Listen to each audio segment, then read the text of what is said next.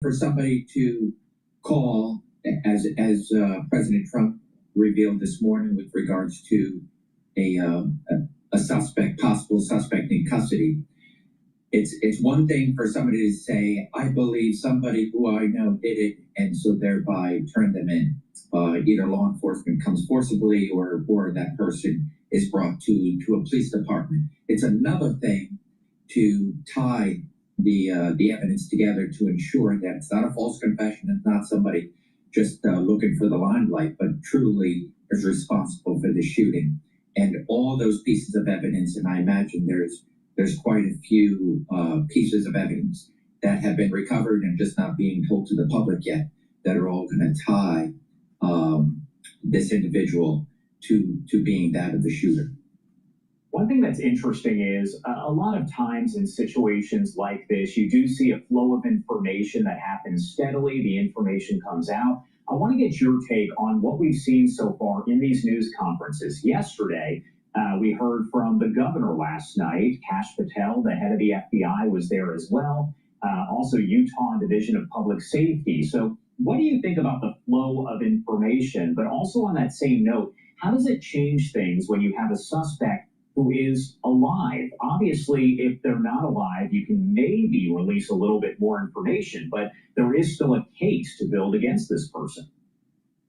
Yeah, so now the hard part begins with regards to the prosecution. And this is where your prosecuting attorneys, whether it be a federal or state case, that where now it's a matter of putting all that evidence forth and ensuring that this gets delivered to a jury if there's no plea, and ultimately a conviction. So it is a laborious set of circumstances, and for day one, I do believe it was a little bit of a debacle with regards to confusing messaging from law enforcement, both from our side of the house, the local law enforcement side of the house, and then I believe in day two, everybody seemed to come together. I thought last night's press conference was very telling. First and foremost, you had the governor pretty much running it, as opposed to law enforcement. You had the silence of the FBI director. That just told me that everyone was on the same page. And now it was, let's stop any confusing messaging and let's ensure that what we have is delivered to the public. And it's the public that ultimately brought this to hopefully a close by getting this person off the street. I want to get your take on what we heard from investigators here about them finding this high-powered rifle that was there in a wooded area, they say, right near the university. How do investigators go about confirming if that is actually the murder weapon, the weapon that was used to assassinate Charlie Kirk? Yeah, so there are experts out there, right? So it's going to be delivered to a laboratory, or a crime laboratory, whether it be the FBI or Utah DPS. And so they're going to be able to take that weapon, match what they have recovered with regards to the bullet that struck Charlie, and be able to do their ballistics, as well as going through DNA, fingerprint analysis and whatnot, anything from the gun, and ultimately tied back to the shooter.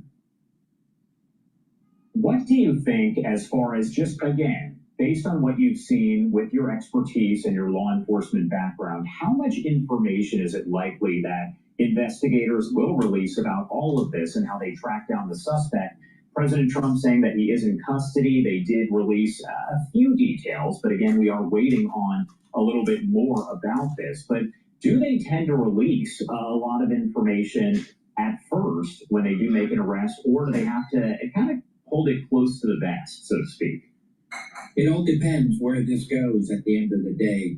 So, Josh, you're talking about, is this going to be a federal prosecution? Is it going to be a state prosecution? If it's a state prosecution, what is Utah law with regards to what law enforcement is allowed to give out, right? So it ultimately comes out down to who's the prosecuting lead agency, as well as the prosecutorial agency. So that will be decided upon. It's possible that this will stay in the state and the feds will follow it. It's possible there will be some sort of joint prosecution one way or the other, where a state prosecutor can be elevated to an assistant U.S. attorney, as I have seen that in Delaware. So at the end of the day, both the federal and the state authorities will come together, decide where is the best bang for the buck, how and what can be done to ensure not only is this person prosecuted to the full extent of the law, but it must be a deterrence to others, because we are seeing a rise in political violence. And so where we are coming to terms with security protocols on how to deter this while still allowing people to express freedom of speech and talk about what they want in public forums, we also have to figure out how to better protect and secure and deter those who are thinking of this. What I'm showing right now is some of the video that surfaced afterward from folks who were there on campus. One of them is from a reporter who was there just kind of covering all of this, and you heard the gunshots in one of the videos, and obviously that was a shock. His son is there. He starts running. One thing I did want to ask you, obviously at this point, just about everyone has a cell phone on them. They pull it out whenever anything happens. How pivotal is that video like this, where you can't necessarily see who the gunman is, but you can get a better view of the scene? How does that help investigators to kind of work and piece all of this together? It's pivotal. It's amazing in today's day and age in 2025, with everyone having video, regardless of the campus having their security, their cameras. Perhaps there's drone footage we just haven't yet seen. But each and every one of those individuals that were taping something, it's important that it gets into law enforcement's hand. And this is why the FBI is a phenomenal resource, if anything, with regards to their ability to take each and every one of those video footage, have it uploaded, analyzed with everything that we have at our disposal to be able to document, as we have already seen with just a little bit of video that was given to the media, with regards to ring cameras and video footage from different sources, to be able to track steps, to be able to see things as a Monday morning quarterback, as opposed to, hey, somebody's watching it real time, is alerted to something, and so thereby maybe security could have acted. But now we are in a prosecutorial stage, and so each and every one of those pieces of footage are going to be vital to a prosecution, to being able to deliver it to a jury. And gosh, it's going to be amazing to see when that's all put together, to say there's no doubt in our mind that the person we have in custody and has been charged is responsible for the shooting of Charlie Kirk. I've asked you a lot of questions based on your legal experience. Of course, that's why we have you here, to help kind of break it down, law enforcement experience. I mean, when we talk about a reward of $100,000. Before they do their press conference about the capturing of the assassin, I'd like to just start the show here, introduce. My name's Dr. Paul Cottrell, and we are live streaming on Rumble, YouTube, my website, the-studio-reykjavik.com. This show is going to be primarily dedicated on the capturing of the assassin, and we'll go over the markets too. Markets aren't opened up yet in New York, but the futures market for the S&P 500 is a little bit down right now. It's at 6,586. The target for the S&P 500 year end is around 6,800 to 7,000. So I've been saying this going all the way back to the beginning of the year. So it's looking like we're tracking in the right direction. A lot of talk about the Federal Reserve lowering rates, maybe even 50 basis points. High probability, very high probability, almost 100% at 25 basis points this month. But there's a potentiality of a 50 basis point move because of the weakening of the job market. So that will be an accelerant for the markets. But the big news today is the capturing of the assassin. If you'd like to support the work that I do, please help support by making sure you share the links, ask your social media to follow me. You can follow me on X and on GETTR. Also, I have 4 channels on YouTube, Brighteon, Bitchute, and Rumble. Please subscribe to the channels. And if you like the work that I do and you want to support it, because all this is for free, because I believe that when you're covering news and you're trying to inform the public, it should be for free. It shouldn't be behind a paywall. That means I don't put stuff behind a paywall for Substack or or Patreon or any of that. So if you would like to support the work, please do. You can do it through sharing the links, asking your social media to follow me, but you can also donate on my website, the-studio-reykjavik.com, to help support the work. You can donate through Stripe, PayPal, or Buy Me a Coffee on my website. Or you can be a paid member to my Patreon channel. Again, all my content is for free. It's just by being a paid member to Patreon, it just helps to get the donations and the cash flows in to help support the work. And I also set up a Substack that I just started this week. If you'd like to subscribe to that and help support, I'd greatly appreciate it. And I have great products on my store. I have ebooks, supplements, and course material on immunology and pulmonology. So if you'd like to support the work by purchasing products, you can do that too. For the ones that are domestic, you have access to the supplements. For the ones that are international audience, I cannot ship overseas because it's cost prohibitive. So please go to my store, the-studio-reykjavik.com, and get the great products that I offer to help support the work that I do. I think that I'm informing you on how to make money in the market, but also how to improve your health and wellness, which is really important. So let's go back to the news here about the assassin. As opposed to, hey, a person of interest is not a suspect and vice versa. I tend to believe with Detective Waters and the like of my own inner circle that a suspect is a suspect. They're simply somebody that law enforcement wants to talk to. Could be a witness that we want to identify, talk with, and get in front of it and be able to get further down the investigation. And so when a person of interest versus a person who's a suspect, I believe really that's a terminology that comes down to whoever wants to say this particular word. But in my world, they stick with a suspect and until they're no longer a suspect. And if you are just joining us right now, It looks like we have a call in, so I'm going to pass the mic on to Jay. That's on X Spaces. But just a reminder, we are live streaming on Rumble, on YouTube, on my website, the-studio-reykjavik.com. You can see the large screen or the screen with the telemetry of the market in real time, and simulcasting on X Spaces. I guess Jay doesn't want the mic anymore. Okay, never mind. he was there and he was speaking to a crowd. He was killed there. President Trump confirming that death just.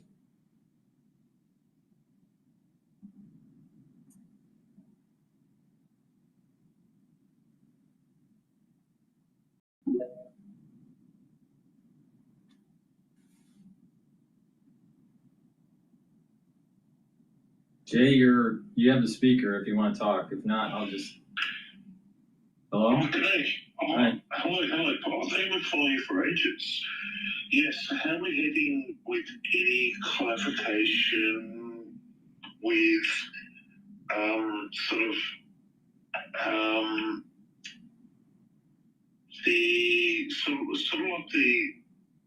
something's gone wrong? Is there any clarification with any governmental bodies, medicine or not? Is there any clarification? Well, I mean, because we're live streaming on YouTube, I don't want to talk about COVID.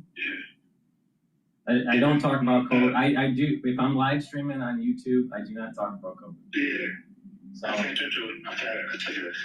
So you can take it, yeah, such as a random, it's a multiple streams, it's okay. But hello, yeah, nice to meet you. Thank you. all right, bye. Yeah, is there anything, can you ask me a question? Because If you want to talk about if you want to talk about anything but COVID, that's fine. But I live streaming. I don't talk about COVID. Cool. Can I ask you a separate question then? Yeah. Maybe I'll be able to, because first time, yeah. Ask me a question. Wait, do I want to ask you a question? Yeah. No, I don't. No, I don't want to ask a question. I mean, I have no question to ask. I mean, but the point, the only, I'm covering what happened with Charlie Kirk and the markets. But my take on Charlie Kirk is that in the United States there is definitely a battle between conservative and a liberal mindset, and this probably could be a flashpoint for further conflict in the cities and on the streets, and definitely in social media. But it's easy to have conflict on social media.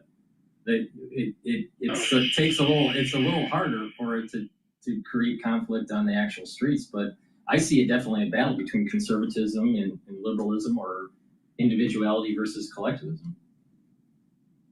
I thought it's one of these weird people just jump on the wrong stream. Look, good. I'm from Australia, it doesn't bother me. Apologies for the stream. Sorry, mate. But yeah, hello, goodbye. Sorry, mate. It's all right. I mean, but the thing isn't in the United States is that there's definitely this pendulum swinging towards conservatism, and I think that this murder of Charlie Kirk is emblematic of this struggle. It is, but I'll just jump on the wrong stream. I'll just take it slow, more sort of health. But yeah, I'll jump on the wrong stream. But anyway, it's pretty shitty from Australia's point of view. It's ridiculous. Like, I don't know what to say. It's pretty fucked up. But I'll leave it alone. But thank you for saying hello. But I'll just leave it at that. I'll just go do something else. Yeah, just. Well, I mean, yeah. I mean, what's going on in Australia in terms of economy, or I mean, there's a lot of debt problems in Britain and France and political upheaval. Yeah. You notice that sort of like the person who spoke up, and you say that, probably people not. But what's really fucked up is Australia, same as every first world country, immigration, loss of sovereignty, same shit, same Jewish cults, own the banks, own everything. It's Jewish. It's all the Jewish cults. You know. I'm not actually. Look, I've really stopped, but the more I looked into it, it's always Jewish cults, whether it be banking or media or it's the same shit. So basically, every sovereign country in the world has to go through the Kaliki plan, and you change. It's really fucked up. Absolutely. Anyway, I actually expect that many people, because they all witness it. Well, I think there's definitely a divide. There's definitely a divide between the have and the have-nots. I'm reading a book actually about. Actually, it's a really interesting book, and you might be able to get it in Australia, but it's called The Haves and the Have-Yachts, and it talks about this division of this division between society and the ultra wealthy. And that's so if you have individuals that have extreme amounts of wealth, I mean, we're talking about hundreds of billions of dollars, or even just $50 billion. But when you have extreme levels of wealth, then you're going to have this disparity of representation in government. The wealthy will always have power over these representative governments, and therefore the average person's vote doesn't mean anything. Oh, let's face it, the Jews own the money. Well, I think it's way beyond that, because they're the uber wealthy. The uber wealthy is not just monolithic in terms of its religiosity. There are many uber wealthy Christians. Many uber. I've got this issue and I pulled it up. Yeah, that's very true. It's only because a really ultra person who's ultra wealthy, and yeah, he had somebody who's Jewish who he trusted, and he was a fucking Jewish, and he lost him millions of dollars. Fucking Jews, they do it all the time. It's the Jews, I'm telling you. No, I think that there's. I think it's more about wealth. Yeah. Because many of these people, many of these, fucking wealthy. yeah, but many of these He's people, wealthy. yeah, but many of these people don't even many of these people that are wealthy don't even really practice the religion properly. Come on, are you religious then? So it's a weird thing. Some are religious. Most of them are Most of them are secular. Most of them are secular. Are you religious?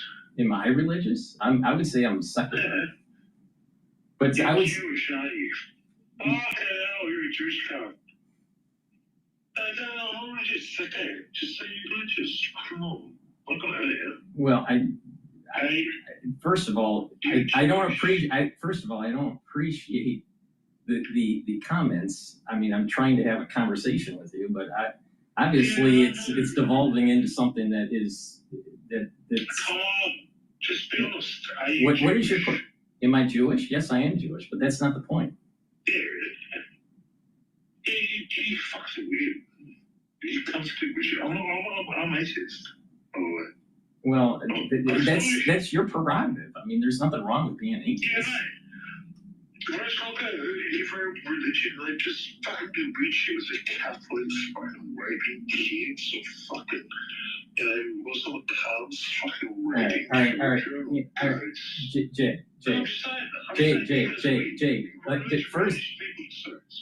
Jay, if you have something poignant to say that is respectful, then you can stay on the show. If not, then let's cut it off. Gosh, I didn't realize I was expressing. But society needs to have better decorum. Because if we don't have better decorum, what's going to happen is the society will devolve into chaos. But all I say is every religious foe that believes that God is better than the other God, they get rich. All right. So you think that Charlie Kirk was assassinated because of his godly views? Because he was a religious man. Sorry, I didn't realize that was the topic. I'll just say every religion fights against each other for no reason. They want to have aspirations towards a godly aspect to understand their own sort of weaknesses, their fundamentals, the way they'll die. It's really weird that every religion fights against each other. It's just stupid. Well, I agree that there's a lot of blood that has been spilled over the millennia because of religion. That's for sure. And I've read a lot of Hitchens, and I find that Hitchens' arguments are pretty persuasive, especially Christopher Hitchens. And so I just his persuasion of atheism is pretty strong. But the thing is that some people, for whatever reason, maybe it's biological or maybe it's intellectual, but they come to a different perspective. And in a free society, there's nothing wrong with that. The problem comes in is when one group starts to try to project their belief system, even if it's a non-belief system, onto others. And that's where the conflict starts. Some people may biological. I don't know. I'm not sure if there's any evidence of this, but it's very possible that just neural wiring leads to more different types of people moving towards religion or versus non-religion. It may be just wiring of the brain. But it wasn't double negative or double positive.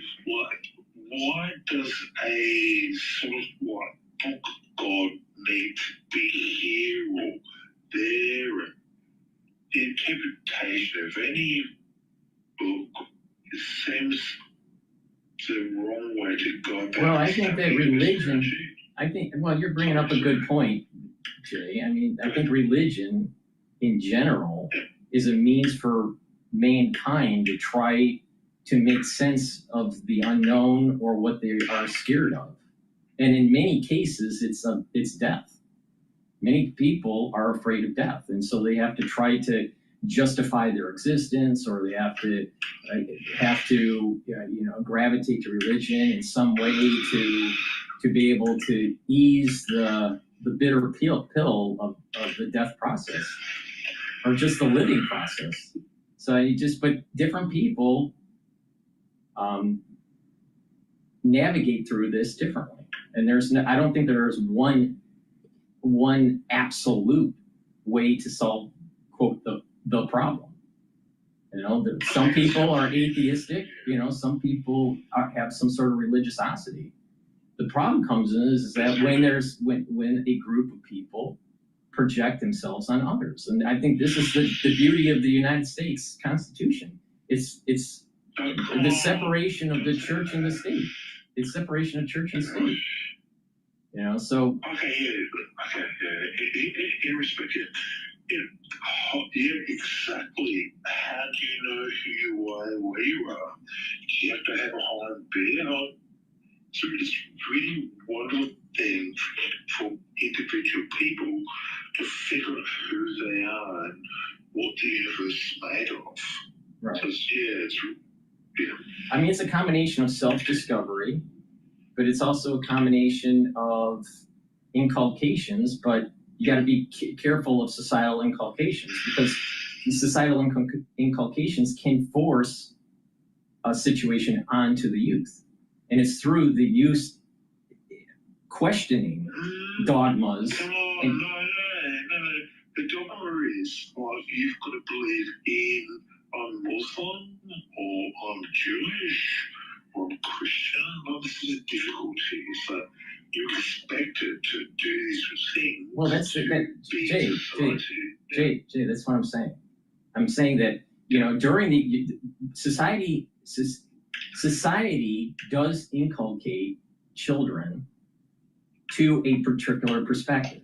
If the child is born or is raised in a very secular or even atheistic in an atheistic home, most likely the child will be atheist. If the child is born and raised and inculcated in a more religious home, no matter what the religion is, most likely that child will be that religious.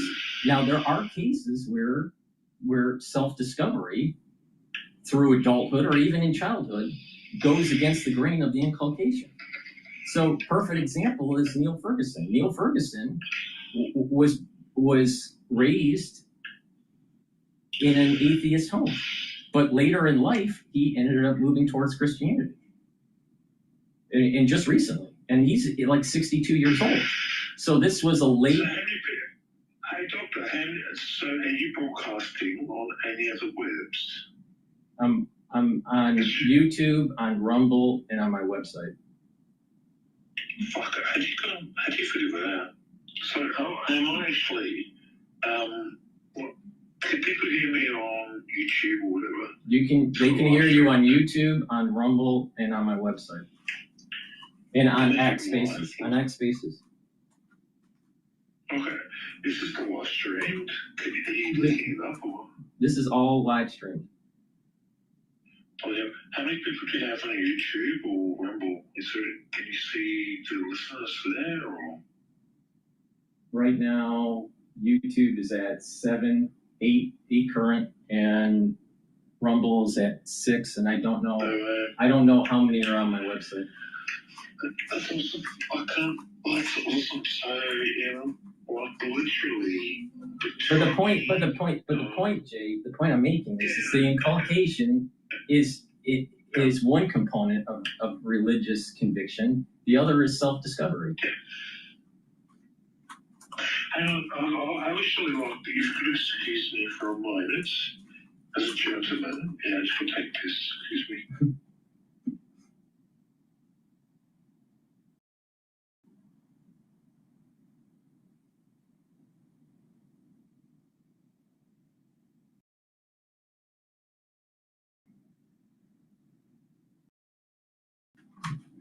Okay,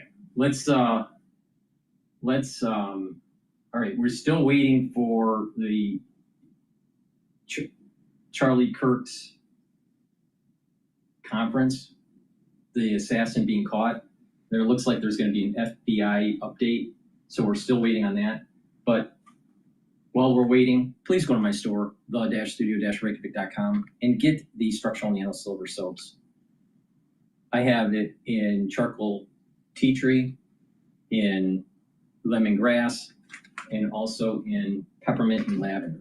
Very high quality structural nano silver soaps. This is going to help you to improve your health. Very high quality soaps. It's way better than the chemicals that are in some of the other soaps that you may be purchasing from other companies like Procter & Gamble or whatever. So it's soaps that I use, very high quality. So please get a few bars for your household. Now, I want to pivot. It looks like they're going to start the FBI update here. Needed to begin 9 a.m. Eastern time. That is 7 a.m. local time. That is the time right now. Scott Duffy, thank you again for taking the time to join us. We appreciate it. Thanks, Josh. And 7, 8, 9, 10. Check 1, check 2, check 3, 4, 5, 6, 7. all right, so again, they're just kind of checking the audio, making sure that it works, because if you were with us maybe 30 minutes ago, the audio was having issues. But again, we got those photos here maybe about 24 hours ago from the FBI, as they did reveal that a person of interest did exist. They found them in the surveillance photos there. They wanted to get those out to the public. Hours later, they released even more of them. Again, if you are just joining us, someone is talking on the screen there, but they're just providing a microphone check. They are not providing any details. Once we see folks with the FBI, Utah Department of Public Safety, any other agency walk up, we see Governor Cox walk up. He's expected to be there as well. He's been kind of leading the charge. If you noticed last night during the news conference that we played for you, he was very vocal. He started it off. He has been very involved in the investigation as a whole. Now, again, this morning we did show you some of that video that was released by the FBI late yesterday, hoping that it would maybe provide a little bit of information to folks out there who maybe knew something, could maybe identify this person. And that actually showed the person jumping from a rooftop of a building after the gunshot was fired. Agents saying that around 12 p.m. local time on Wednesday, the gunman was...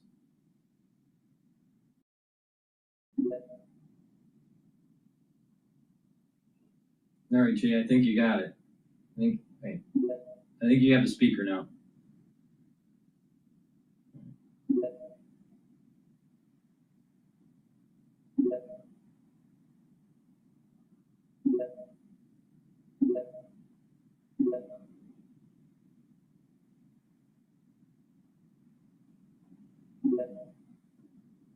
I'm having a problem getting you back on. Hold on.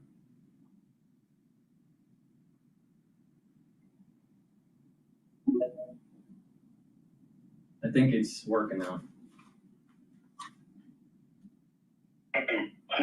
Yeah, you're back on. They're going to be doing the FBI update with the suspect that they arrested pretty soon here. So once they start, I'm gonna switch back to the live stream.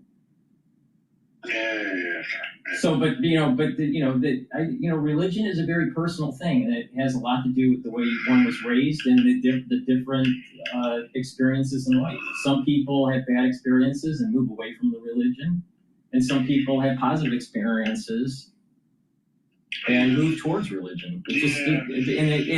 I wouldn't say that there's any one right solution to this.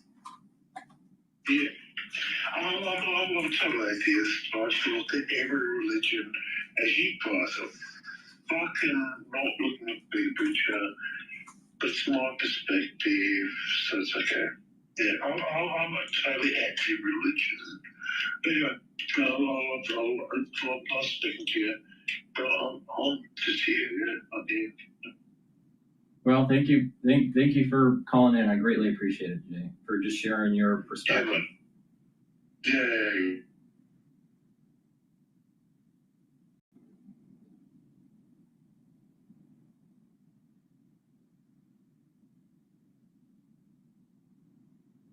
Okay, all right, so while we're waiting for the FBI update to commence here, let's just switch over to Bloomberg's feed here. We do have futures for the S&P 500 coming in at about 6,590. So it's at almost flat right now for the open. I do have a target for 6,800 to 7,000 for the S&P 500. VIX is trading at about 1470, so that there's low risk. And as they move towards the Federal Reserve lowering interest rates, there's a high probability that the S&P 500 will stay above that 6,500 level. 6,500 is the support level right now, and barring no issue with tariffs or some bad incident geopolitically, but it looks like the 6,500 is developing as a major support level, and that the next resistance level for the S&P 500 is going to be 6,700. All right. Now this is going to start to creep up. That doesn't mean that it's not going to come down a little bit, but there's probably going to be a trading range between 6,700 to about 6,500. So it's a good time to accumulate shares for this. Now, for the ones that have been listening to me, especially on risk indicators, VIX is low. It's only in the 14s. When it's in the 20s, you got to start worrying. And the Japanese yen is trading at 147.8. When it's starting to trade closer to 140, there's usually geopolitical risk that's starting to bubble up, and that may affect equity markets. And it's trading at 147. So that's risk on for the VIX, risk on because of the Japanese yen. And the Federal Reserve looks like they're going to be doing a quarter point, maybe even a 50 basis point move. So if that happens, then there's going to be accelerant for the actual equity market. Now, natural gas, which is something else that I'm looking at, is at 2.95 million British thermal units. And the oil is trading at 63.46. I think that OPEC is increasing their supply. OPEC Plus is increasing their supply. And the trading range for the WTI, which is the oil futures for the United States, is that trading range is around 65 for the ceiling, and the floor is around 60 or 61. And we're trading at 63.46. As they awaited FCC approval. And there were a lot of complicating factors here. Trump was suing CBS News. They reached a $16 million settlement in July. We saw, Skydance propose making significant changes to CBS News ahead of the deal being approved. And that deal did come to fruition.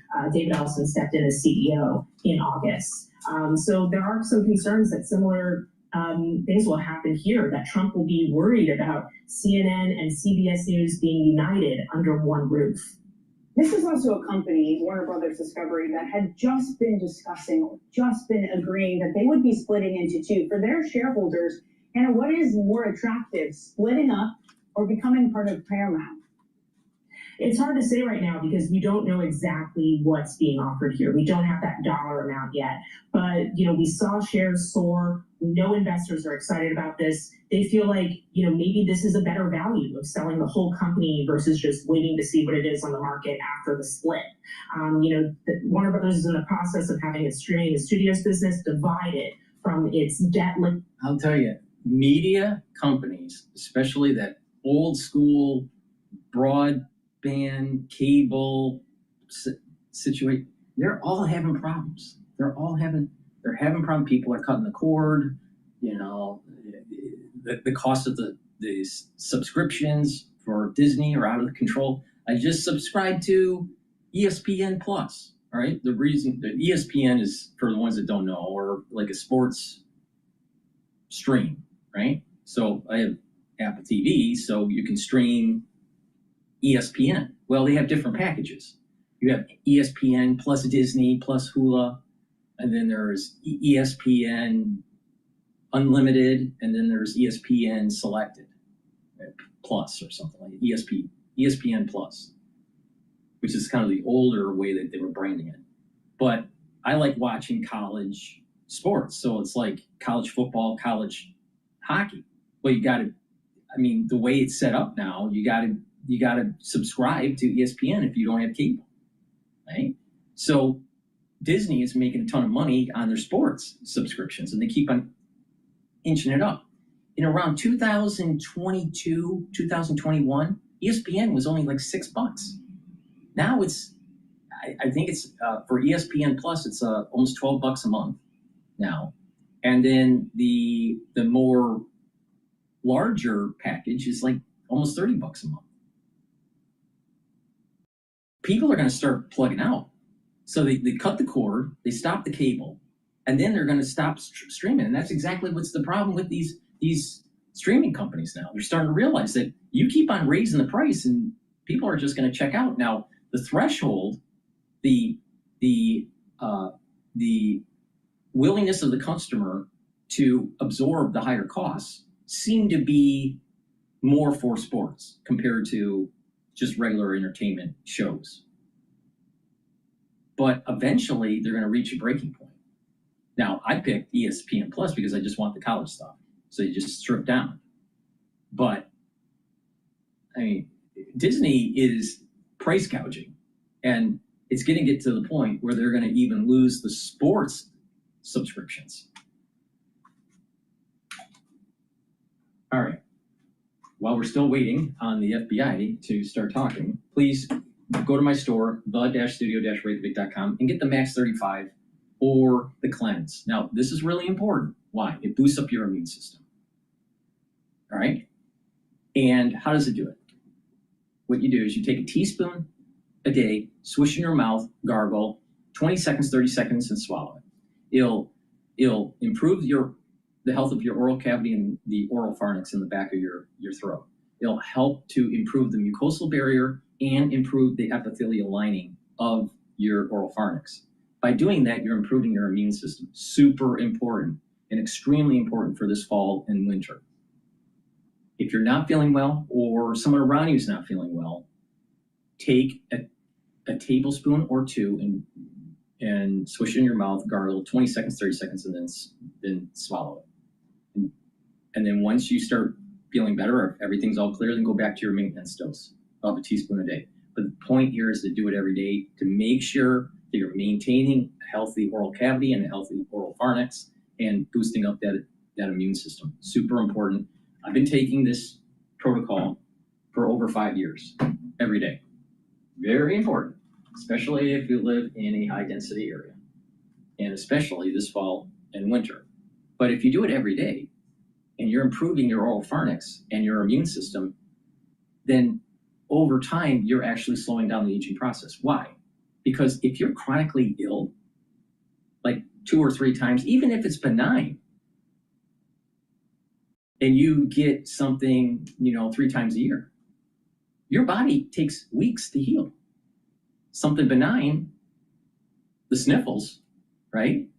And, you're not feeling well for 5 days. It takes about 2 weeks to heal the tissue that has been inflamed and damaged.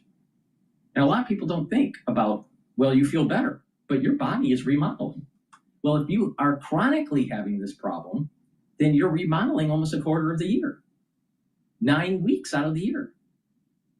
So that's the reason why that people actually age faster. Here's a perfect example of how infection can cause a speed of aging. Teddy Roosevelt, was doing an expedition in the Amazon. He ended up getting malaria. He almost died during that excursion, that exploration. They were exploring a new tributary off of one of the main rivers. And so they were mapping it out. Well, he gets sick, he almost dies, and then when he finally came back to base camp and eventually back to the United States, he was still suffering, and you could see that his health started to decline, and that his aging sped up. Now, this is a person that was pretty well healthy in his adulthood. He was kind of a little sickly in his childhood, but he reversed that by, being kind of a rough and tough person, right? But going into the Amazon, getting bit by mosquitoes, literally aged him radically when he came back to the United States. And that's just one example of many where if you are in a disease state, that you can speed up the aging process. Now, why does that happen? Lots of inflammation, higher levels of cortisol, damage to tissues, high levels of free radicals being generated. ATP starts to go down because the mitochondria starts to become unhealthy because those tissues are stressed and become damaged.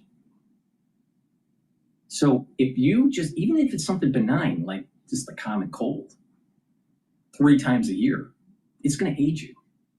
So if you build up your body and you boost up that immune system, and you can weather the storm, and your body is bouncing it off,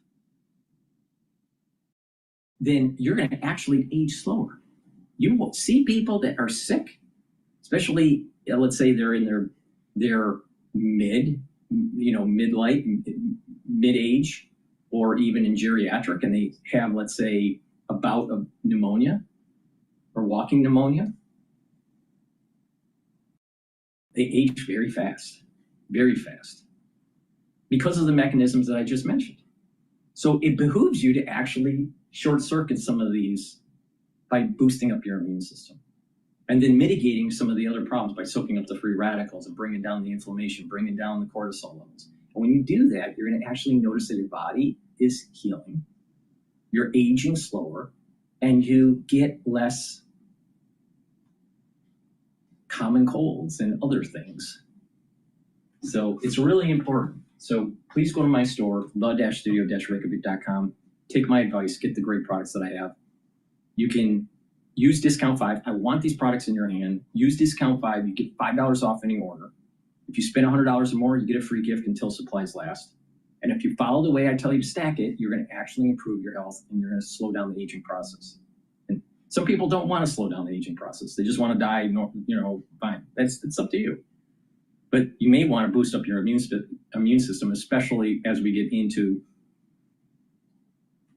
the fall and the winter season. But if you do this every day, you're going to actually notice that you're slowing down the aging process, and you're becoming one of those individuals that have longevity. All right, we're still waiting on the FBI news conference because it looks like they caught Charlie Kirk's assassin. Let's go to Bloomberg.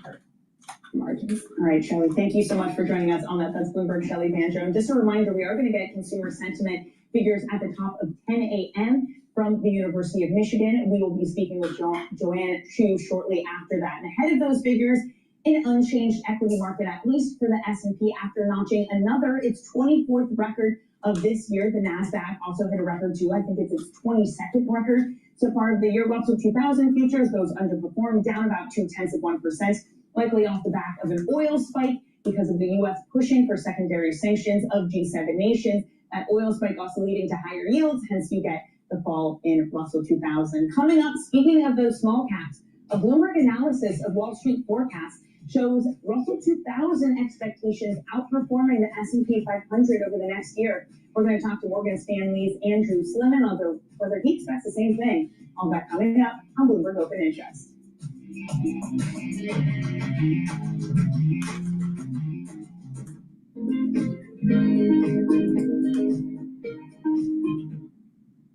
right, let's see here.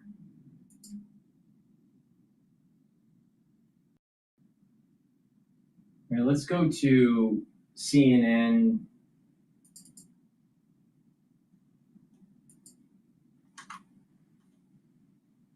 Enter the all-new Universal Horror Unleashed, where horror comes to play. When you have a vendor and a partner that operates with excellence, is really critical to how we grow. CNN Breaking News. And as Chris was just saying, it seems so because we do have breaking news. President Trump, in an interview with Fox News just now, and I believe the interview is still happening, said the following: "I think with a high degree of certainty, we have him." Let's get straight back to Nick Watt in Utah on the ground, who's headed to go to this press conference. So, Nick, we now hear this from President Trump. Right, so let's take that for what it is. We have not heard any more information here yet on the ground to confirm or add any more detail yet to what the president has just said. But listen, as I said earlier, as we were just hearing, yesterday during the day, there were increments. Last night, all of that new information was released. Those enhanced, we were told, photographs showing that suspect, showing that distinctive clothing, showing him running off the roof. So perhaps that has helped in some way. Listen, the governor here in Utah did say they could not do their job without the public's help. There were huge appeals for the public's help. There was a $100,000 reward. We were told that they'd actually received about 7,000 tips from the public. So this, during the day yesterday, as they released more information, as they released more images, that perhaps is what picked up this investigation and led to what the president is saying is a person in custody. Now, remember, of course, the FBI Director Kash Patel came out very soon after the shooting to say that there was a suspect in custody. That had to be walked back. So we are still waiting for confirmation, for more detail to fill out the details behind what the president has just announced. Guys. All right, stand by for one moment, Nick. Let's play what the president just said moments ago. I think with a high degree of certainty, we have him in custody. Okay? In custody. I don't want to go too far. I'd like to tell you some stories at how it happened, but essentially somebody that was very close to him turned him in. And that happens when you have some of those good shots. Somebody is going to say, whether it's a parent or whatever, I'd rather not say right now. They're going to announce it today, sometime later, probably talk about that. Nick Watt is on the ground for us in Utah, and we have Chris Rucker is with us as well. Chris, if you're there, the information that President Trump just gave us, that someone very close to the suspect... Let me just interject. It is fascinating how Trump goes to Fox and Friends, goes on their studio, all right, in New York to talk about this. And CNN, because they've demonized Trump, they don't get exclusives. If they didn't demonize Trump, they would have had, at times, him going onto their show and talking about this. But because of the demonization of Orange Man Bad, they have to do meta coverage on a competitor because the competitor was willing to play ball with Trump. And CNN is pushed into the corner. It's fascinating. If you watch this, it's fascinating, the dynamics that just played out. It's, it's just below the surface, but if you know what to look for, that's exactly what just happened. They don't have the gravitas anymore. Turn him in. Talk to us about that development right there, what that tells you. Yeah, I mean, well, it speaks of maybe the $100,000 reward that's out there. That's a pretty good incentive to turn in somebody in. As I said earlier, the photos were a good enough resolution that someone close to the shooter would be able to identify them off the photo. And I was shocked yesterday that he wasn't identified more quickly because, I mean, the pervasiveness of social media and the mainstream media, and you'd have to really be hidden away to not have seen his photo out there. So it took a little while, but it appears that he's probably in custody. And it's not surprising or shocking that someone close to him actually turned him in. I was going to ask that bit, Chris, that it is not surprising. It often it can often be that it's someone close to them sees it and decides, for whatever their motivation may be, when they see that person, then they make the call. Is that what you say is traditionally kind of more what happens in these big cases like this? Yes. Yes, and $100,000 actually is a large amount for an FBI reward. You don't want a reward so high that you invite all the crazies to call in and all the opportunists to call in. And you just have to be very careful and circumspect about the amount of the reward and even putting out a reward at all, because it does draw in a lot of leads that are extraneous, and those have to be gone. You have to sift through all of that. But they were very deliberately withholding all of that information as of early yesterday, because you don't want, if you're on to somebody, you don't want to tip them off that you're on to them, and you want to have the element of surprise as you go through the investigation and manhunt. But they clearly hit a stumbling block after that 9 o'clock press conference, and within an hour or so, they had the photo out there. Again, it is surprising that it didn't happen sooner, but it could be that you know who the person is, but you don't know where they are. So that may have been the situation. A lot of information will come out at 9 a.m., but Kash Patel misspoke on Wednesday, which was, I thought, not appropriate, very inappropriate. But I don't think Donald Trump would misspeak today. He sounded very certain about what he was talking about. And he's saying a lot more. I want to note here, he is saying that it was a minister involved with law enforcement who was involved in guiding law enforcement to the suspect, and also ultimately, it's fascinating. It's fascinating that they are using Fox News. So you have this, CNN is covering this no differently than independent YouTubers that cover news by using metadata. All right? So you're seeing the fall of these big conglomerate news organizations. You're seeing the beginnings of it right here. You're seeing the cracks in CNN. It's fascinating. It's absolutely fascinating to watch. Got involved. Obviously, we'll get much more from other officials as this develops, but that's what the president is indicating so far. We'll keep listening in there. With us, joining us now also is Ed Davis, former Boston Police Commissioner. These moments, assuming that this is the person, what happens in these first moments when a suspect in a crime of this nature is taken into custody? Good morning. Well, a crime of such seriousness and high profile requires a really explicit attention to civil rights and constitutional rights. We're thrilled that somebody may be held accountable for this, but what happens right now is critical. He is taken into custody. He has to be advised of his rights immediately under Miranda, so that any statements he makes will not be challenged. He'll be brought to a detention facility and booked, go through the normal process of name, address, things like that. They will fingerprint him, and hopefully, depending on the state, take DNA samples. The federal government will be able to do that. And clearly, every attention to detail is critical here right now for any officer or prosecutor that comes in contact with this individual. All right, Ed, please stick with us. Let's get over to Evan Perez. He's got some new reporting coming in about all of this breaking news. Evan, what are you picking up?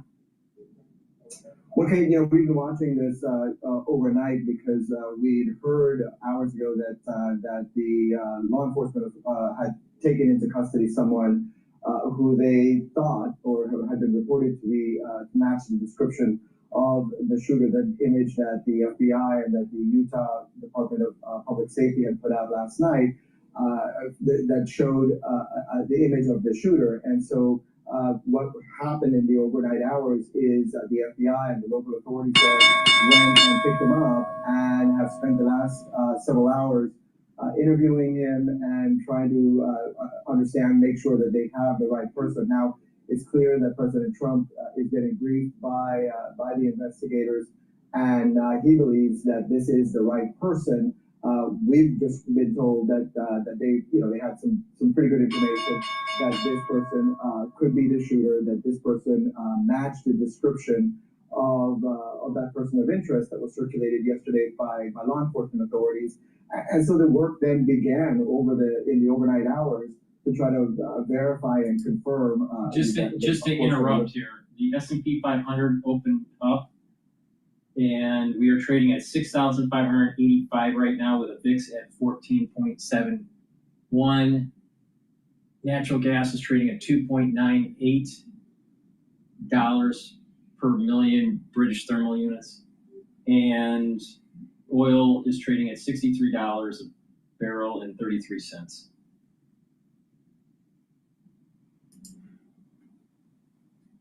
Everything from DNA evidence. Some of that is still actually being done right now. They're waiting for to match him to some of the other things that they've gathered, some of the other evidence that they've gathered. But it appears, at least from what President Trump is now saying, that they have certainly gotten more comfortable that they believe they have the right person. Now, the caution here is that we've been here before. The FBI director wrongly tweeted that they had person arrested, the shooter arrested. He suggested that the shooter had been arrested, only to retract that. And so we're all being cautious here. Certainly, we were all once we heard this, wanted to make quadruple sure before we even told anybody about it, because of the very nature of this investigation. Obviously, it's a lot of pressure on these investigators to get the right person. But that work is still being done. The evidence is still being analyzed, and they're trying to make sure that they have the right person, and that work is still being done by those investigators in Utah. Okay. All right, we're still waiting for the FBI to give the update, but those look like they did catch them, or catch him. Please go to my store, the-studio-reykjavik.com, and get the structural nanosilver toothpaste. These are very high quality toothpaste made from structural nanosilver, no fluoride. It will whiten your teeth, freshen your breath, help with inflammation at the gum line, and improve your gum health. Super important, especially during the fall and the winter, but you should be using this toothpaste every day. And when you do that, you're improving your oral cavity. And when you're improving the health of your oral cavity, you're reducing issues with your vascular system and issues with your valvular system. And that's important because when you get older, you just start to notice, especially people that are in nursing care, that their oral hygiene starts to decline, and then they start to have further issues with their cardiovascular health. So please go to my store, the-studio-reykjavik.com. Get the structural nanosilver toothpaste, very high quality. Get a few tubes for your household. Help support the work that I do. And use discount 5. You get $5 off any order. And if you purchase $100 or more, you get a free gift until supplies last. And also, I have gels. You can get it in a quick dispenser or in the tube form. Dual purpose. Make sure you have some available, especially for this fall and winter season. Now this gel, dual purpose, you can use it as an aftershave to help soothe razor burn. You can put it on a cut, an abrasion, or a minor burn to help to heal it quicker. You can use it as a daily skincare to help improve your skin, topical skin health. And if you're not feeling well, or someone around you is not feeling well, at home or at work, guess what? Put it on your hands, around your mouth, around your eyes, around your ears, around your nose, lightly coat your nostrils. Will stay active for 5.5 hours. You cannot do that with Purell. This is very high quality stuff, and it's dual purpose. Go to my store and get the gels and be prepared for the fall and the winter. All right, let's listen in to Live Now as they're preparing for the conference, the news conference. Out of my mind. And the first thing I saw when I woke up.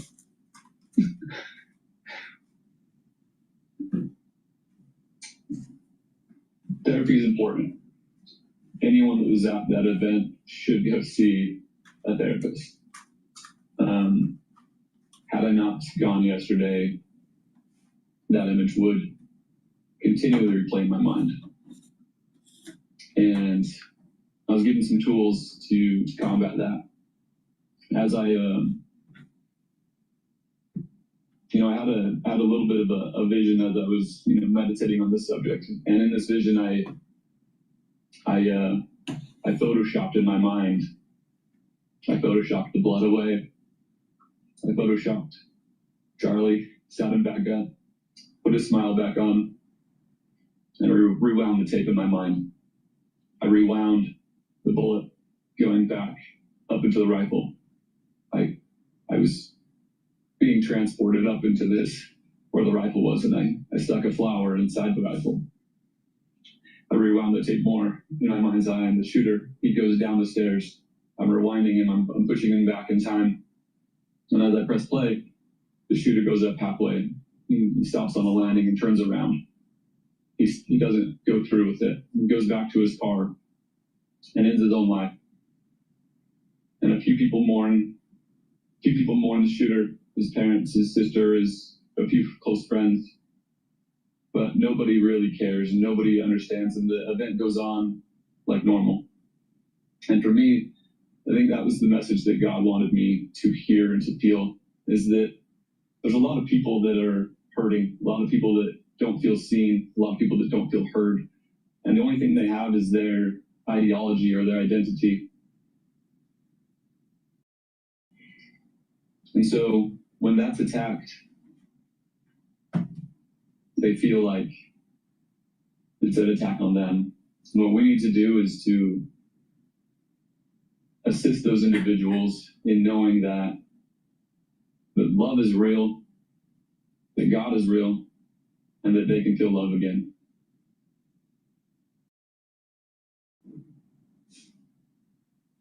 Tyler, at this point, you mentioned that you've had therapy, you've had a little time to process this. What message do you hope that people watching this and hearing your story, a very emotional one there, are going to take away? The only thing that is important at this moment is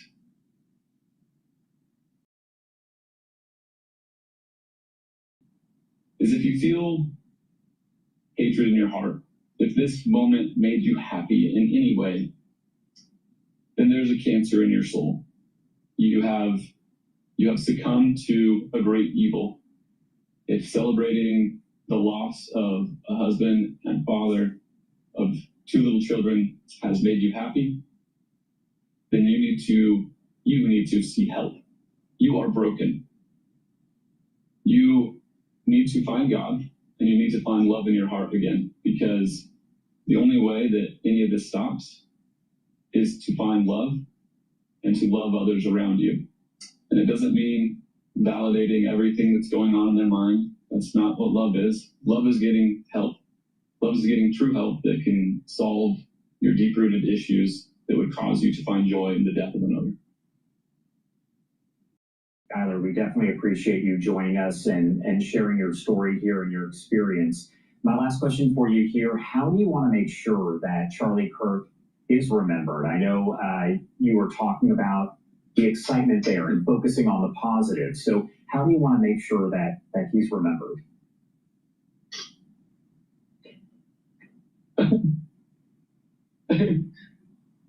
The thing about evil is it doesn't understand the human heart. Evil thinks that killing Charlie silenced him. But the thing about the human heart is, in trying to silence Charlie, you just created a million more.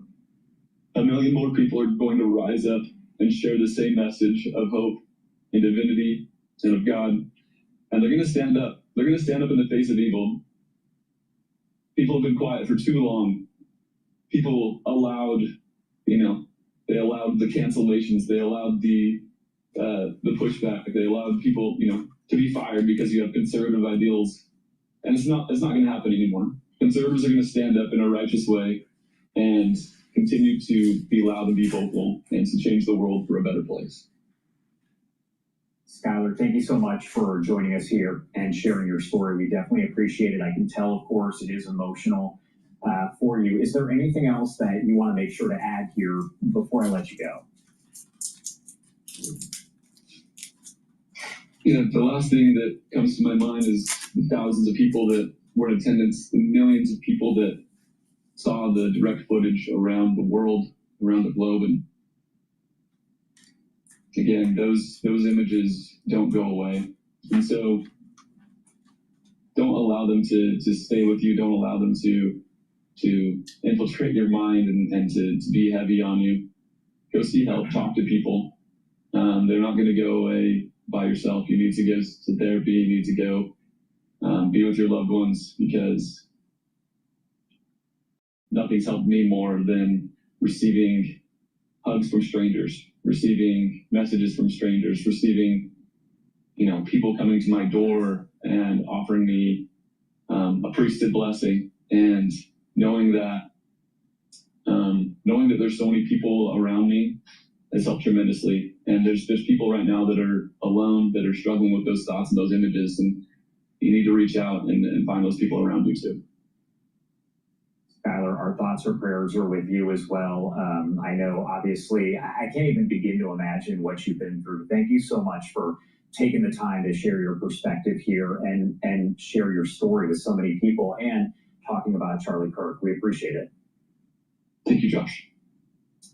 And I do want to take you out once again to this live look over the podium as we are waiting for. It's very touching what he said, but I think he missed something that was very important. Now, I understand that this individual, he was in a situation that is high stress, and he probably has some level of PTSD from it. But he did not mention the importance of putting it in the context of someone was trying to silence someone's freedom of speech. Now, you're going to see a lot of people that are religious that are spinning this as this is, some sort of martyrdom for Christianity or something like that. That's not how I see it. This is martyrdom for the freedom of speech. And so it elevates to an even higher level. Now, the question is, should society push back and make sure that our constitutional freedoms are protected? That's freedom of religion, freedom of speech, freedom,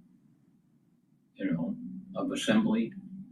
We have lots of inalienable rights, according to our founding fathers. So the question is, what do we do to make sure that we are protecting those freedoms?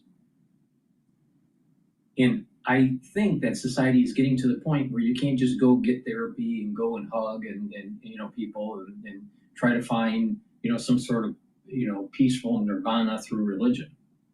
It may actually be as simple as the tree of liberty sometimes need to be watered by the blood of patriots. So now the idea here is that the pendulum is swinging towards conservatism. And it's interesting, and if you look at the iconography of Turning Point, you see that it has an arrow in it, and it's in a partial circle. But what is it doing? It's moving away from the left and moving towards the right when you look at it. So whoever did that logo was pretty ingenious in what they were doing. And maybe Charlie was the one that made that. I'm not sure. But it's interesting because it plays in line with this pendulum that I've been talking about. Where this pendulum is moving away from liberal, ultra-liberal ideals and moving towards conservatism. And then eventually, over time, it will swing back. But when these swings happen, it's not weeks, it's not months. These swings happen over years or if not decades, and then it comes back. It's almost generational. So we may be seeing this conservatism that's starting to pop up. And part of that conservatism is some sort of religiosity. But there is also the galvanizing of patriotism, the idea of respecting our veterans, respecting the flag, standing up for the national anthem, taking off your hat, etiquette, civility. And then the idea of breaking the mold and moving towards the idea of family. The idea of the family unit is extremely important and is the bedrock of society. As this pendulum is swinging towards conservatism, you're going to see more of the youth galvanizing to this. But it's very important that constitutional rights are protected. Not just protected by the government, not just protected by law enforcement, not just protected by your representatives in state or federal legislative bodies, are protected by the citizens. The citizens. What do we learn from trying to capture the assassin? It was through almost like this crowdsourcing of information through pictures and videos and all that to bring the net in closer towards the assassin. It's citizens. Now, maybe these citizens are close to the perpetrator, but it's still citizens. To protect the Constitution, do not expect that it's the government that protects it, because the government can be captured or compromised in such a way that it will erode your constitutional freedoms. Classic example, take a look at what happened in 2020. Do you think your constitutional freedoms were protected? They weren't. What about in 2001, right after 9/11, with the Patriot Act? Do you think your constitutional freedoms were protected then? No. So if we had some sort of nuclear war, not total catastrophic, but let's just say problematic, tactical nuclear war, you think your constitutional freedoms would be protected? No. So who really protects your constitutional rights? Because they're endowed by our Creator. They're inalienable. But there are people within government that will want to try to make them alienable. So it is the right and responsibility of the citizens to protect the Constitution. But that's the big, big issue here. When a group of people try to silence your freedom of speech, the only recourse you have is self-protection, not of your life, but also of your rights through the Second Amendment. And this is well documented by the Founding Fathers through the Federalist Papers.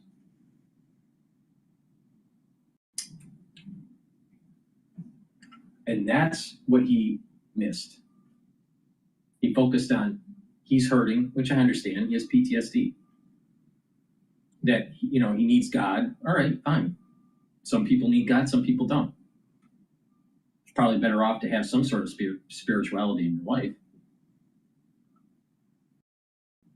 But the way that in the United States, you have the freedom of religion.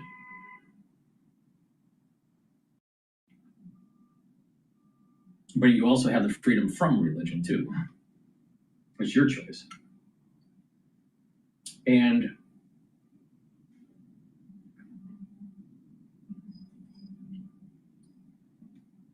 focused on the darkness of people's personalities, which this is very true. He was right on that there is a darkness in people's personalities. But there comes to be a point that constitutional freedoms must be protected at all costs. That individual that they were interviewing on Live Now, he's hurting. But his life is not as important as the Constitution. My life is not as important as the Constitution. Your life is not as important as the Constitution. Your kid's life is not important as the Constitution. Why? Why? Because eventually you're going to die. And it's important to have a bedrock that is passed on from one generation to another to make sure that their civil liberties are protected. That's called self-sacrifice. And that is far more important.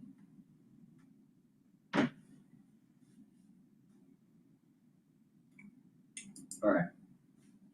Let's take a look at some of the other news that's playing while we're waiting for the FBI. The FBI is taking an awfully long time to get on stage here.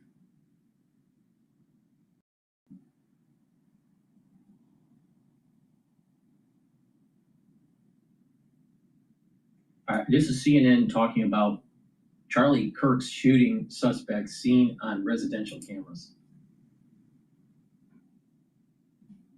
Download the app and get 50% off your first Wonder order with code 50Google.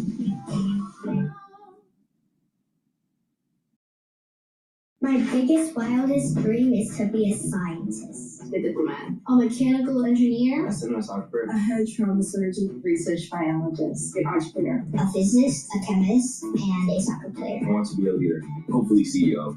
I have a white cat because I already have a different cat that is not white.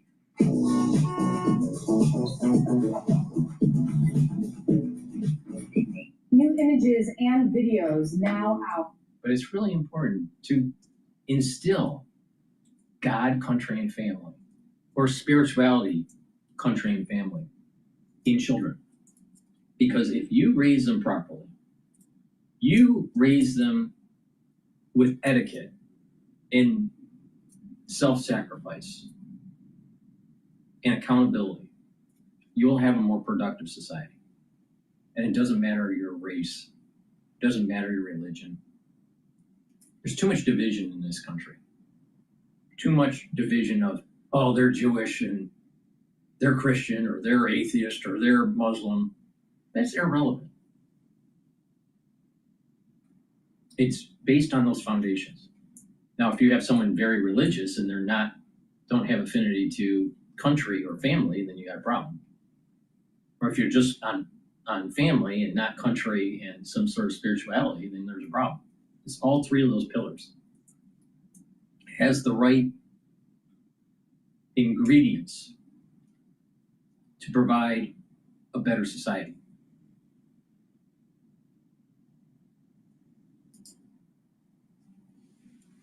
And the search intensifying for the person you see in these photos right here, the suspect in the deadly shooting of conservative activist Charlie Kirk. It's now been more than 40 hours since Kirk was killed, assassinated by a single bullet. And still there is no one in custody, and authorities have not publicly identified this man. But we do now have this surveillance video from right after the shooting. Investigators say it shows the suspect running across the roof of a building at Utah Valley University campus, then jumping off, as you see right there, escaping then into a wooded area. Police have now acknowledged, though, that they have no idea whether this man is even still in the state. The FBI is offering a reward of up to $100,000 in this case. Utah's Governor Spencer Cox says authorities have received more than 7,000 leads and tips, conducted nearly 200 interviews. Cox says the state will pursue the death penalty in this case, and he's made this plea to the public. We cannot do our job without the public's help right now. This is a little, the public has answered our this is a call little old because of the breaking news that's popping up. They caught the guy. So let's shift gears here. Let's talk about The Denver area high school shooting suspect was radicalized. I don't know what's going on with this, so let's listen in. Does your home look like this? Let's make it look more like this. You could now list items you don't use and sell faster using Carrot. The app has a International lead, an update from the family of one of the students wounded in Wednesday's school shooting at a Denver area high school. The victim of the is now identified as 18-year-old Matthew Silverstone. The family saying that they appreciate the community's concern. They're asking for privacy. County officials today identified the shooter as a 16-year-old student at Evergreen High School, whom they believe had been radicalized by an extremist network. Here with us now is the Democratic governor of Colorado, Jared Polis. Governor, thanks so much for joining us under such awful circumstances. This marks yet another high-profile mass shooting in your state. Tell us more about this new information we've learned about the shooter and this extremist network. Well, I think we all await information about exactly how he was radicalized, whether there were any signs to look for. I just want to commend the actions of the teachers and the students at the school. The quick lockdown saved lives, and you'll be hearing more about this. The shooter in the hallways couldn't access the classrooms. There were 2 students very seriously injured. We're still hoping and praying that they're able to pull through. But the brave actions on the spot in real time, without those, this would have been a lot worse, Jake. Can you give us any indication about what kind of radicalization we're talking about? I mean, that could really be anything from far right to far left to Islamist to anything. Do you have any information? Look, even though the perpetrator has now died to self-inflicted wounds, we want to make sure we give the Jeffco County Sheriff the ability to do the full investigation. All of that information will be coming to light in the days ahead, and of course, looking at it and learning from it to prevent this kind of horrific tragedy that we've all experienced far too often from happening again.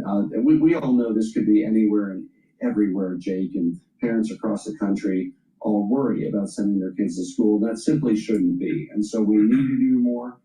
And it's really important to put it in the context of a post 9/11 world. All right? Right after 9/11, what happened? Now, you got to remember, we just celebrated the anniversary of 9/11 yesterday. What happened? Constitutional freedoms were eroded. Government took emergency powers. See how fast it is to erode your Constitution if you're not willing to fight for it? At the citizen level? Because guess what? Your representative is going to be steamrolled by the powers that be, especially the deep state.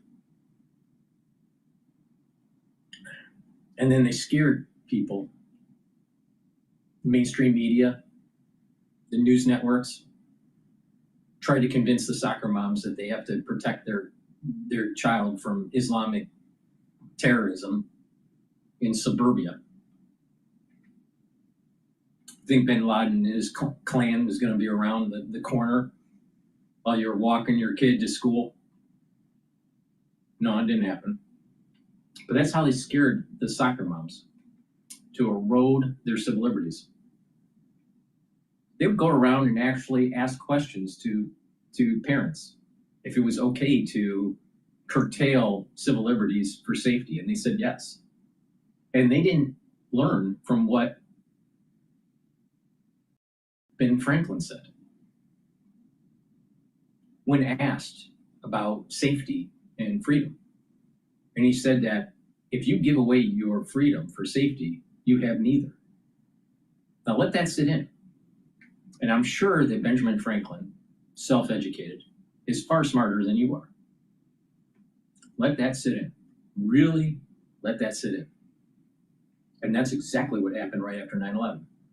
You had a bunch of educated people and uneducated people buying into the falsehood of the state's going to protect you. Just give us your freedoms. Just give away your freedoms. Now, do you understand how important it is to protect your Constitution? Now, mainstream is going to continue to say, well, we got all these mass shootings and we have all these. Yeah. But what's the root cause of it? Oh, it's the guns. Really? We have a lot of car accidents. What's the cause of it? Should we ban cars? It's because of bad driving. So maybe it's the person behind the gun that's causing the problem. Maybe there is a health issue, mental health issue, and then go into why is that? Why is that happening? You got to do the 4 or 5 whys to get to the root cause. It's not guns. It's not the first. It's not the Second Amendment. That's not the issue. And by the way, it states that the right to bear arms should not be infringed. I think that states that government should not be infringing on your right. I mean, it's really obvious what the founding fathers meant. But government finds a way to infringe, to inhibit. So you're going to see that they use this as just like how they used 9/11. The 9/11 was a big shocker, and it was easy to get people to give away freedoms. Because sucker moms have to protect their kid because their kid's more important than the Constitution, which is not true. Their kid is not more important than the Constitution. And then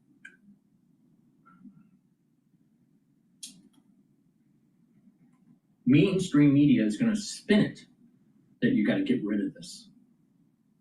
But what happened when you get rid of your Second Amendment? You don't have a First Amendment. You don't have freedom of religion either, or freedom of press. So that's not the problem here. You gotta look at this in terms of accessibility isn't the issue. The issue is the mental health crisis that's taking place with the youth, but also with adults. And it gets into deep issues of social unrest between wealthy individuals and non-wealthy, socioeconomic issues, religious division, political ideology.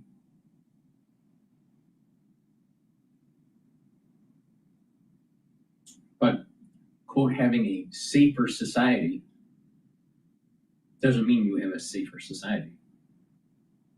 If you give away your freedoms for safety, you don't have either. You don't have safety and you don't have freedom. Now, at the citizen level, perpetrators are going to have weapons. Let's just say in a perfect world that we ended up banning all weapons, or banning all, let's say, arms, firearms. Look at what happened with the stabbing of that Ukrainian on the train by a black man. Obviously crazy. You're going to ban all steak knives? How are you going to cut your steak?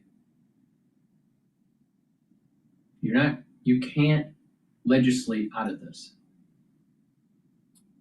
The only way you're going to be able to solve this epidemic is to get back to these 3 pillars of spirituality, or what I call God, country, and family. And when that happens, people will start talking properly, start eating properly at the table, start dressing properly, start getting educated formally or informally. As this pendulum is moving away, you're going to start to say, no, my rights are going to be protected at all costs. Because the liberal mindset is usually, oh, you're going to give me freedom. I'll just give away this and I'll give away that. And then you get scope creep by the government. But they're going to give me freedom and safety. Really? That's not what Benjamin Franklin said, and I'm pretty sure that Benjamin Franklin is smarter than any of the liberals. Okay, let me stop pontificating here, and we're going to go to the conference. news conference. Tell and Commissioner Mason will take questions. Thank you.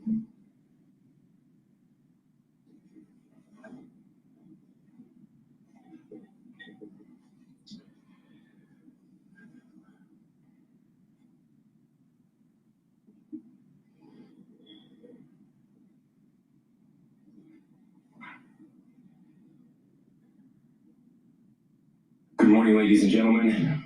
We got him.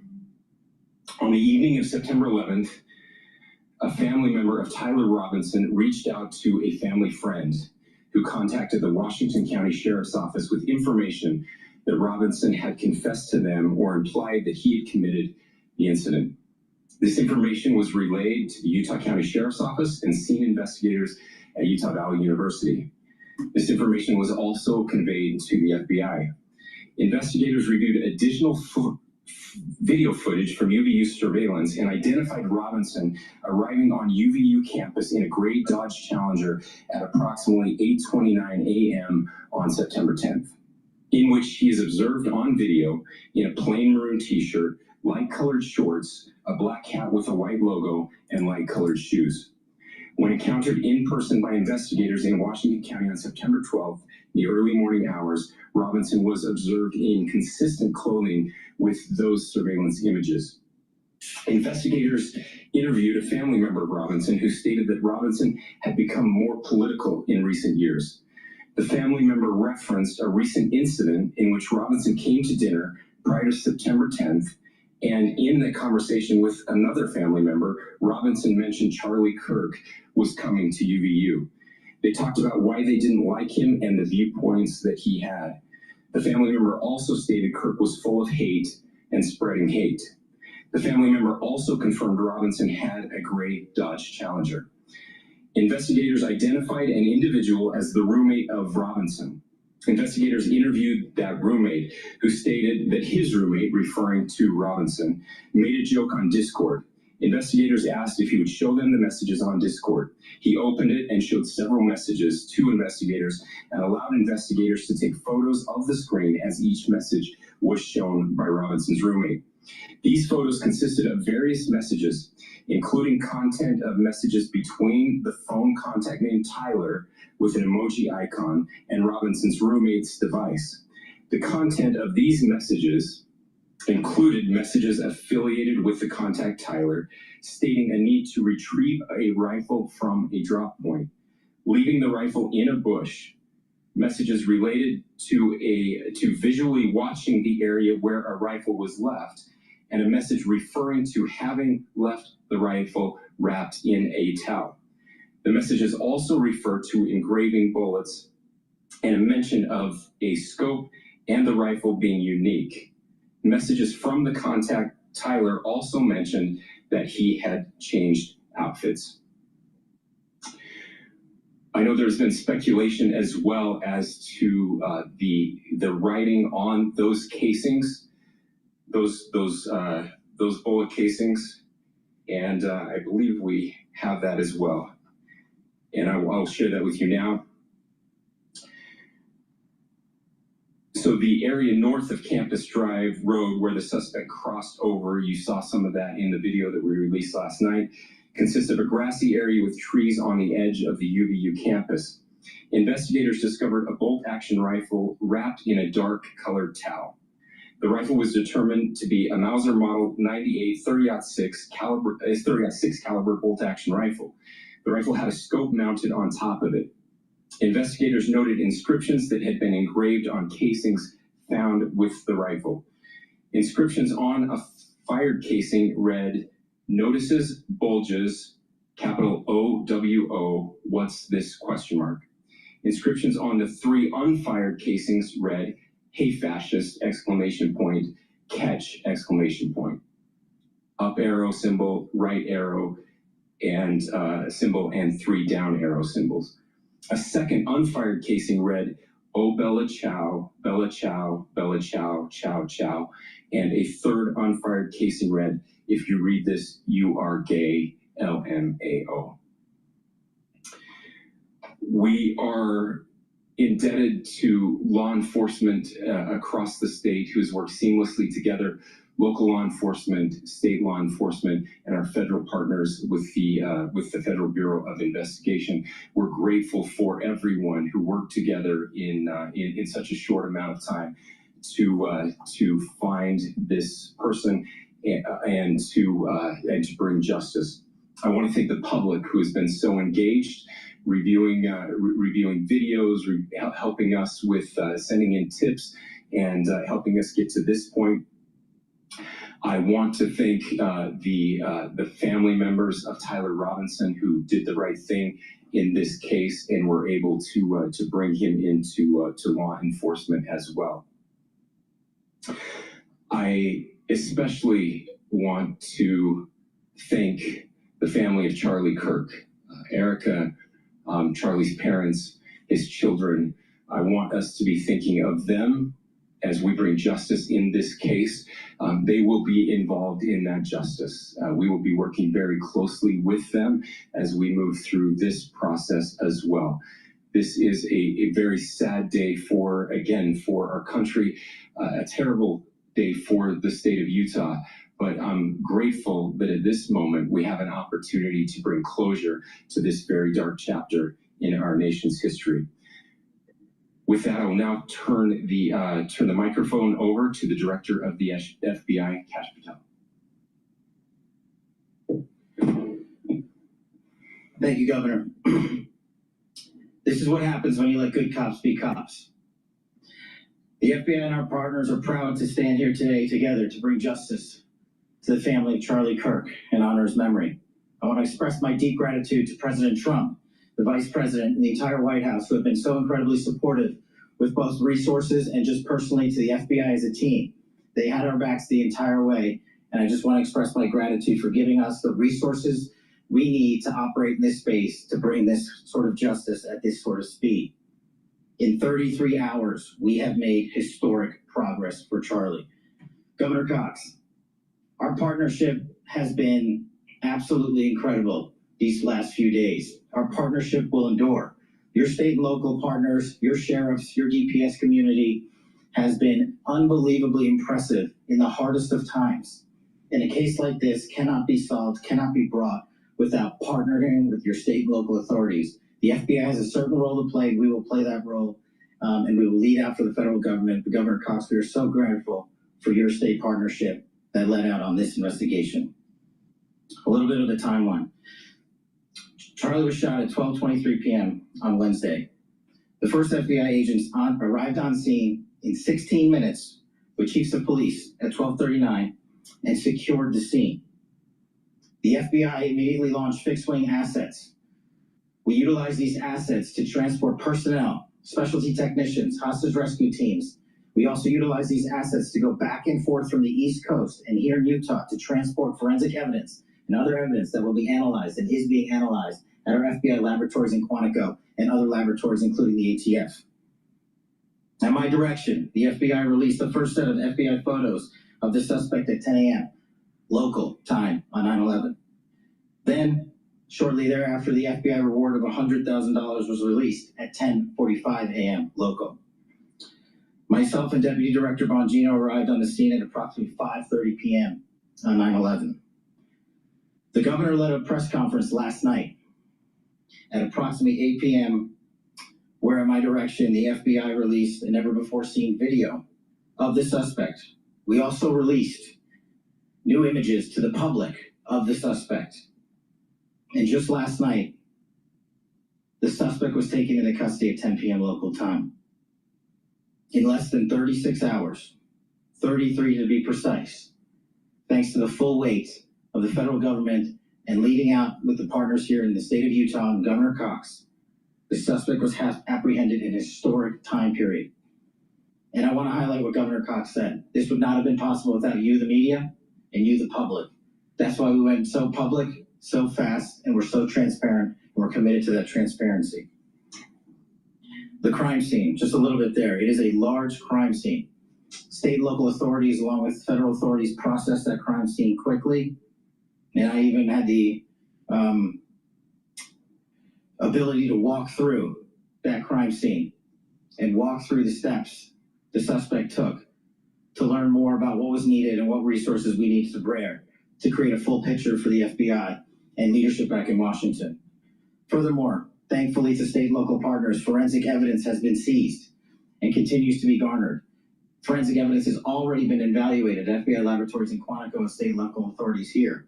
We will continue to process evidence as we see it, as we collect it, and we will continue to deliver to Governor Cox and his team. Last night, we had a total of approximately 7,000 leads. As of this morning, thanks to your great work, we have over 11,000 leads that were called in to the FBI. And we are running out every single lead that we can. Every one of those leads will be run out. The arrest is a testament to the dedication of good law enforcement being great, and partnerships in law enforcement, which I've tried to highlight as my tenure as the director of the FBI. There is no better relationship for law enforcement than the FBI to partner with state and local authorities, and you've seen it here in these last few days. The FBI Salt Lake Field Office, along with our offices in LA, Phoenix, Denver, San Antonio, Las Vegas, Pittsburgh, Buffalo, our headquarters component in Quantico, all participate in the FBI. I want to express my deep gratitude to the employees of the FBI, the men and women, the evidence response team tacticians, the special operators, the agents, the support staff. You have done monumental work in a historic time when the public, who had a right to demand such an expeditious solving of an investigation, the FBI answered that call diligently, critically important to our nation, and we delivered. And I'm proud to be their leader, and I'm proud to be the director of the FBI.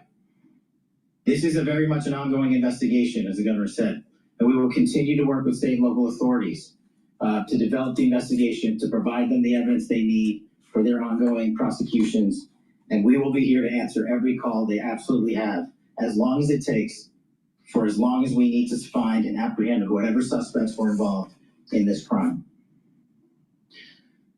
Lastly, to my friend Charlie Kirk, rest now, brother. We have the watch, and I'll see you in Valhalla.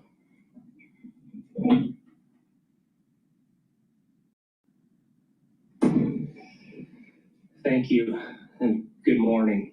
I would just like to take a few minutes as the sheriff to express my gratitude for everybody who has played a part in this investigation.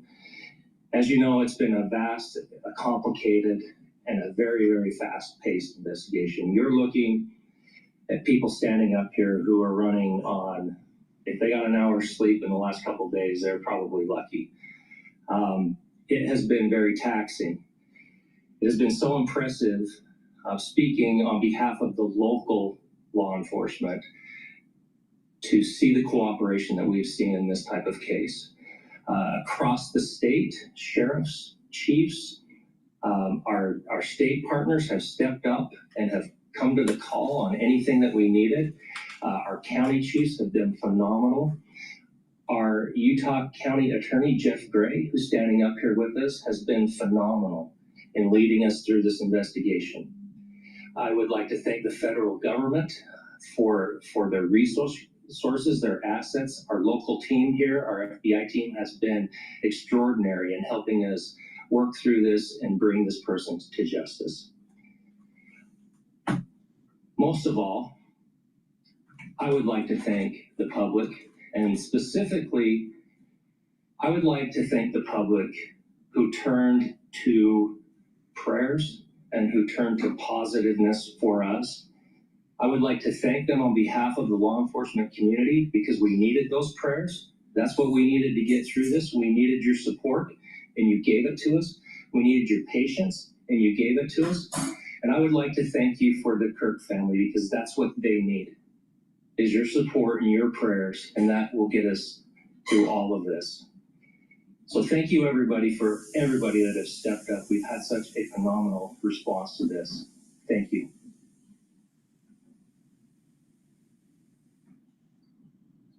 I also want to give a special thanks to the Attorney General and the Department of Justice. Their unwavering support and their commitment to justice is shown true here. And without AG Bondi and Deputy Attorney General Todd Blanche and the resources they brought to bear, we would not have been able to complete our mission. And I just want to say special thanks. It's an honor to be a part of the Department of Justice. Thank you again to our incredible law enforcement team who has worked so hard. Sheriff, I got a solid 90 minutes last night, so I'm probably the most well-rested person up here. Ladies and gentlemen, I get the microphone, so I hope you'll permit me a moment just to share a few more thoughts about where we are and how we got here and maybe a little bit of where we go from here. I don't want to get too preachy, but I think it's important that we, with eyes wide open, understand what's happening in our country today. I've heard people say, well, why are we so invested in this? There's violence happening all across our country.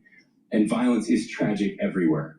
And every life taken is a child of God who deserves our love and respect and dignity. This is certainly about the tragic death, political assassination of Charlie Kirk. But it is also much bigger than an attack on an individual. It is an attack on all of us. It is an attack on the American experiment. It is an attack on our ideals. This cuts to the very foundation of who we are, of who we have been, and who we could be in better times.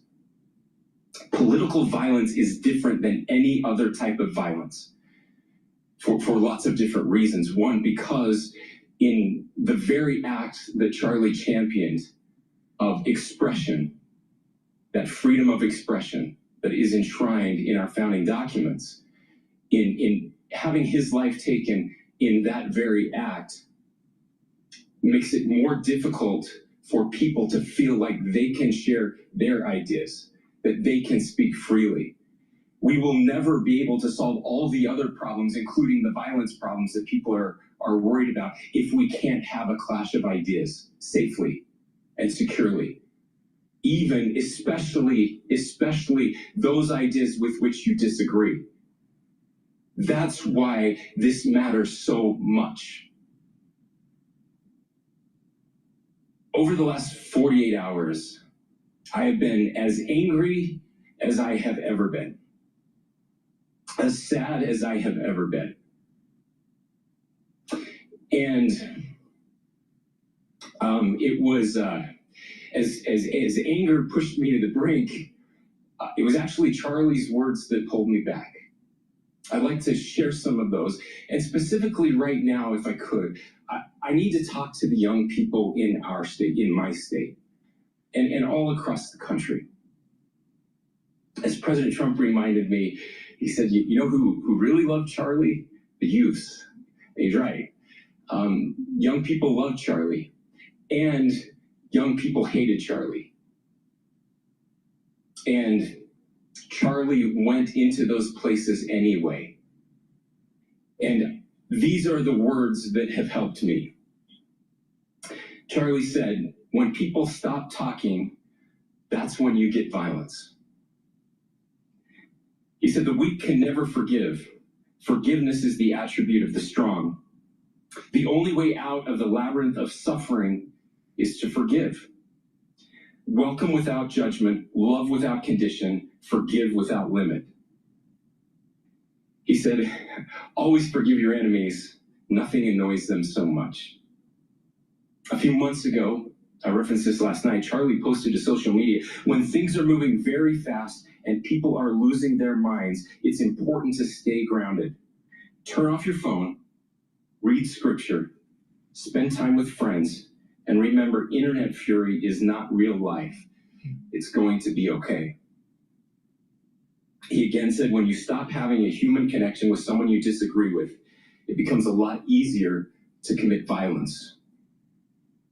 He said, what we as a culture have to get back to is being able to have a reasonable agreement,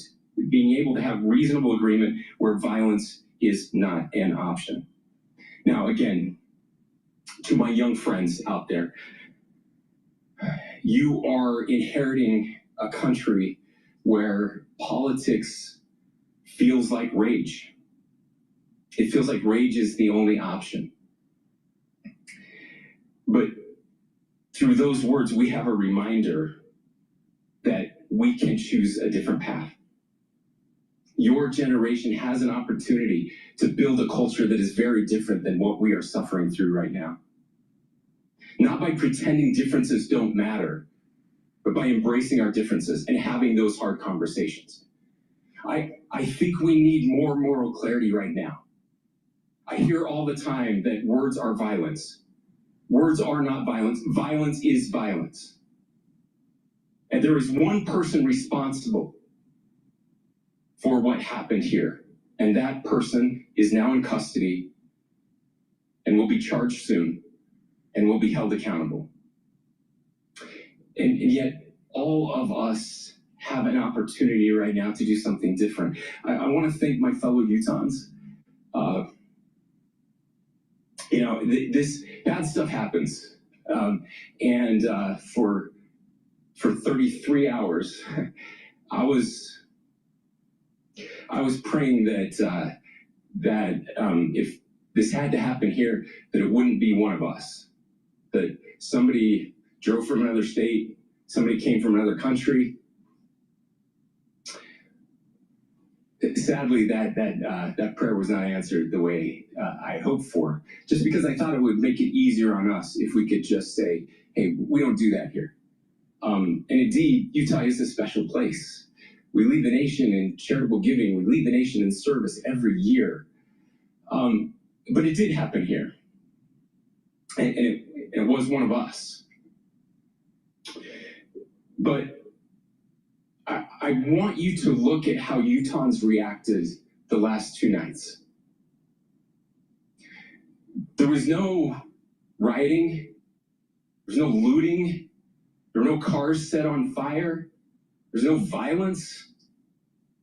There were vigils and prayers and people coming together to share the humanity. And that, ladies and gentlemen, I believe is the answer to this. We can return violence with violence. We can return hate with hate.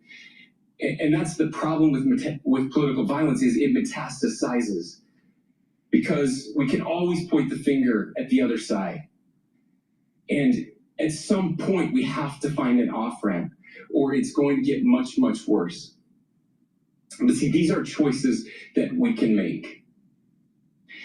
History will dictate if this is a turning point for our country. But every single one of us gets to choose right now if this is a turning point for us. We get to make decisions. We have our agency.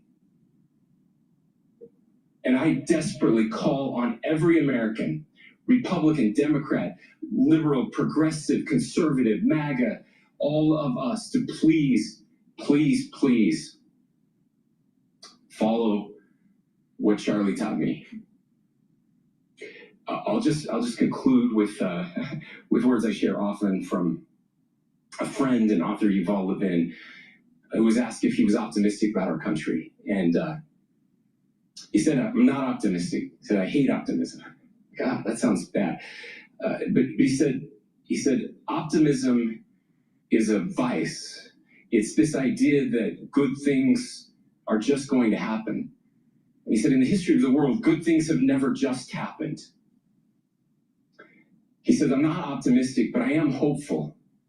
And hope is the virtue that sits between the vices of optimism and pessimism.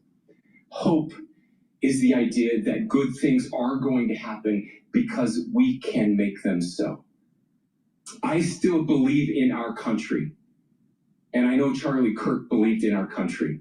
I still believe that there is more good among us than evil.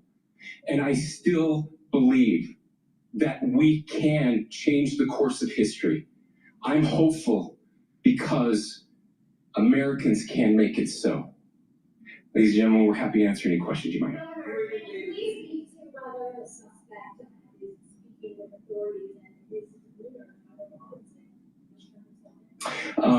I cannot speak to that.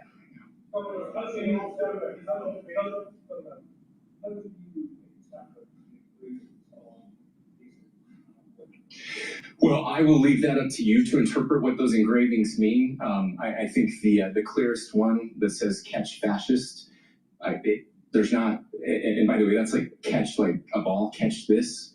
That's I think that speaks for itself.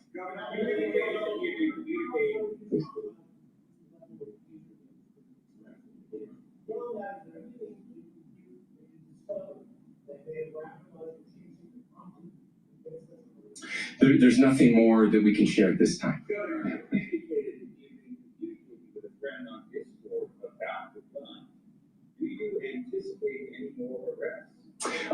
We do not at this time have any information that would lead to any additional arrests. Yes, but the investigation is ongoing.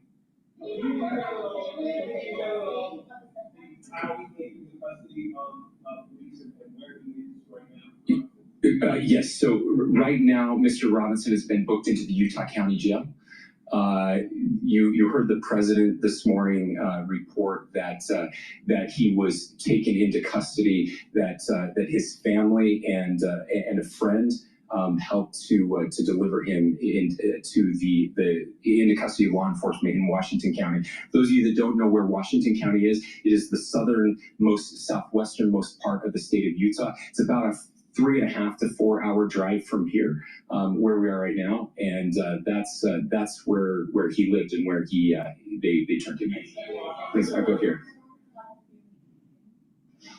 I can't share any more than what I've already shared. Yeah.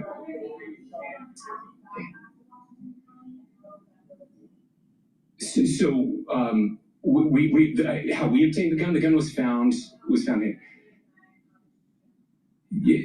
So I don't have much more details on that.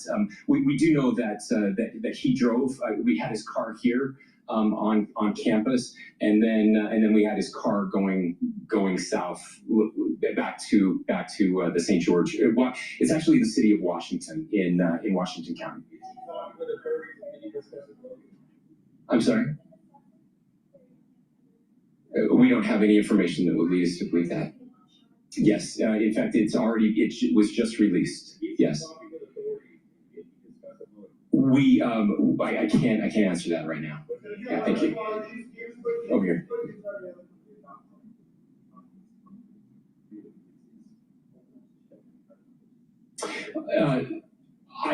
I absolutely believe that this is a watershed in American history. Yes.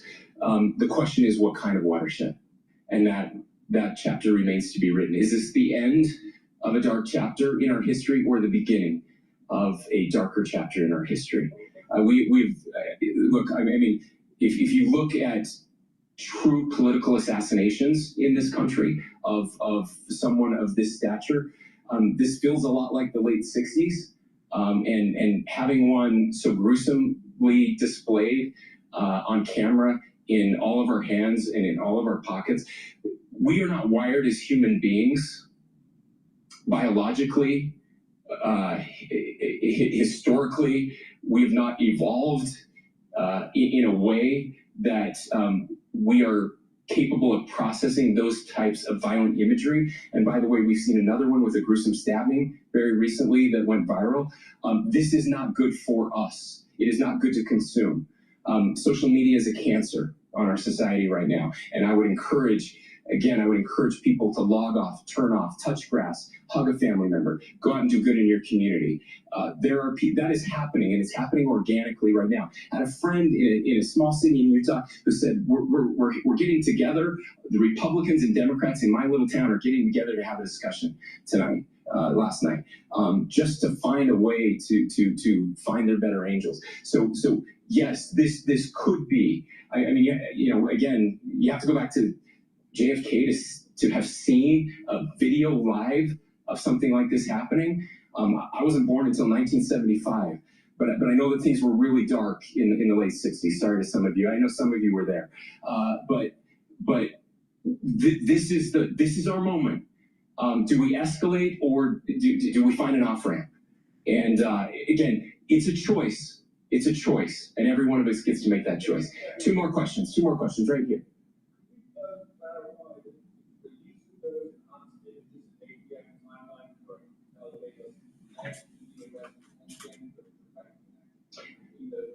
I cannot comment if there is a direct connection or not, but all I can say is that that through some process, the family came to know that this had happened.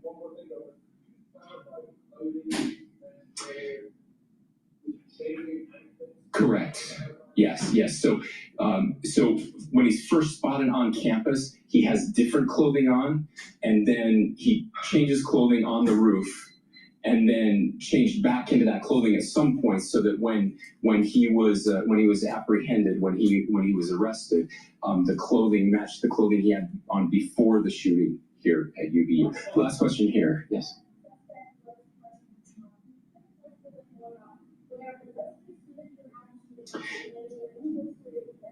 Yeah. So I don't have any information on the mental illness part. He was not a student here at UVU. He was living and had lived for a long time with his family in Washington County, in the southernmost part of our state. Thank you, everyone, for your great work in getting this information out. I will just say, process-wise, this may be important. I know many of you aren't familiar with the process in Utah. I think it's important that you understand that. Basically, we have 3 days for charging documents to be filed. A CI will be filed. We'll have more information then, more detailed information as those charging documents are filed in preparation for a preliminary hearing. So 3 days. So we would anticipate then that early next week those charging documents will be filed. We will obviously be working. The county attorney will be working very closely with Mr. Kirk's family as those documents and decisions are prepared and made. Thanks, everyone.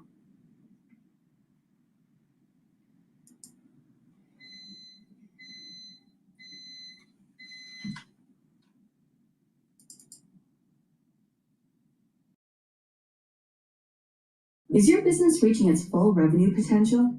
Save time and resources by closing deals faster with Conga's contract management software. All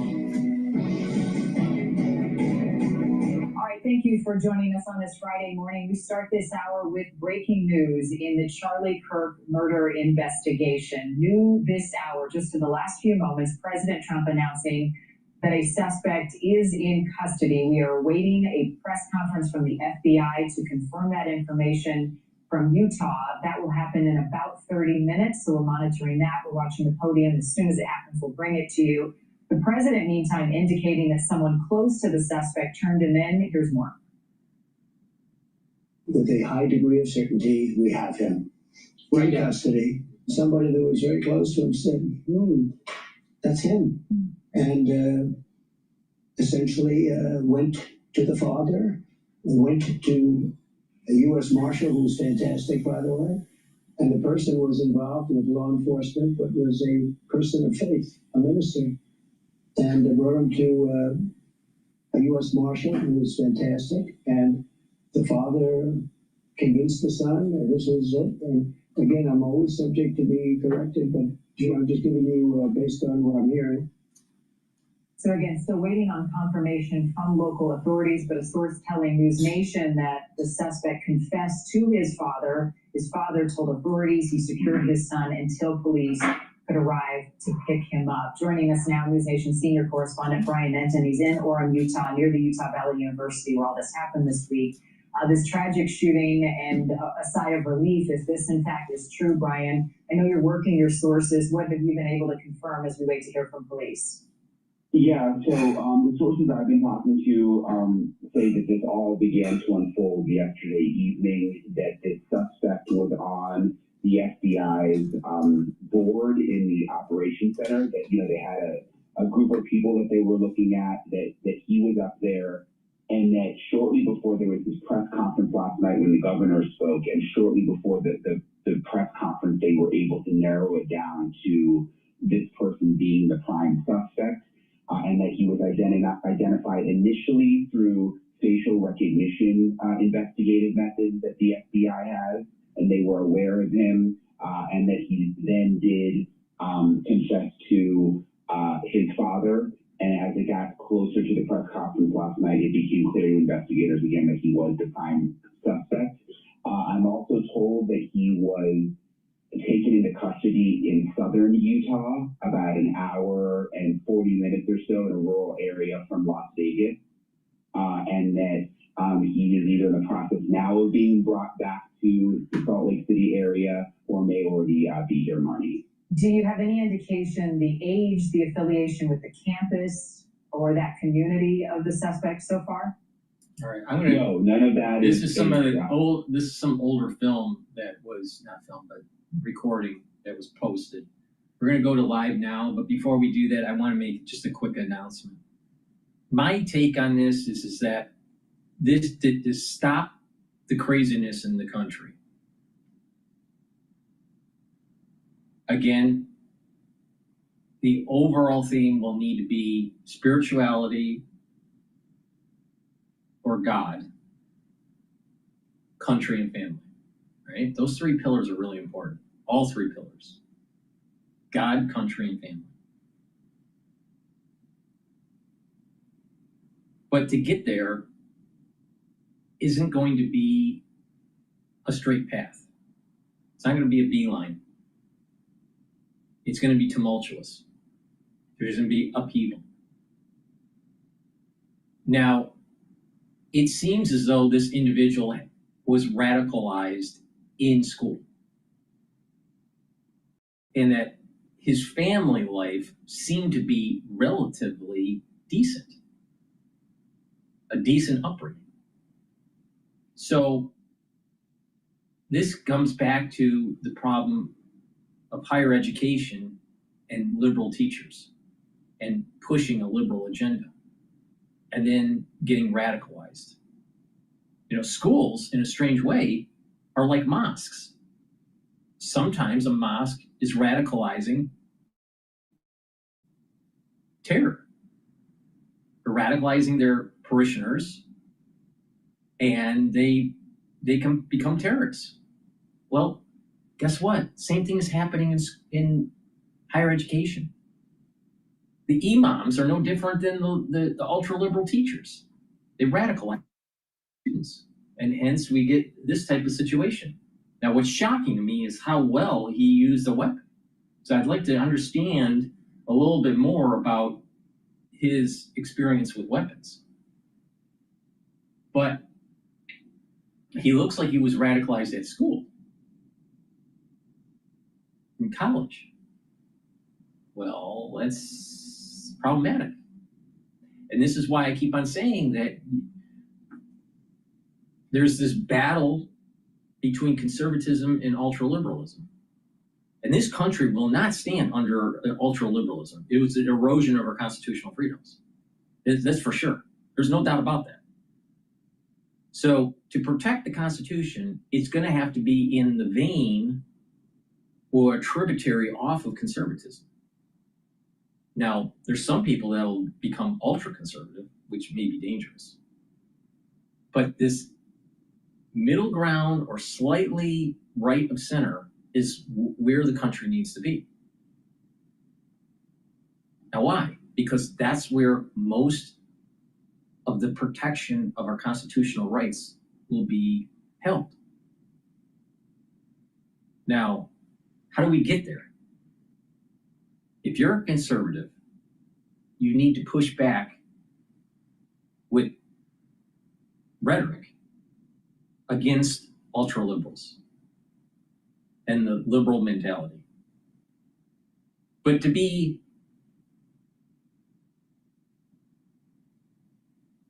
non-physically confrontational, you can be confrontational, but just non-physically confrontational. Now, for the ones that are liberal or ultra, especially the ultra-liberal ones, they're going to need to be slowly convinced by this rhetoric from the conservatives that their way of life is not conducive to a productive society, and that move them towards this God, country, and family concept. But there's going to be hardcore ultra-libs. And if they start eroding your constitutional freedoms, silencing you because of your freedom of speech, or doing false flags or whatever to try to erode your constitutional freedoms, then it is the right and obligation of the citizenry to make sure that the Constitution is protected. And so peaceful rhetoric may have to escalate towards something that is more kinetic.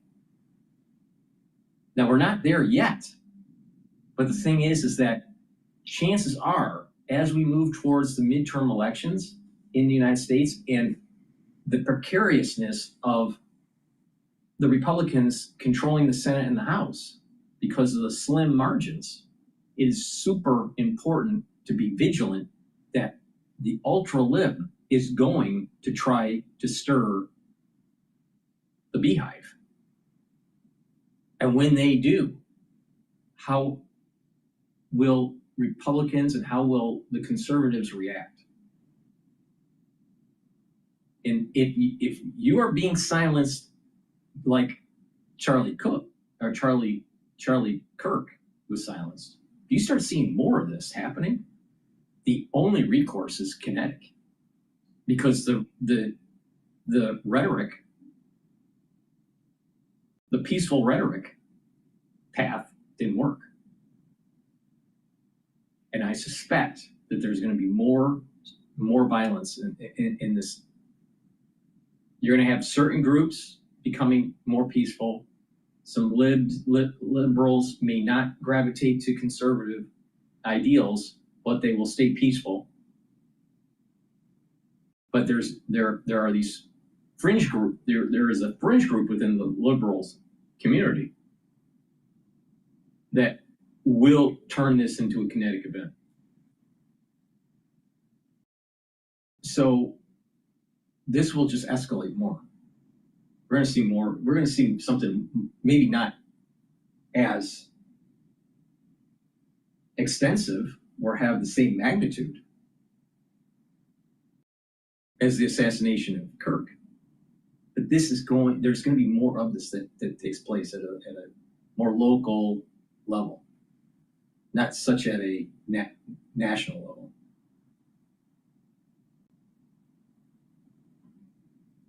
There's a battle that is happening, and liberalism is eroding constitutional freedoms, and the Constitution is far more important than anyone's life. No one's life is more important. Nobody's life is more important than the Constitution. Not the president's, not the vice president, not the Speaker of the House, not you, not your family, not your mother, not your father, not your kids, nobody. The Constitution is paramount. So if someone is trying to take that away from you, trying to silence you with a kinetic means, then the only answer is kinetic.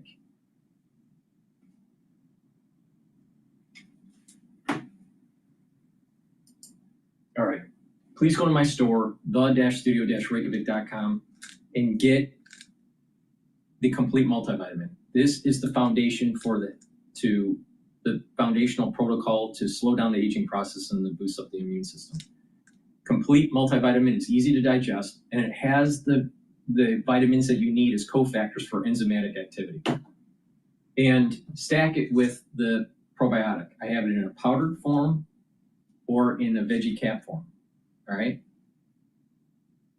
Now, with a good probiotic, what you do is you're improving your immune system at the gut level. You're improving energy absorption, your nutrients. You're improving the ability to extract from your food stuff. And you're improving the communication between your gut and your liver and your gut and your brain. You're going to get rid of that brain fog. You're going to be able to concentrate better. You're going to be able to get better sleep. You'll be able to consolidate memory and detoxify your central nervous system. So good gut biome is actually very beneficial for you. So make sure you take it every day. You can get the MB40 probiotic. That's the veggie cap version, or the premium prebiotic and probiotic powder. So please go to my store, the-studio-reykjavik.com, and get those. In addition, get magnesium and zinc and vitamin C and magnesium. Magnesium and zinc is going to help boost up that immune system and your brain function. Super important. And vitamin C and magnesium will help with the skin, the immune system, and brain function.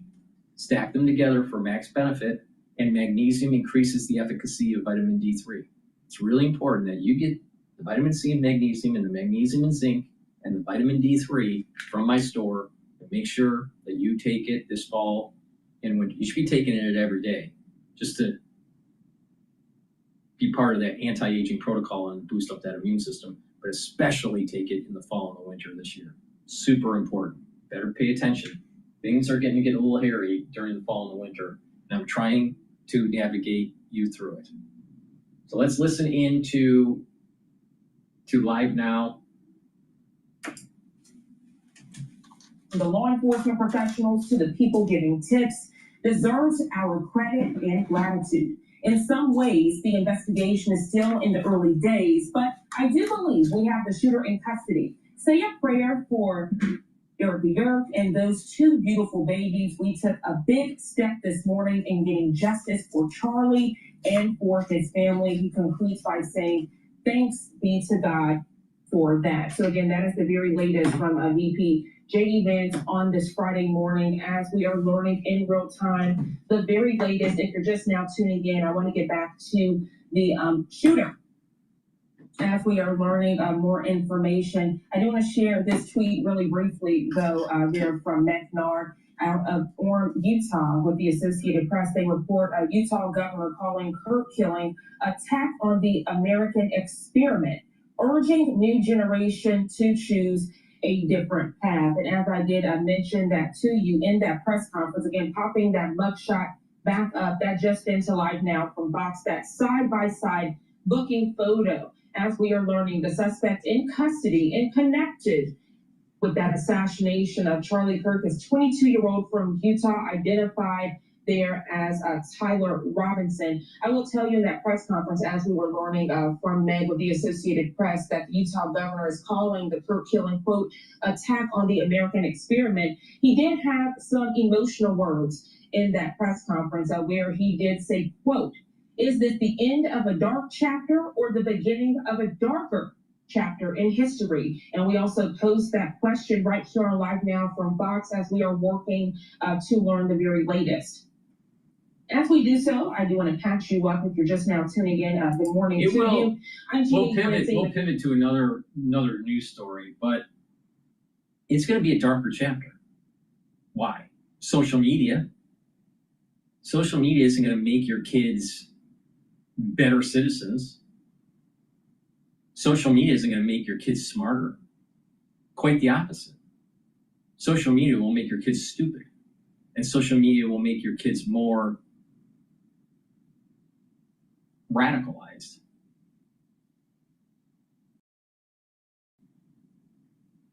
Are the universities going to quickly change their rhetoric with these liberal or ultra-liberal professors? No. Actually, with some of the lost ground from the Trump administration in the courts, higher level universities like Harvard are going to be emboldened to continue these leftist policies.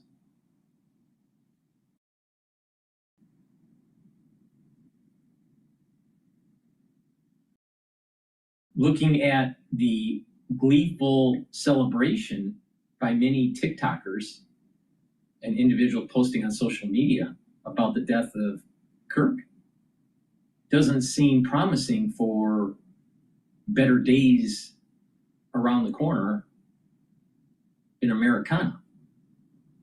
Quite the opposite. This is why I keep on saying that stay the course, God, country, and family, and protect the Constitution. And that this battle between the bedrock of our constitutional freedoms have to be protected. And it may have to go kinetic. Now, who do you blame? You can blame academia and the leftist individuals that are trying to destroy the bedrock of our country. Freedom of speech, yes. but freedom of speech to create animosity to actually take away constitutional freedoms. Well, wait a minute. That's exactly what the left is doing. Just pay attention to it. That's exactly what the left is doing. Using freedom of speech, which it should be protected. Their right to say things should be protected.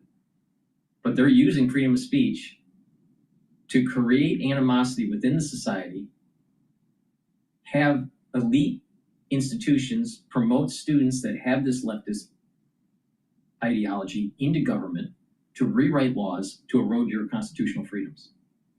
And then pack the court system at the federal level and at the state level where conservative values are not upheld.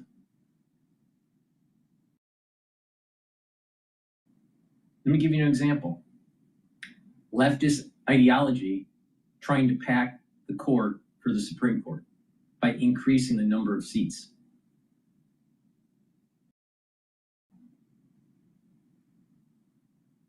Do you think that's going to protect your constitutional freedoms? Probably not. More infringement of the Second Amendment? You think that's going to protect your freedoms? Changing of the English language and what you can and cannot say? You think that's protecting your First Amendment? The surveillance technology that is starting to build out, what I call the Bio-Patriot Act, this surveillance technology. Yeah, the surveillance technology helped to catch the evildoer, Tyler Robinson, or whatever his name is.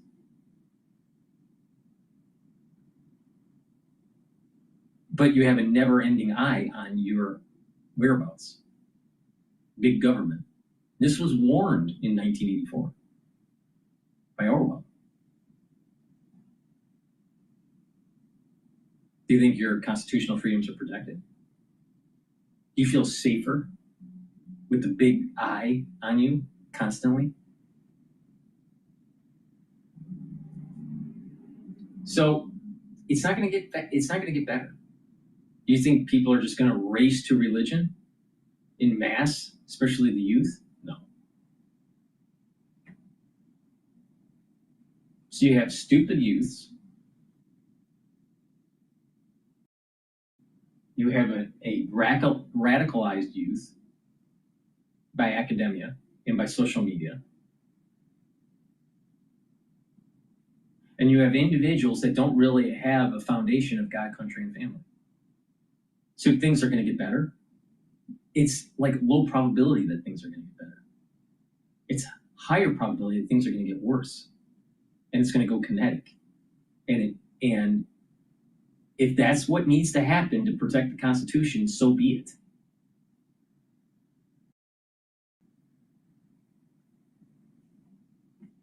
Please go to my store, the-studio-reykjavik.com, and get the Gladiator Barley. Why? Because we're probably going to have a civil war. You better gain some muscle. Gladiator Barley is going to build muscle, all kidding aside. Gladiator Barley will help you build muscle. This is a high-density protein, very nutritious. Do resistance training, take the Gladiator Barley daily. It will detoxify your body, bring down inflammation. And by bringing down inflammation, that will help with your joints. It'll help you recover after your workout. It'll help with your immune system and your endocrine system, even bringing down inflammation at the cerebral level. So bringing down inflammation is key to slowing down the aging process. And this will soak up free radicals through superoxide dismutase. So this is a great way to build muscle, and it's a great way to get healthy.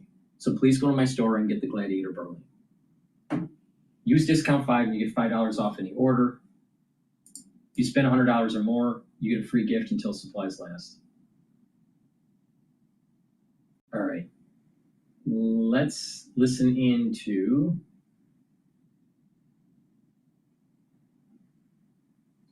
to Quest Means Business.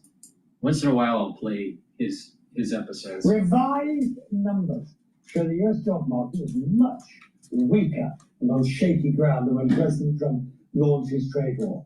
The US economy added only 911,000 fewer jobs than first thought during the year ending in March. It's 71,000 a month, which is incredibly weak.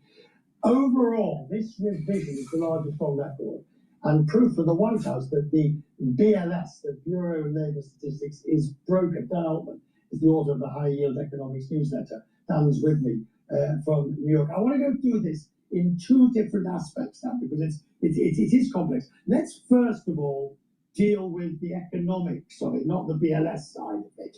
This is obviously now, this is grist to the mill for an interest rate cut, and arguably it could be for a 50 basis point cut, not 25 basis. But does this not justify Donald Trump's point that Powell should have cut sooner? He should have been better aware of this weakness. I'm not sure it does, Richard, because the unemployment rate still hasn't risen very much. And the reason is that labor supply growth has dwindled just as labor demand growth has dwindled.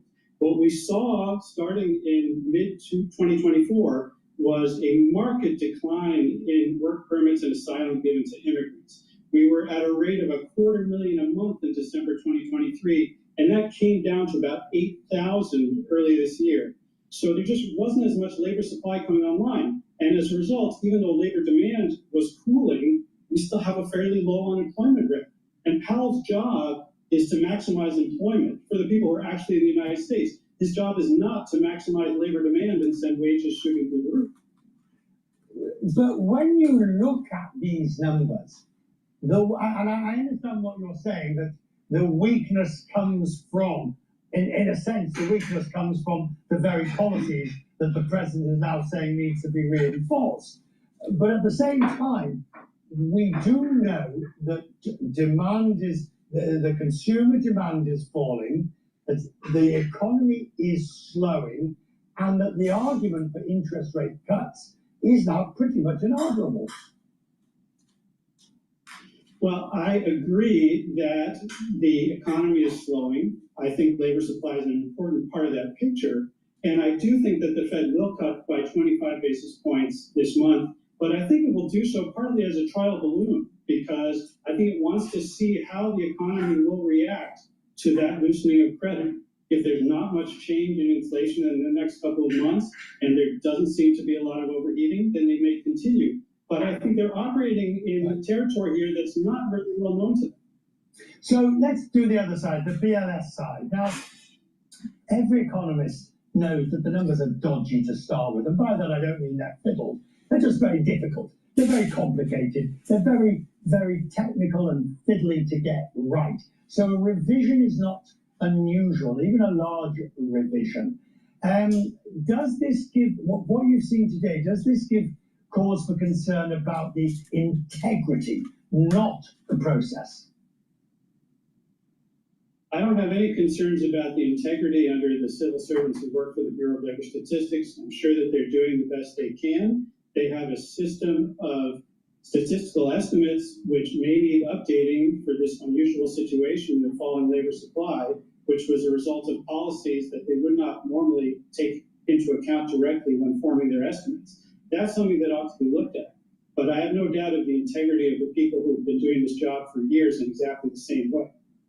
Is there a way to improve the numbers? Yes. Well, some people have said, why don't you just count everybody instead of doing statistical estimates based on a sample? That's essentially what these revisions come from. And as you can see, we have to wait about 6 months for that count to complete. So it would take a lot more funding and a lot more effort to make that happen. Unfortunately, the BLS is now getting less funding.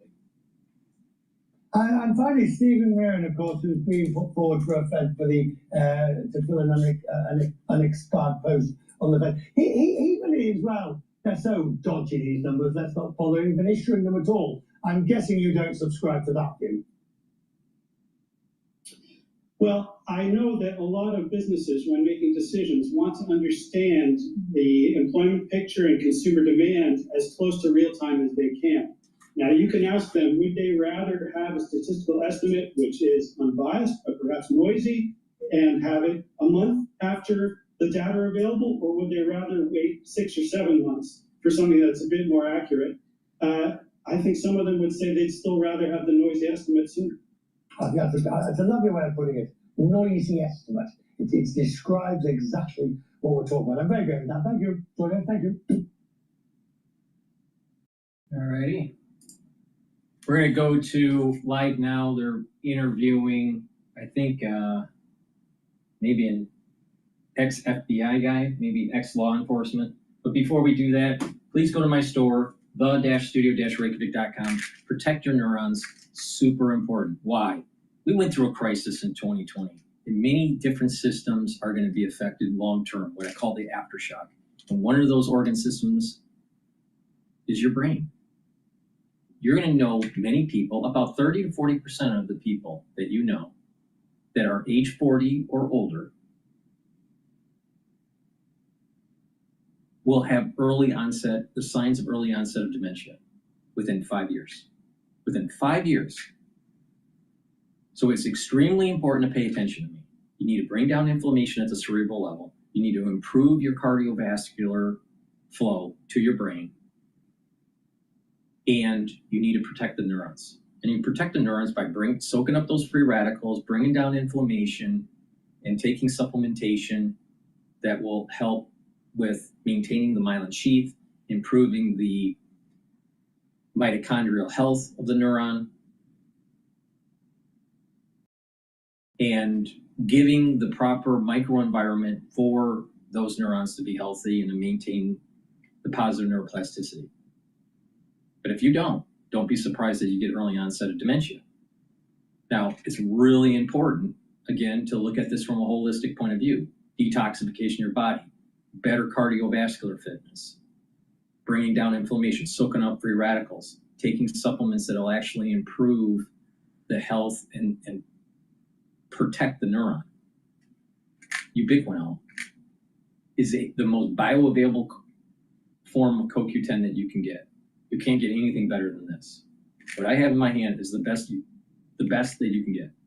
Now, ubiquinol is going to soak up free radicals because it's an antioxidant, but it's also going to help with the mitochondrial health and boost up the ATP levels. This will help for the neuron to be able to produce the neurotransmitters, to shoot off those neurotransmitters, and to maintain a healthy neuron. Super important. Take ubiquinol. If you're age 40 or older, start to take it every day. An NAD+.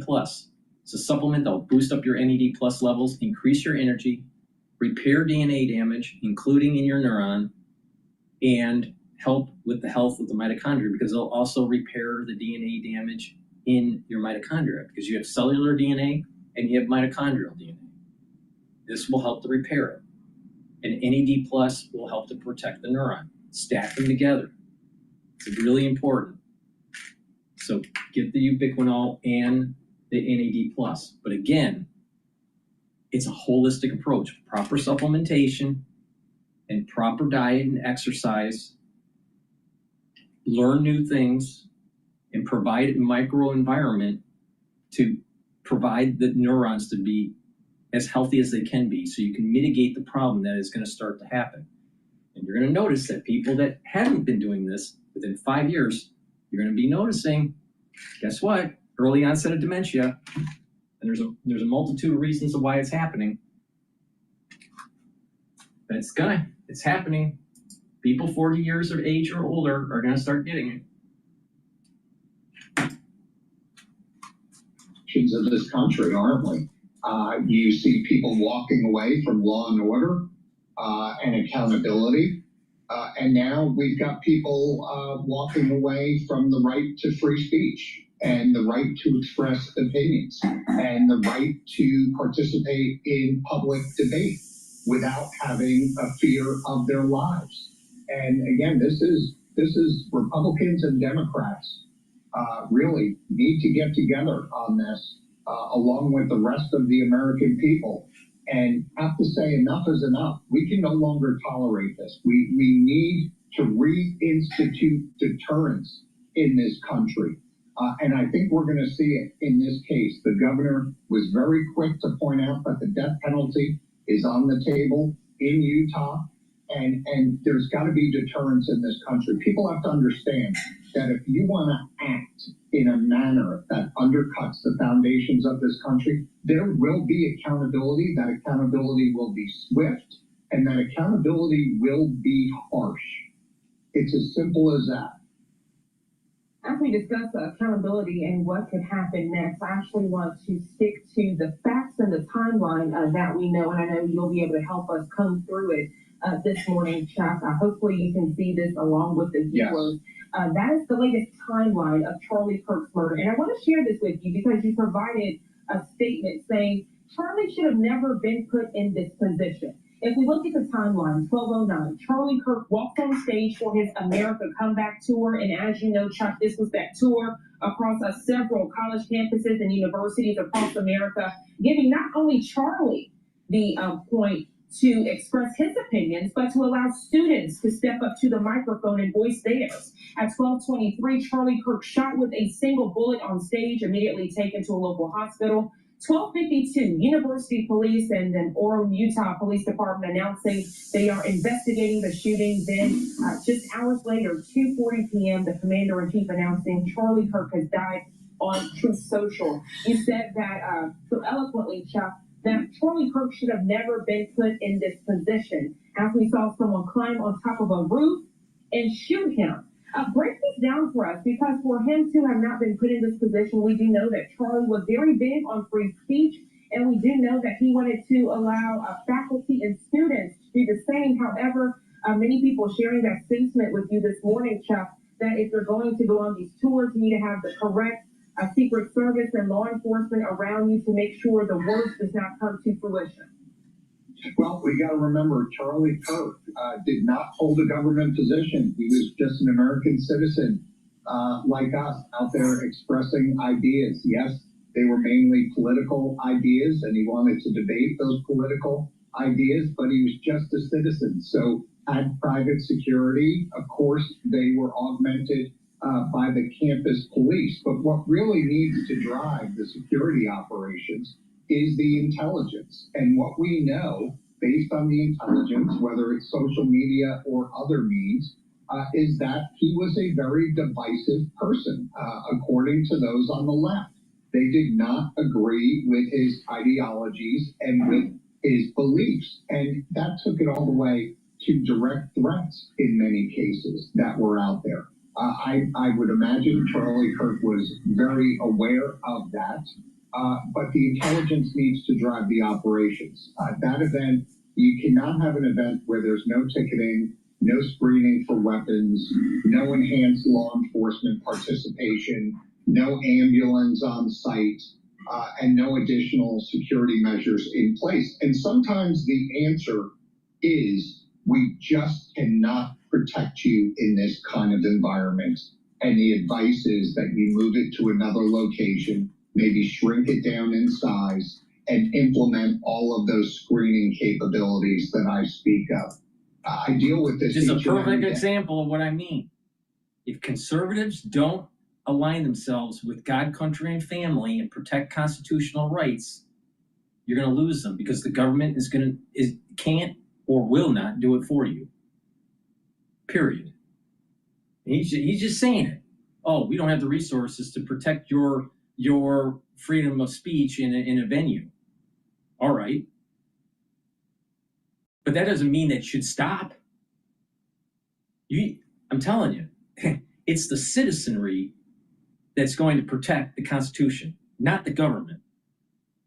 Now, how are you going to do that when you either have government tyranny or the tyranny of the ultra-liberal, or even the tyranny of the ultra-right? You got to have means to protect your civil liberties. And that's exactly what Madison and Hamilton and Jefferson were debating about, and came to the conclusion that the Second Amendment is the only means to make sure that those rights are protected.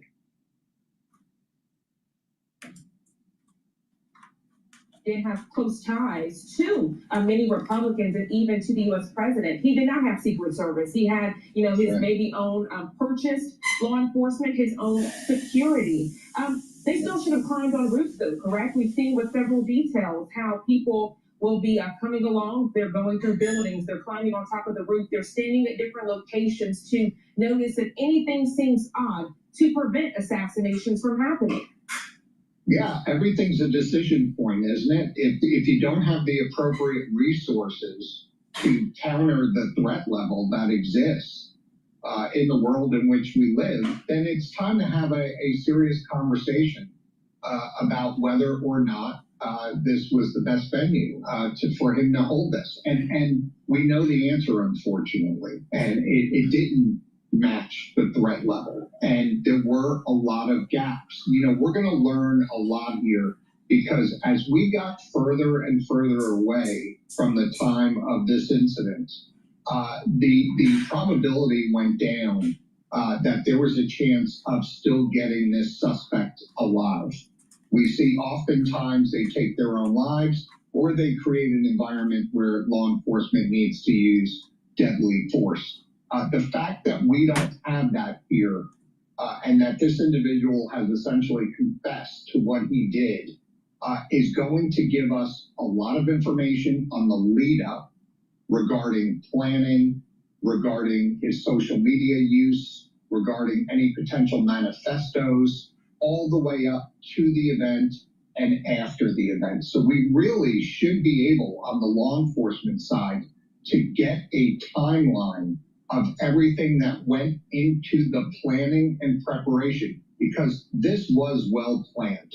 It's my belief that this was always a single shot mission by the suspect, and that is he was going to take one shot and one shot only. He was confident enough in his ability to fire the shot that he was going to be able to assassinate Charlie Kirk. But if he didn't, that was okay too, because he needed to escape. Escape was always a significant part of his plan, which is why you had one shot fired and then quickly down that roof into the neighboring neighborhoods. But unfortunately, every time we have these tragic conversations, we end it many times saying, hopefully it's the last. And we've seen over the course of history that unfortunately it is not. There's always someone out there that's concocting a plan, a manifesto, as you just mentioned, that's plotting and planning to carry out the There's more to this than just lone wolf. This is societal. This is a battle of civilization. This is a battle of ideals. And it's not going to be won on just the balcony of rhetoric. It's going to be won by watering the tree of liberty. That's the only way.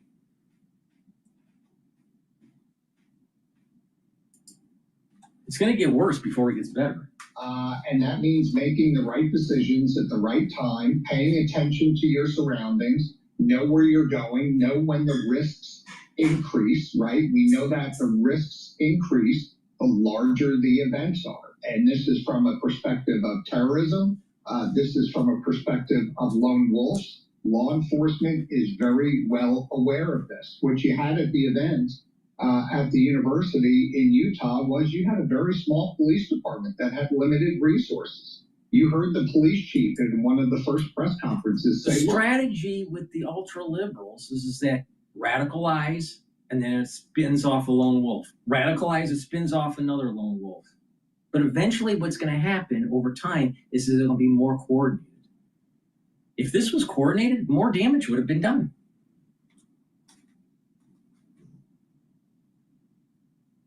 And when it goes coordinated, what does the conservative do? What are the constitutional freedoms? How are the constitutional freedoms are going to be protected? Do you think the government's going to protect you? Obviously, the government didn't protect Kirk. Oh, it was too big of an event, and it was too risky. Wait, you're supposed to stop talking? You only have a certain threshold of number of voices that could be heard. You want to put a cap on that? Is that the solution? Society has rot in it. You think these liberals with all the piercings and all the tattoos and the blue hair and the hating of fetuses and the hating of mankind is a healthy thing? It's a disease. It's literally a mental disease. But what are you going to do? Just wait until the government, comes to save the day on a white horse? Think that's going to happen? Because it's not going to happen.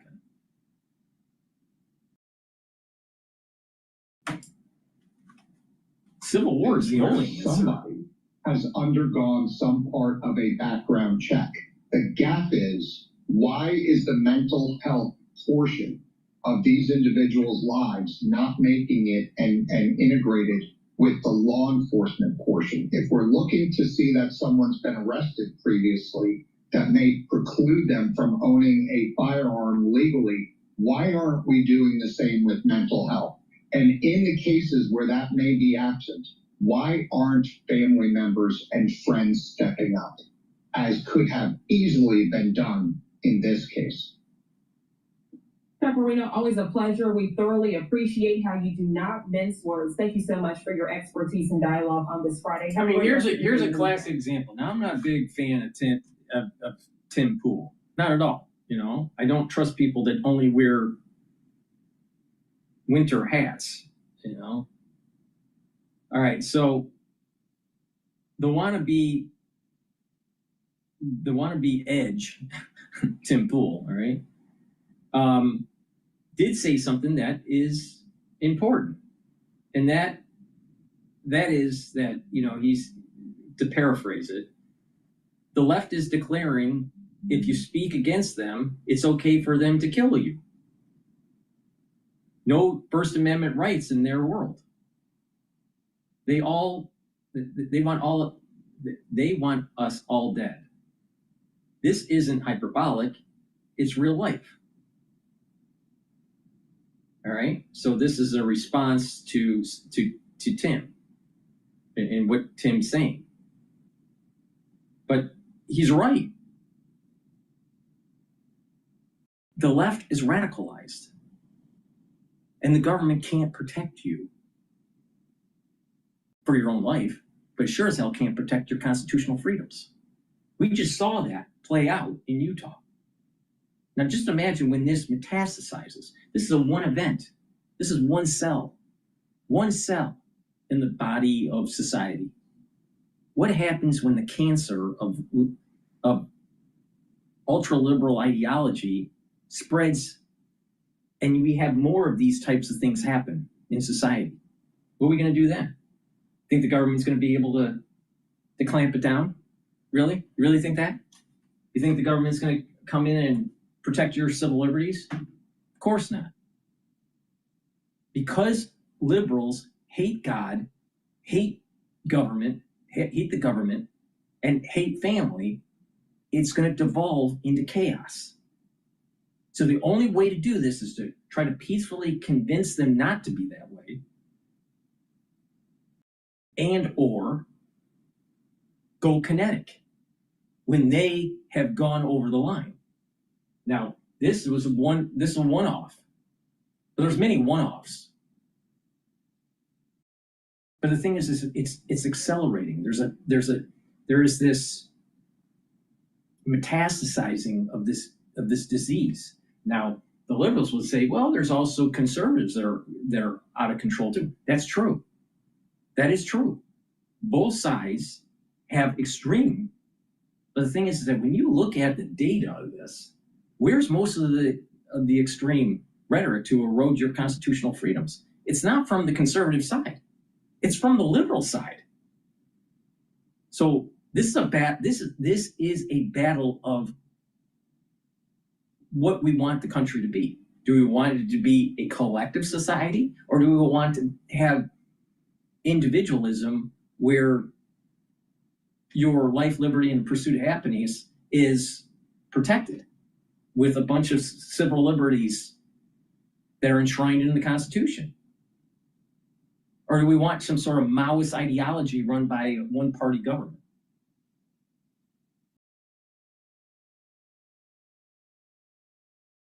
Sometimes you have to fight. Investigators at Utah Valley University. They're just replaying This information was also They're just conveyed replaying to the his FBI. replaying his speech. But I'll tell you, this is going to metastasize across the country because of this disease of ultra-liberalism. It's a disease.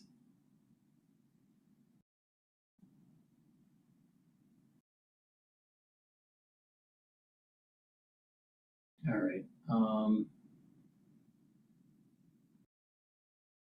Let's listen into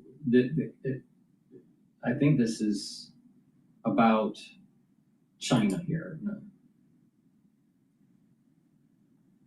If you're using ChatGPT, no, Russia. It's enjoy Russia it while aggression. you can, because I believe Elon Musk just invented the ChatGPT killer. President Trump is pressuring the European Union to impose 100% tariffs on China and India over their purchases of Russian oil. This is all in an effort to bring Vladimir Putin to the negotiating table and end the war in Ukraine. The EU, one of China's top trading partners, behind the United States, over $150 billion in goods traded, compared to $140 billion with India and nearly $80 billion with Russia. President Trump says he will be meeting with India's Prime Minister Modi on trade in the coming weeks. Let's bring in GETTR Institute Senior Fellow Gordon Chang. Gordon, great to see you once again. We talked about this on Monday with you and the fact that you've got this, axis of evil, but it's also coming down to the energy needs of India and their purchases of Russian energy, which still, now it's Thursday, they still have not signaled that they're going to stop doing. Yes, and China continues to purchase Russian oil in large quantities. I think President Trump has lost patience with Vladimir Putin. Trump tried to accommodate Putin, gave him an off-ramp, and Putin hasn't taken it. And also, we saw early yesterday morning, Russia sent 19 drones into Polish airspace. And this is getting extremely serious. This is 1939, Cheryl. Poland has invoked Article 4 of the NATO treaty that's demanding consultations. That's one step away from Article 5. Article 5 is essentially war with the Russian Federation. So we are at the doorstep of catastrophe right now. And, I don't know where this goes, but I do hope that we start to impose those costs on Putin and on Xi Jinping to show them that we mean business. Because if we don't do that, they are going to continue to run against us. Well, it goes back to the issue of this alliance between these leaders, and many say that that was a message that was being sent to the United States. Nobody would have been happier about that message than Vladimir Putin, to be clear. But there's a piece in the Wall Street Journal this morning that says East is East. Fears of the India-China-Russia alliance overblown. But you have commentators, one on CNN, saying that those pictures of those leaders should send a chill down the spine of every American. Are these concerns overblown? No, they're not. I mean, we have heard for a decade from the smart people in New York and Washington that Russia and China would never get together. And, they point out, well, these two countries have been historical adversaries, and that's absolutely true. And yes, their partnership of today probably won't last for 3 or 4 decades, but that's not what's important. What's important, Cheryl, is what Russia and China are doing right now. And right now, they're coordinating their policies, they're assaulting us. It's because they see the world in the same terms, and they view the United States as an enemy, and they can see that we are not willing to take adequate measures to protect ourselves, our friends, and our allies. And they view that as being feeble. Now, I believe that they're wrong, but that's the way they view things. And that's important because that determines the way they act. I've got Marcus Lemonis on the set with me. He's got a question for you. Well, when I think about where the real risk is really around energy and what that's going to cause the U.S. to continue to ask the EU to do with tariffs. We know there's a difference between tariffs and sanctions. How do you see those two things playing out? Are there going to be sanctions? Or are we going to keep playing this tariff game? We got to do more than just the tariffs, Marcus.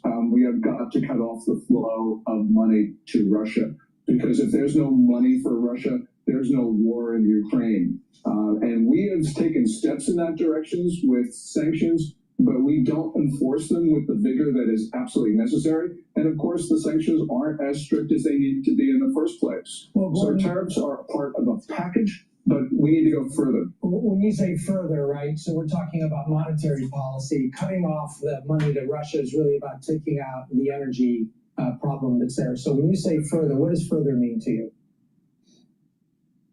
It means that we have to make sure that neither the United States, nor Europe, nor our friends and partners around the world do any business with Russia. All right. Well, honestly, you know, if you look at the moves that China has made, what's interesting, and this just broke yesterday, Gordon, we found out that these lawmakers in Washington from the House Armed Services Committee, you know, there's a report they're planning a trip to China later this month, led by the way, a Democrat. I mean, this is just 1 week after we saw that visit between Modi and Putin and Xi Jinping. President Trump also potentially visiting South Korea next month. He could meet with Xi Jinping on the sidelines of the APEC summit, Gordon. So what do you expect? And what do you think I'm not sure I understand what these lawmakers think they're going to do with China, because you know, China doesn't seem to respond, from what I've seen, to dialogue. They respond to pressure and to threats. Yes, I mean, we're Americans, so we think that we can talk everybody into seeing the world the way we do. But for decades, we've talked to China, and we have tried to convince them that they should calculate their interests the way we see it. But unfortunately, that's not the case. And the problem here is that sometimes talking makes things worse. It makes it worse because the Chinese know what they're doing. They know that we're upset about it, and yet they see that we are not willing to use American power to coerce them. And so they believe that either we're feeble or that we're finished as a world power, which is what Xi Jinping has actually been telling people. So really at the point we need to say, look, yes, we've done with talking because this is only aggravating a situation.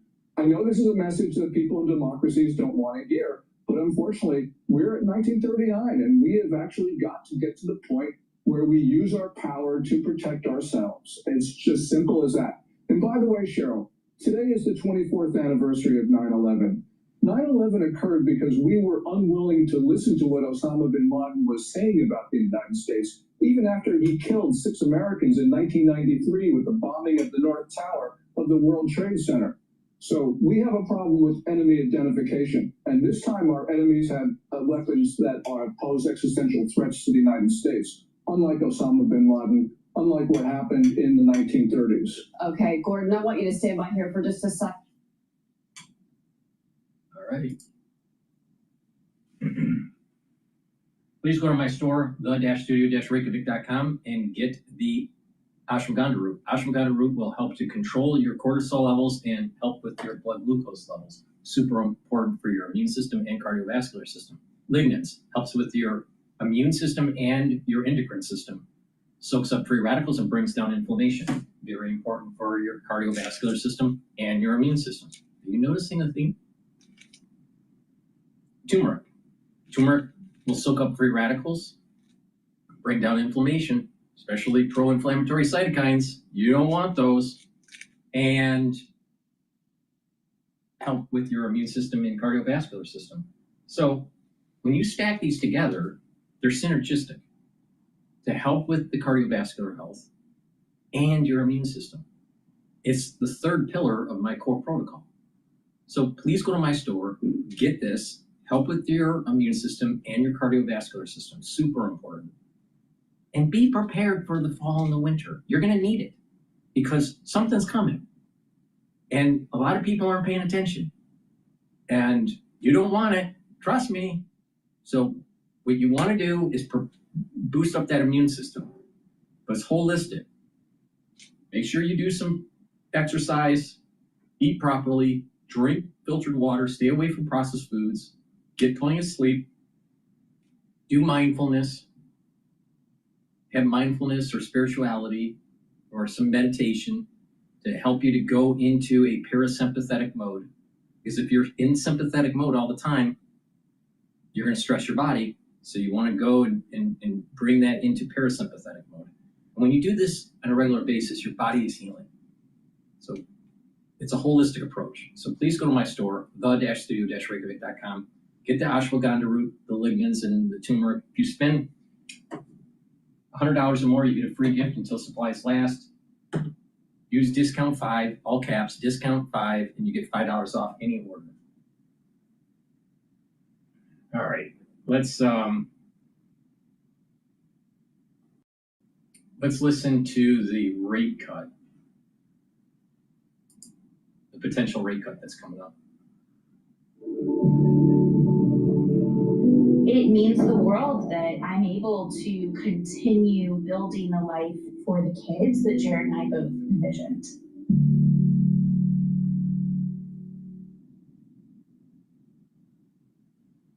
The revision to the jobs report was about payroll employment. It had no effect on our estimates of the unemployment rate. It was the case last year where those revisions to employment are relevant, that the unemployment rate was rising. So I'd say that the revisions paint a more consistent picture of the labor market, right? The unemployment rate had risen enough to trigger the Somme rule, and we now know that the payrolls, they slowed, and in fact, they slowed even more than what we had thought at the time. So they kind of more in harmony together, I guess. With the dynamics of where we are, particularly with immigration, is a 4.3% unemployment rate what used to be a higher unemployment rate? Can you say that?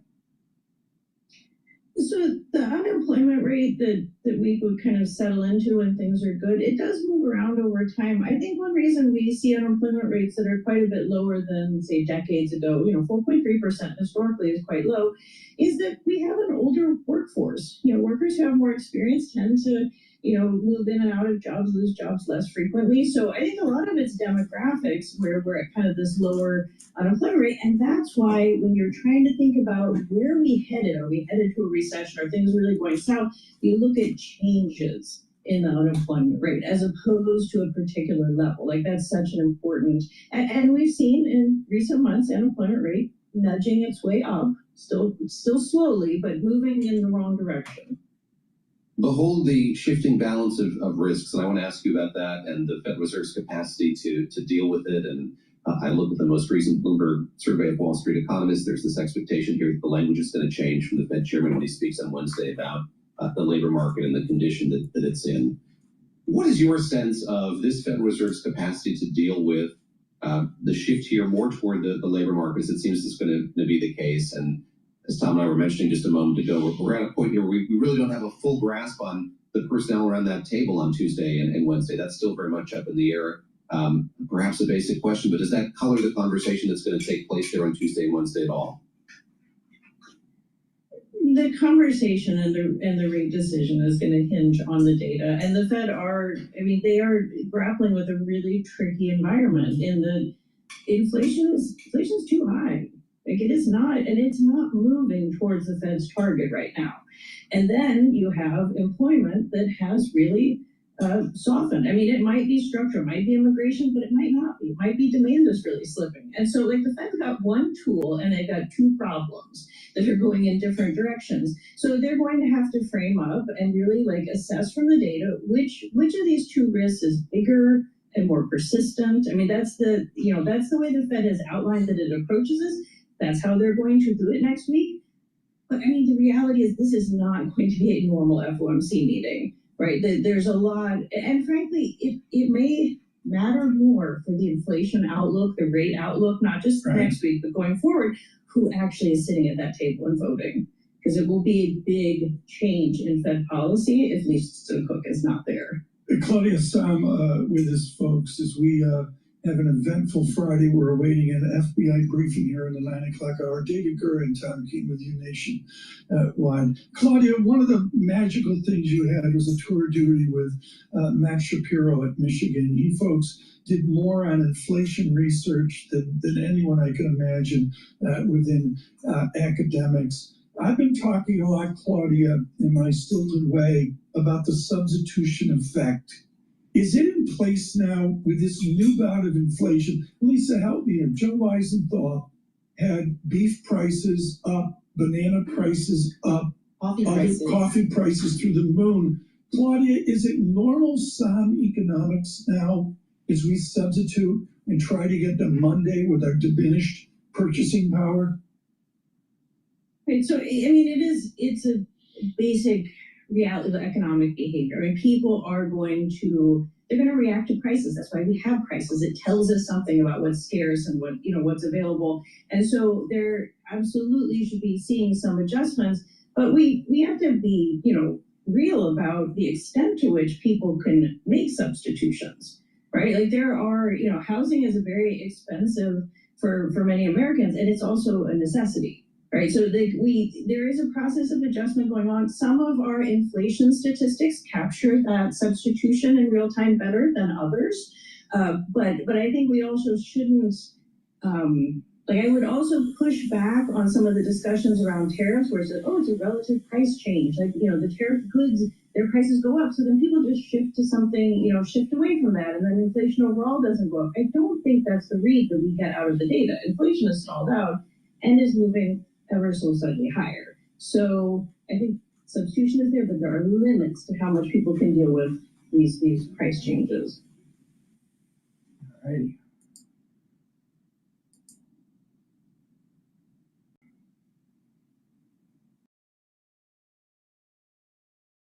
All right, let's listen into the Hill, and they're covering Omar criticizes conservatives.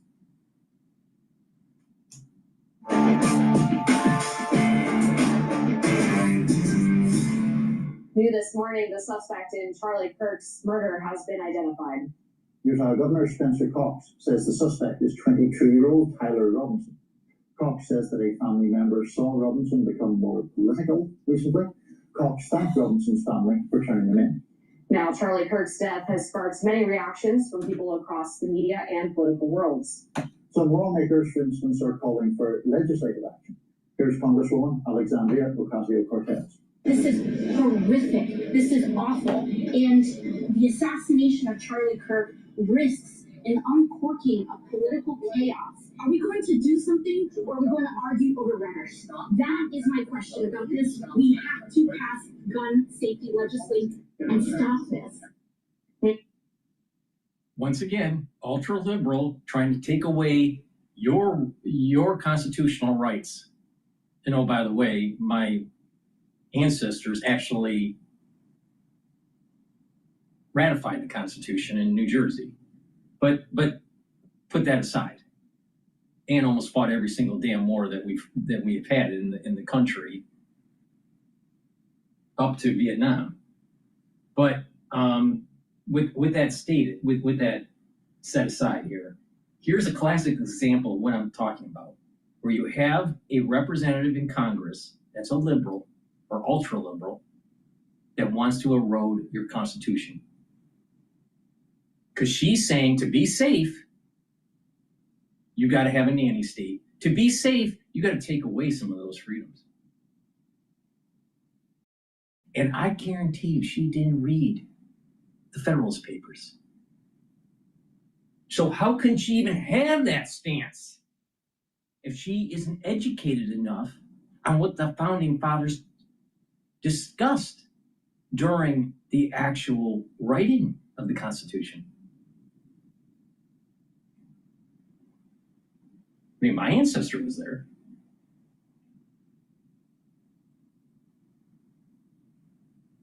Why?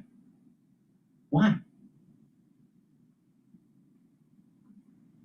Because if it starts there, then you can erode up further. Erode the Fourth Amendment. Why not erode some of the First Amendment? You don't need freedom of press anymore. You can't say certain things for your speech. Look at what's happening in England. And then let's say they open up the borders. Let's say a Democrat gets into office and they want to open up the borders and have a flood of illegal aliens coming in. Millions a day. Right? And you have a population that says, we don't want this. And they call it hate speech. What's your recourse? Now do you understand how important and how much wisdom is constructed in those Bill of Rights?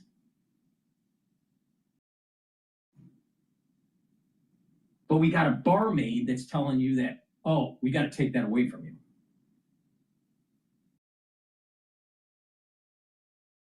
No, no, no. Republican Congressman Clay Higgins is vowing to do something a little different. Higgins wrote in part on X, quote, "I'm going to use congressional authority and every influence with big tech platforms to mandate immediate bans for life of every post or commenter that belittled the assassination of Charlie Kirk."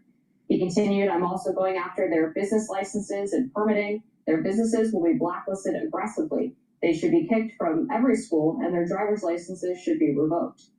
Then there's President Trump, who yesterday urged his supporters not to turn to violence and vowed to solve the problem of, quote, radical left lunatics. Let's listen. Not really. I'm really good. Use Kayak's best time to travel tool to find the perfect time to go wherever you're going. Then do what people do. Get distracted shopping for sun hats, celebrities and sun hats, celebrity. Not really. I'm really concerned for our country. We have a great country. We have a radical left group of lunatics out there, just absolute lunatics, and we're going to get that problem solved. I think that way. He was an advocate of nonviolence. That's the way I'd like to see people respond. Congresswoman Ilhan Omar also made comments that appear to rub some conservatives the wrong way. But it gets to the point. It gets to the point where the ultra lib keeps on pushing and pushing and pushing, and tries to erode your constitutional rights. And if the government doesn't stop it, the citizenry has no other recourse than to exercise the obligation and the right of protecting those civil liberties. It's the right and obligation of the citizenry to protect the Constitution.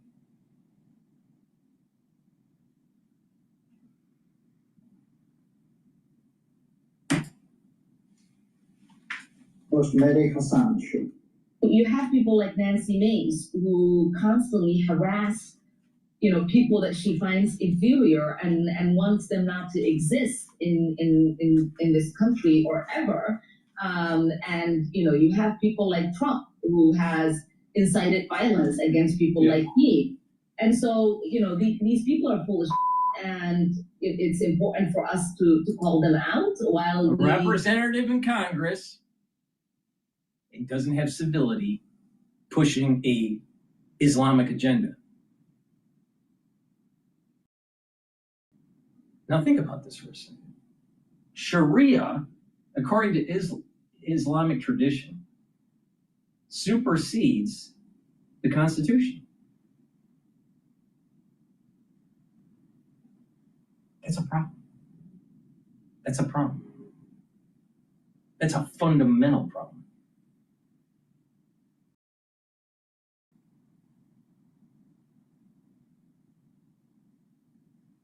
So let's look at these data points. If you let a major city like London fall to a caliphate,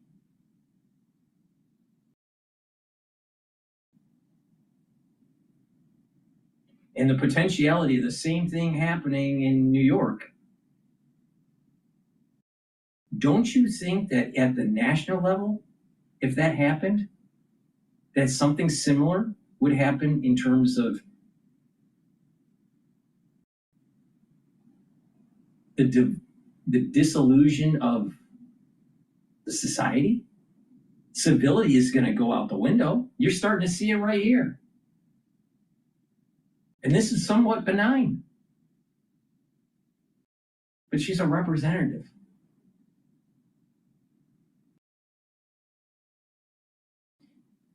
And my understanding is that she also lied to get into the country. But put that aside. Whatever the case was, if she lied about who she was married to or whatever, it doesn't matter, right? The reality here is that ultra liberals want to erode the Constitution. They want to tell you you can't say certain things. That you have to accept that if someone wants to identify as an XY karyotype, but really is XX, that you must accept that. That you have to suspend nature, you have to suspend logic, and embrace some sort of individual psychosis.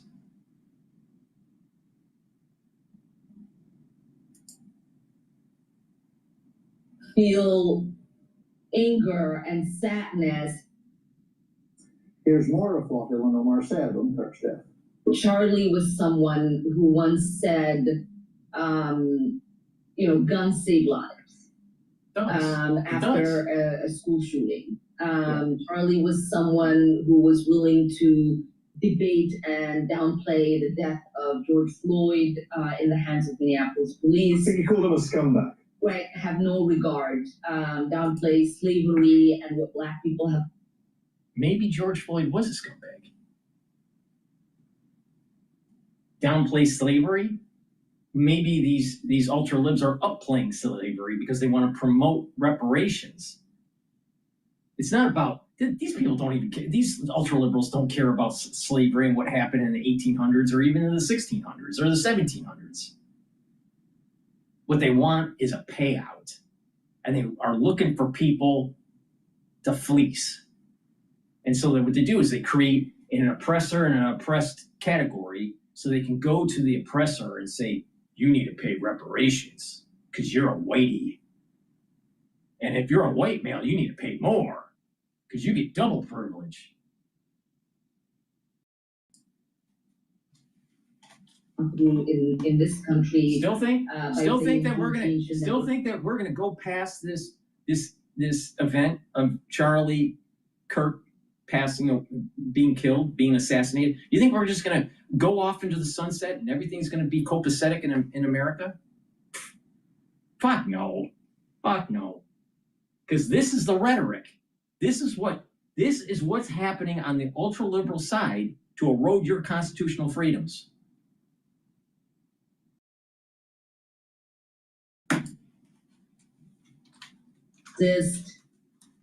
Omar went on to say that conservatives who are painting Kirk as someone who just wanted to have a civil debate are rewriting history.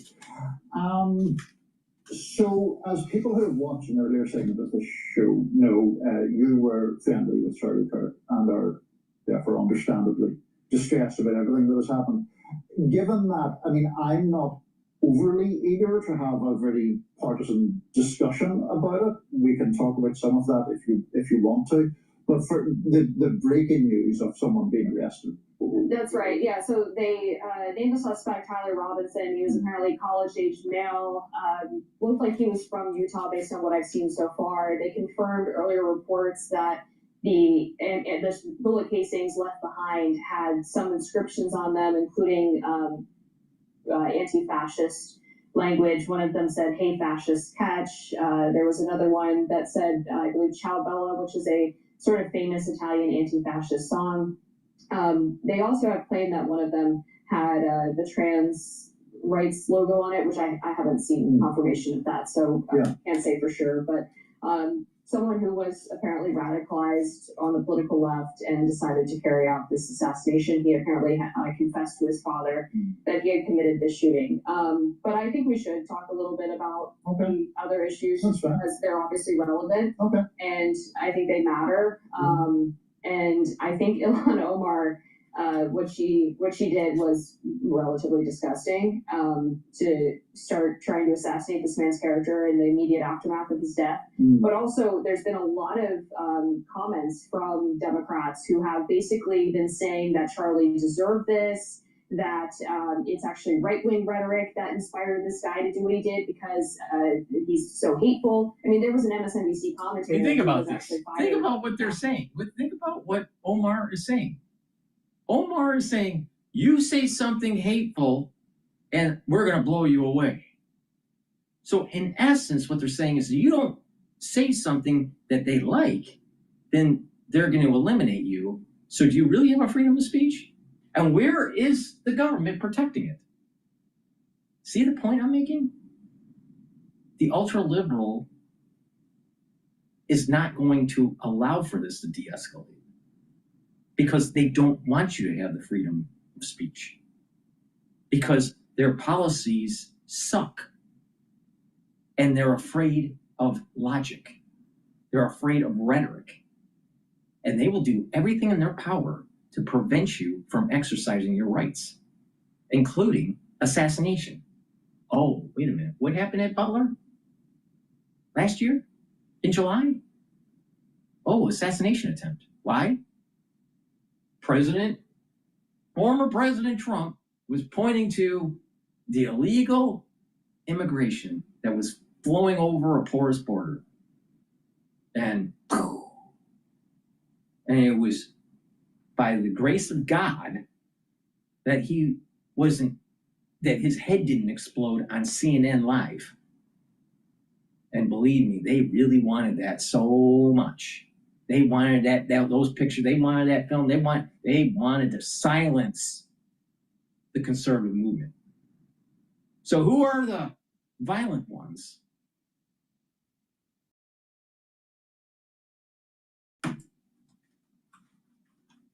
Because he went on air and said that hate begets hate, and so Charlie basically had it coming because of the beliefs that he espouses. And I'm sure you can imagine now, as someone who is a political commentator on the right, to hear that people are celebrating. Is it hate speech to say to someone that is Islamic, your caliphate doesn't belong here in the United States, that this is a land of the free and the home of the brave, where there is freedom of religion? Is that hate speech? Is it hate speech to say, you know what? You're either XX or XY for your karyotype? Is that hate speech? Or is that science?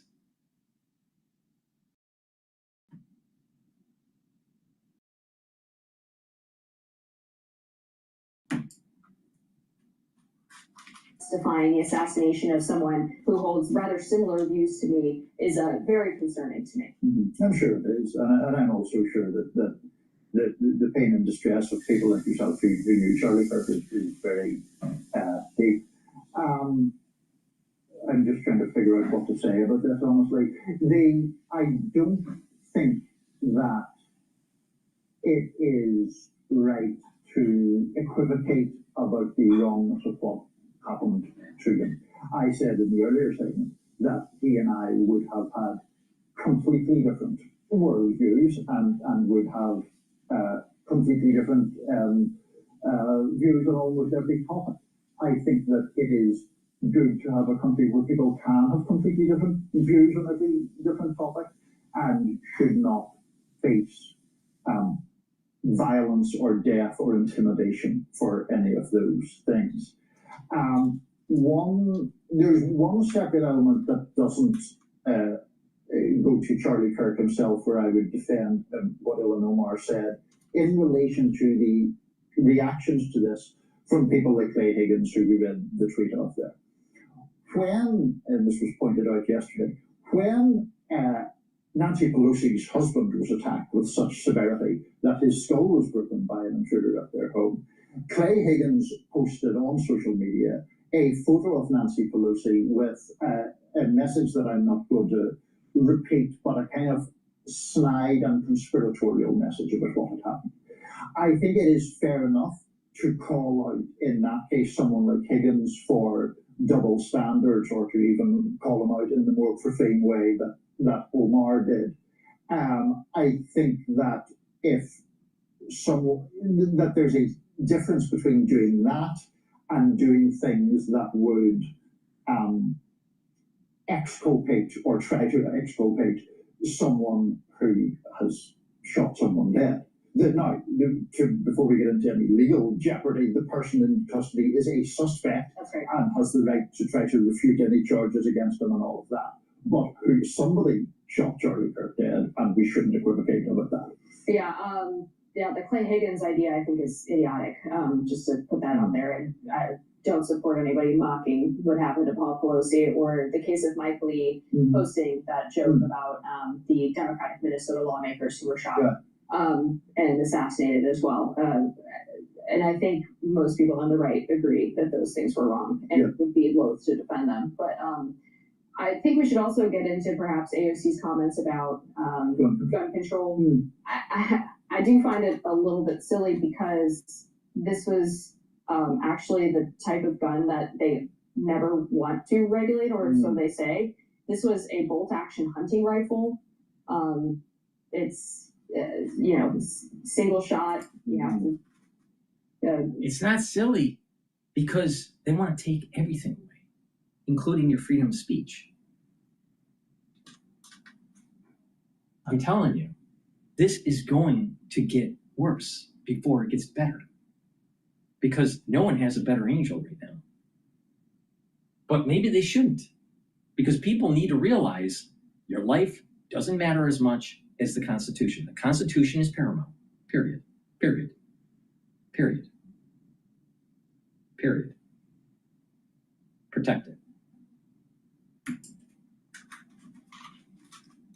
Action the bolt and then the second shot. This is not like a machine gun. This is not what they would call an assault weapon. So I guess it gets to the point where if you're calling for gun control on a bolt action hunting rifle that people use to shoot deer, and you kind of lost the plot, and at that point you're just calling for all gun confiscation. As you know, I wouldn't have any particular objection to calling for all gun confiscation, but that's not a thing that is. See? And he's the liberal side. And he was from Ireland. How did that turn out? Please go to my store, the-studio-reykjavik.com, and get the Myotrol. Myotrol will help to express the genes that you need to build muscle. This is very important to take if you're male or female, age 40 or older. Do resistance training, take the Myotrol. It has polyphenols, flavonoids, and lignans to help with the gene expression. It also will help the health of the mitochondria, so you have the energy to produce the muscle. Olive leaf extract helps with your cardiovascular system and your immune system. It brings down inflammation and helps with the lipid profile.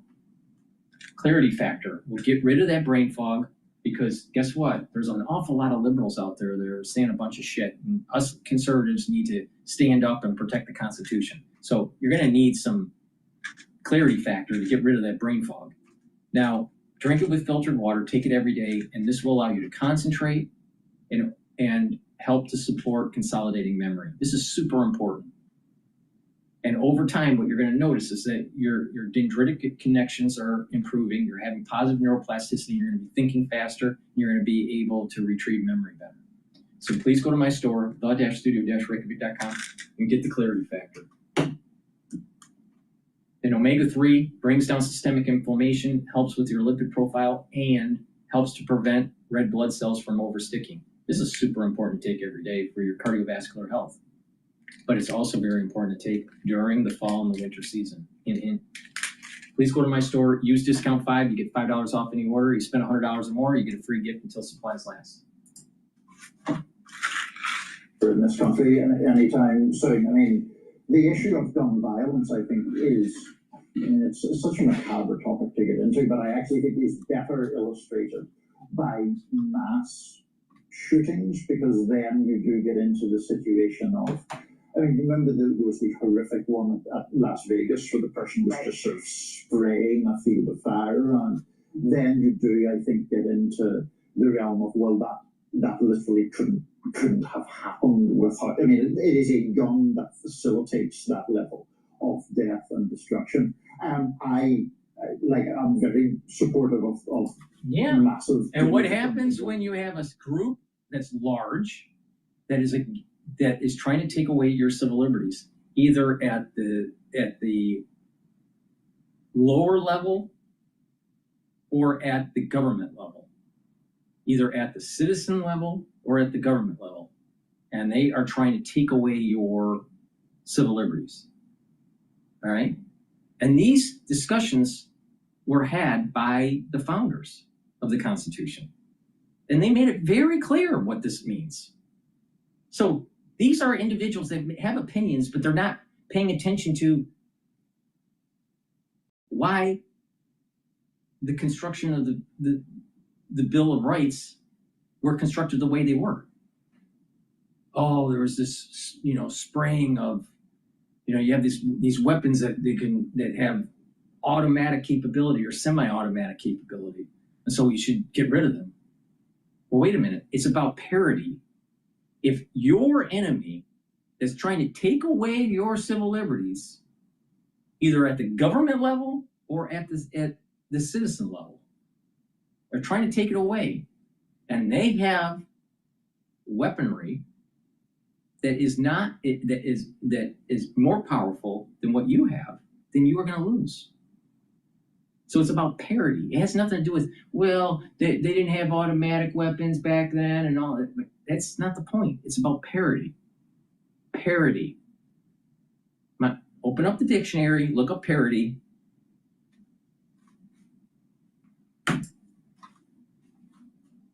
Gun control far greater than, as I say, can pass muster here. But I do think this case is really, illustrate my view, which would be like just confiscate guns, but it doesn't really illustrate a practical democratic political argument right now for gun control. Yeah, I think that's right. One other thing, just to get into the recent slate of political violence in this country, we've had 2 assassination attempts on the president. This assassination of Charlie Kirk, attempted assassination of a Supreme Court justice, the Paul Pelosi attack, the killings of the Democratic Minnesota lawmakers. We had the baseball shooting in 2017 in Alexandria, where they attempted to mass murder Republicans. Steve Scalise nearly lost his life. Clearly, something is wrong. It feels, people who are of that age have said to me, it feels like we're back in the 60s and 70s. And I think there's no doubt that rhetoric plays a role in this. When we are calling political opponents Nazis or Hitler or, fascists, authoritarians, that is the type of thing that gives license to people who want to commit violence. If you truly believe someone is Hitler, then you would be justified in killing someone because you would think that they are going to commit a genocide. And I think people need to really think about the words that they're using and the way that they dehumanize their political opponents. So I agree with that as a general principle. And I agree that sometimes the term of Nazi can get thrown around much too much. And I think that is the heightened or inflammatory political rhetoric on both sides is a real problem. And whether it's, people calling Republicans Nazis or Trump calling political opponents vermin, I think both those things are very bad. I think the one exception, I suppose, where I bridle slightly because it's a word I've used, is authoritarian, which I would argue is a descriptor of a particular political approach that I don't think is insightful with a C, inciting of people in the same way as things like Nazi or vermin. Yeah, I think you would be okay to describe actions someone's taking as authoritarian-like, but I think we just all need to be more careful. Yeah, I would agree with that. Yeah. Up next, U.S. population is set to shrink. The CEO reports. Please go to my store, the-studio-reykjavik.com, and get the resveratrol. I've been taking resveratrol for decades. It'll soak up free radicals because it's an antioxidant. It's going to help the health of the mitochondria. You're going to have more energy. It'll also help to get your cells to go into apoptosis if they're in senescence. So you're getting rid of garbage out of your cell. You're getting cells to die off. Having too many senesced cells, it accumulates toxins. So you want to get rid of them.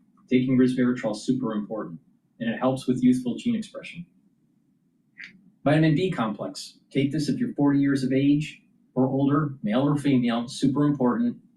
It's going to improve your cellular metabolism, protect your neurons, and increase energy because the first 4 B vitamins helps the health of the mitochondria through the electron transport chain. So please go to my store, the-studio-reykjavik.com, get the vitamin B complex, protect those neurons, super important. and collagen. It's a dual purpose product.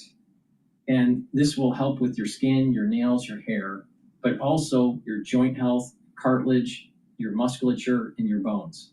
Take this every day. It's a powder. This is a month supply, very high quality. And do some resistance training. And what you're going to notice over time is that you're going to be building denser bone. This is super important because when you get older, once you get into about age 65 or so, it's going to be harder for you to remodel your bone. So you're going to have to, it's better to start early and do resistance training and take the proper supplementation to increase the bone matrix. Your bone remodels every about 5 to 7 years, a complete remodeling. All right. So if you are doing resistance training for 7 years, 5 to 7 years, and taking the right supplementation to get better bone density, when you go into your geriatric years, you're not going to have brittle bones. And therefore, you're going to be more robust in your geriatric years. There are many people that they stop working out, they're not taking the right supplementation, they're in their 70s, they fall, they break their hip, 3 weeks later, they're dead. Or they have to go through a hip replacement. Well, if you take care of your joints, if you take care of your bone density, you're mitigating some of these problems that people have in their geriatric years. Super important. But not just that, you're increasing your musculature. And when you're increasing your musculature, especially your back muscles, you're going to get better blood flow for your lymphatic system. See, if you're crouched over and you have bad posture, back posture, well, you're impeding on the actual lymphatic flow, especially from your lower extremities to your upper extremities. And you're impeding on your circulatory system. So your lymphatic flow and your blood flow will improve with just improving your back muscles. Now, nobody thinks about this. But if you take little pieces of wisdom and apply it to your health and take the right supplementation, you go a long way for longevity. So please go to my store, the-studio-reykjavik.com, and get the collagen and do the resistance training. All right, let's listen into consumer sentiment. This is the Michigan data. Let's get the final big economic data point of the week with you, Minister Rick Santali. Hey, Rick. Yeah, this has a look with stagflation to it, folks. University of Michigan sentiment and all the inflation numbers, the preliminary sector could still change. 55.4 in headline. We're expecting a number well north of that, and rear view mirror 58.2. So sequentially lower, lowest since May of 25. 61.2 on current conditions, same scenario. Less than expected, less than last look, sequentially lower, also the lowest since May. If we look at expectations, what lies ahead? Well, the scenario doesn't change. 51.8, also the lowest since May. This follows 55.9. So there's your weak consumer confidence. Now, let's look at inflation. 4.8 expected, 4.8 remains. But that doesn't dismiss the fact that it's still the highest level since June, although I do think surveyed inflation, that kind of runs afoul of logic in certain instances, considering it was way up in May at 6.6. And finally, the 5 to 10 year look, 3.9. That's about 0.5% more than expected. It's 0.4 more than the rear view mirror, and 3.9 to find a higher inflation. You're going back to June when it was 4%. We started out the year at 3.2%. The recent watermark was 2.8. That was in March of 24. So I'm surprised we're not getting a little bit more lift on the long end of the market, which didn't spend much time under 4%. It was like a beach ball underwater. It popped right back. Matter of fact, right now, we're getting close to unchanged on the week. We saw the last week at 408. Right now, hovering at 406, and 406 is up 4 on the day, down only 2 on the week. But we want to pay close attention to how we close, especially after what now looks to be developing on the annual chart as a double bottom on a closing level, basically right around or slightly above 4%. Sarah, back to you. exceed every expectation in the new 2026 Infiniti QX60 from Listening Infiniti. to Bloomberg, I think they're talking about Kirk's killing. Sitting around in trial, we're waiting for trial 6 or 7 years. How quickly could this happen? We know the court system everywhere has its, its druthers, and I think it's actually very premature to say, if this will go to trial immediately.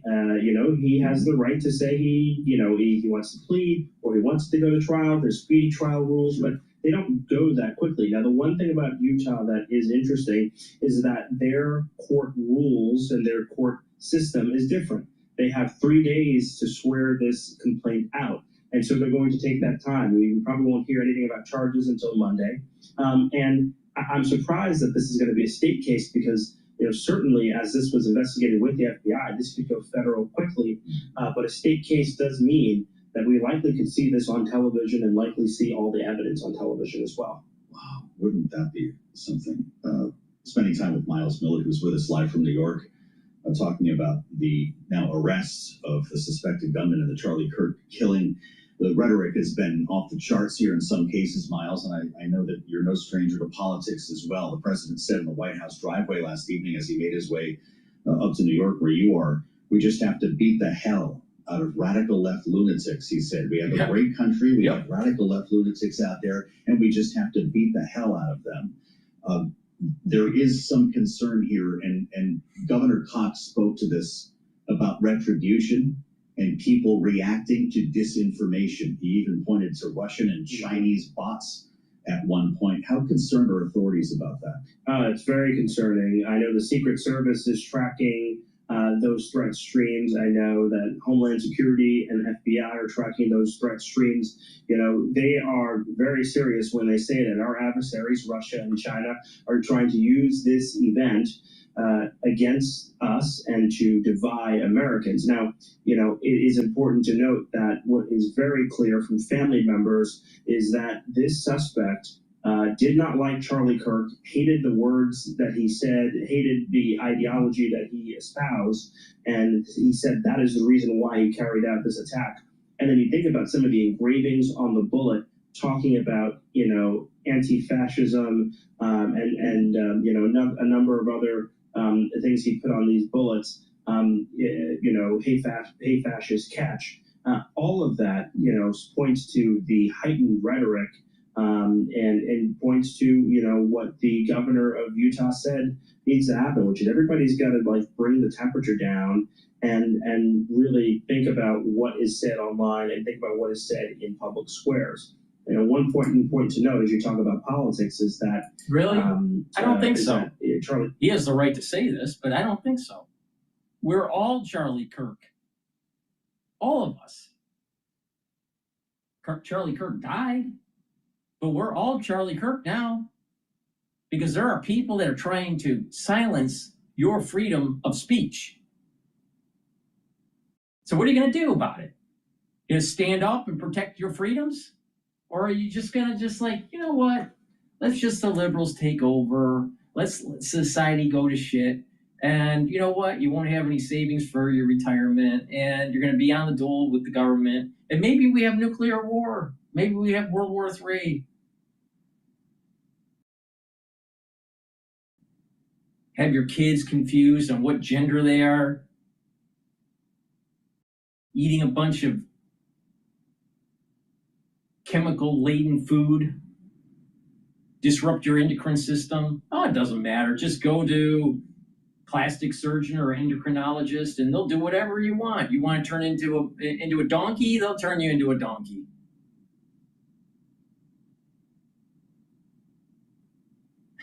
We're all Charlie Kirk now. Hey, please go to my store, the-studio-reykjavik.com, and get the zeolite. Zeolite will bind to heavy metals, toxins, and chemicals so you don't turn into a crazy liberal. Zeolite will bind to those toxins and allow you to urinate them out within 6 to 8 hours. You do this every day. You take 3 small drops underneath your tongue, drink it with filtered water, take it every day, and you're detoxifying your body. It's really important to detoxify your body. And another way to detoxify your body, you can take them separately or take them together, is heirloom barley. Heirloom barley will detoxify your body, bring down inflammation, and soak up free radicals with superoxide dismutase. And by bringing down inflammation at the cerebral level, you're helping your neurons. By bringing down inflammation systemically, you're helping your immune system and endocrine system. By bringing down inflammation at the vascular level, you're reducing plaque formation. So it's dual purpose. You get healthier by taking this. It's a powder. This is a month's supply. So please go to my store, the-studio-reykjavik.com, and detoxify your body daily. Take the heirloom barley, get the zeolite, very high quality. Please go to my store, the-studio-reykjavik.com. All right, let's listen to GB News here. Of murder, this is no way to react. It's akin, as you say, to those people online cheerleading the murder of Kirk. And in my view, irrespective of whether you agree or disagree with Kirk's views, now is the time to think carefully about violence in the United States and actual safety and actual violence on university campuses. You know, Edward, how we're hearing about how Tyler Robinson may have been radicalised on campus, I put it to you, that's happening in Britain as well.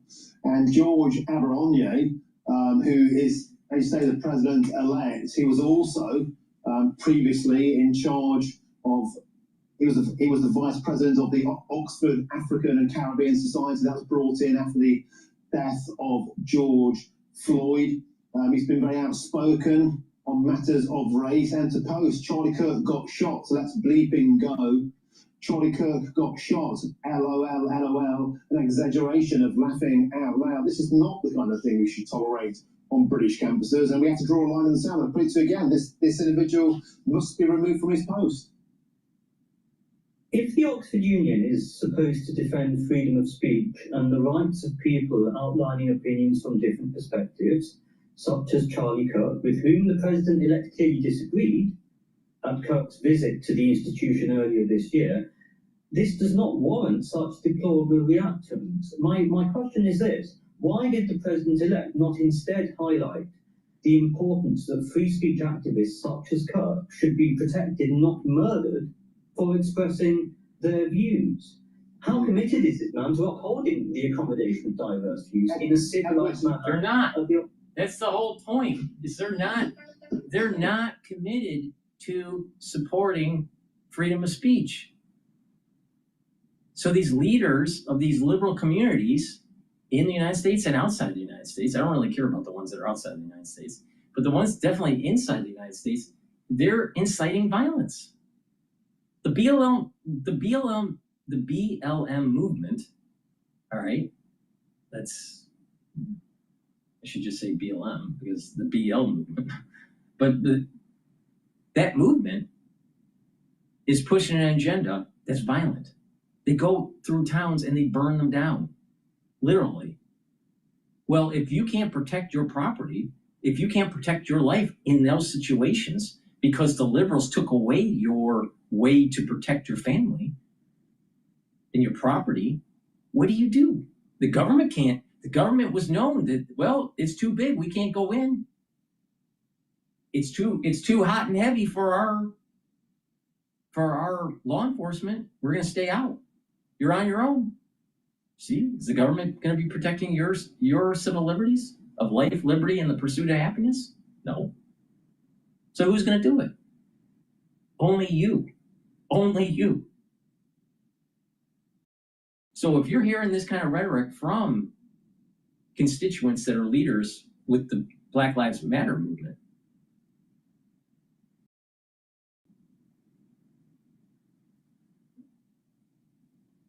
or you hear, other ultra-liberal movements, they're trying to erode your constitutional freedom, what are you going to do?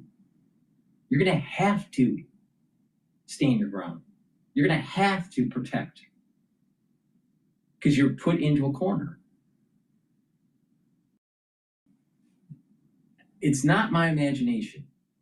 The ultra-liberal is a very violent group of people. as violent as fascists on the ultra-right side.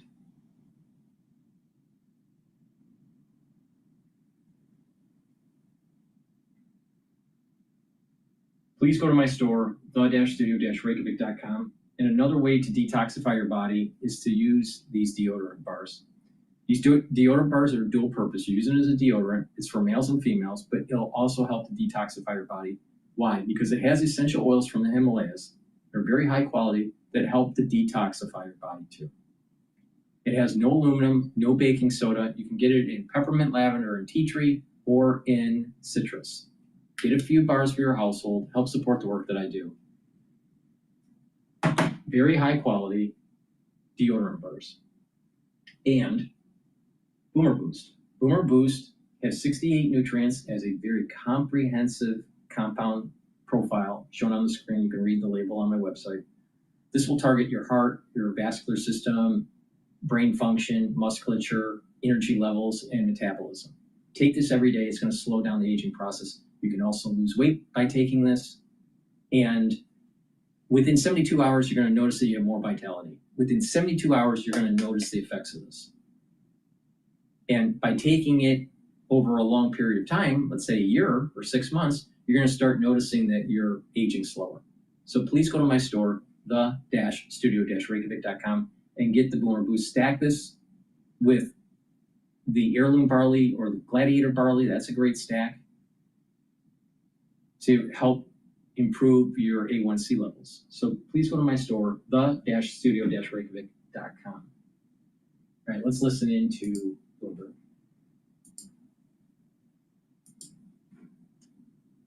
Now, where there was some suggestion that we might be inching toward a ceasefire. Then you had the meeting, the push for this meeting between Zelensky and Putin, and now that you're trying to get the details and get a signature on paper, he's running in the opposite direction. Boy, interesting.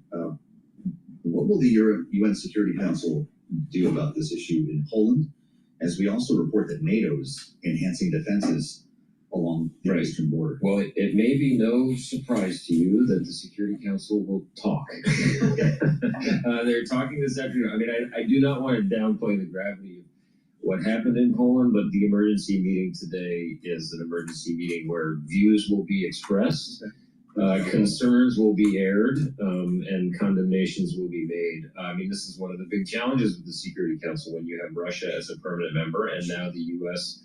quasi on Putin's side. Sometimes you don't see a lot of action out of the council.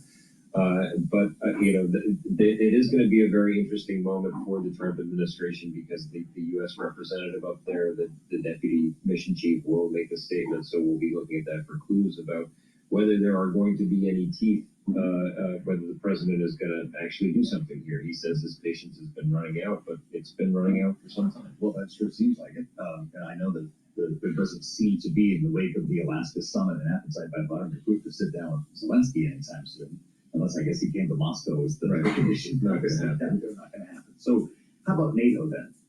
What is happening right now after Article 4 was invoked? I think what you're seeing is a huge pressure campaign behind the scenes by NATO allies to try to get something from the U.S., to try to get some promise from President Trump. I mean, all we have really had from the president so far is raising the possibility that this drone swarm could have been a mistake, and now all sorts of European officials saying that could not possibly have been the case.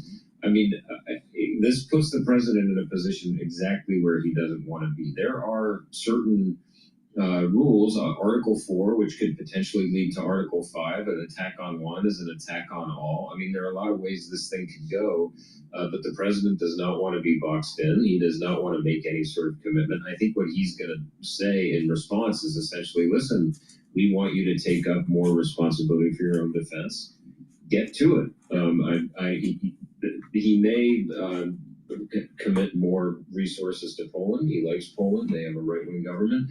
But in terms of using the NATO structure as it was sort of designed to be used, I don't think we're going to see that. Well, interesting to hear from both the Polish foreign minister and the president, quote, no, that was not a mistake, unquote. Pretty blunt statement there, so we know how they feel.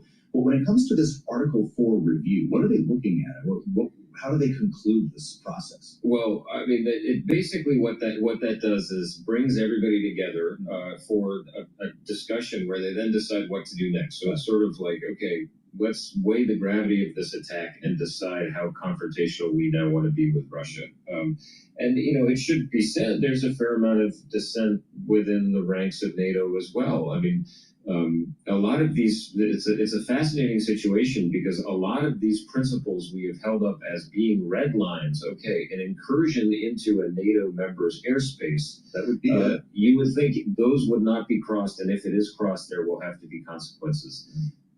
At the moment, it looks like there are not consequences. So I think you're seeing some of the hardliners in NATO, the Baltic states, Poland, wanting to push for more robust troop presence, more pressure on Russia, more assistance for Ukraine, but then other countries like the U.S. saying, hold your horses here. And there's some indication that the U.S. is not even really participating in the conversations that come out of Article 4. So that's going to be a big challenge for the alliance when, you know, its most powerful member just isn't even showing up. Boy, that's incredible. So nothing comes from this. Does NATO start sending Patriot batteries to the border? How do they enhance defenses? Well, I mean, I think it would be primarily a show of force. So there are supposed to be military exercises that they could beef up. But yes, it would primarily be, you know, additional troops. But there aren't a lot of Patriot batteries to go around right now. And that's one of the big problems. You could see increased defense production, or you could see Ukraine used as sort of the proxy where European nations then boost purchases of military supplies from the U.S. and take a more aggressive approach. But for Ukraine, but again, that's something that takes a long time to work its way through the pipeline. So I think what you're seeing right now is a real effort. How can we do something in the moment that responds to Russia and makes them feel like, okay, you know, reestablishes deterrence, but they just haven't come up with an answer. The president, I know, is sort of vying for a Nobel Peace Prize, but he's dealing with this endless situation and, of course, what is happening in Gaza. And I'd be curious to hear your thoughts on this before you go. He's asked Benjamin Netanyahu to promise to never strike Qatar again, which was quite a development this week. Is that progress? It does not strike me as progress. I mean, if the president of the United States has to ask Israel for a promise like that, that just shows you how the power structure in this relationship has been completely upended. Yeah. I mean, in past times, you would have had a situation where Israel would not have done this unless it had a glaring green light from the United States. It's hard to know what really happened behind the scenes here, but you have the president himself essentially saying that Israel only...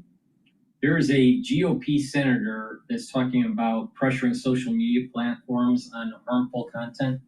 So we're going to play this new post from Fox Business. But before we do, please go to my store, the-studio-reykjavik.com, and get the drops and the lozenges.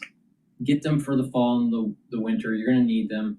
Get a few bags for your household or for work. You can get it in cherry, honey and lemon, or in blueberry. The drops have 100 in each bag. Get a few bags for your household. They're smaller than the lozenges. I also have elderberry zinc in stock. You get 21 in each bag. The lozenges are larger. Get a few bags for your household. Be prepared. This fall and this winter in the United States, it's going to be problematic. The moment you have that irritation in your throat, take them right away to mitigate the problem. Please take my advice and get the lozenges or drops. You'll need them. All right, let's listen in to Fox Business.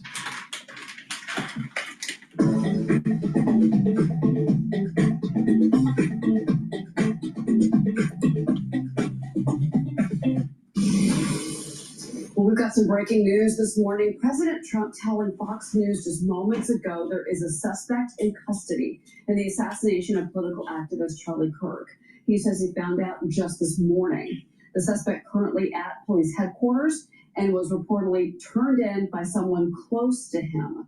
The president says he hopes the suspect gets the death penalty. Meanwhile, Charlie Kirk's casket arriving in Phoenix, Arizona yesterday. The vice president, J.D. Vance, allowing the use of Air Force Two to transport him. I saw this last night. I wasn't live on my show. I saw this last night. And it's very reminiscent of the transport of the casket for JFK back in 1963. And I said that there's like this, it feels like this JFK moment or even RFK kind of feel with political assassinations, but this era that was happening in the 60s. And even during the talk on the Hill, the hosts were, talking about civil unrest during the 60s, and it has a similar feel as today. And I think they're right. I mean, there's something about some of these events that are taking place. Again, like I said, there's history rhymes. It doesn't repeat, but it rhymes. And the assassination of Kirk is similar to the assassination of RFK, or similar to the assassination of JFK. There's a silencing of an individual because of their beliefs. Silencing of an individual, not just because of their beliefs, but because they're persuasive and that they had a strong following. I mean, Kirk, what was his, wasn't his gift of rhetoric. That wasn't it. He could fundraise and he could galvanize young individuals towards the Republican Party. That was his gift. That was his wheelhouse.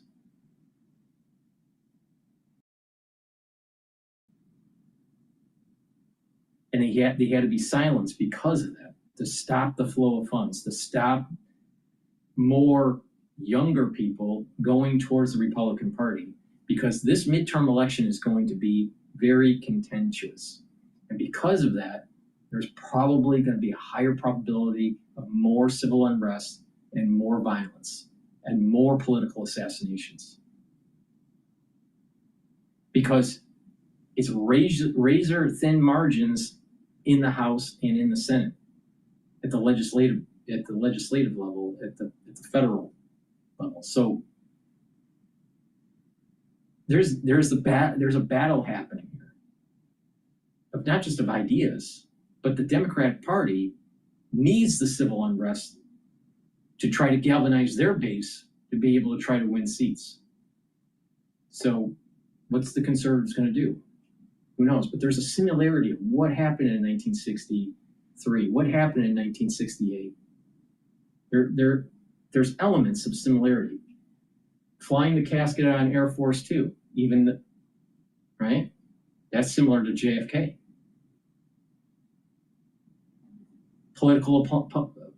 A persuasive political person being assassinated. That's similar to RFK, or you can say even Martin Luther King.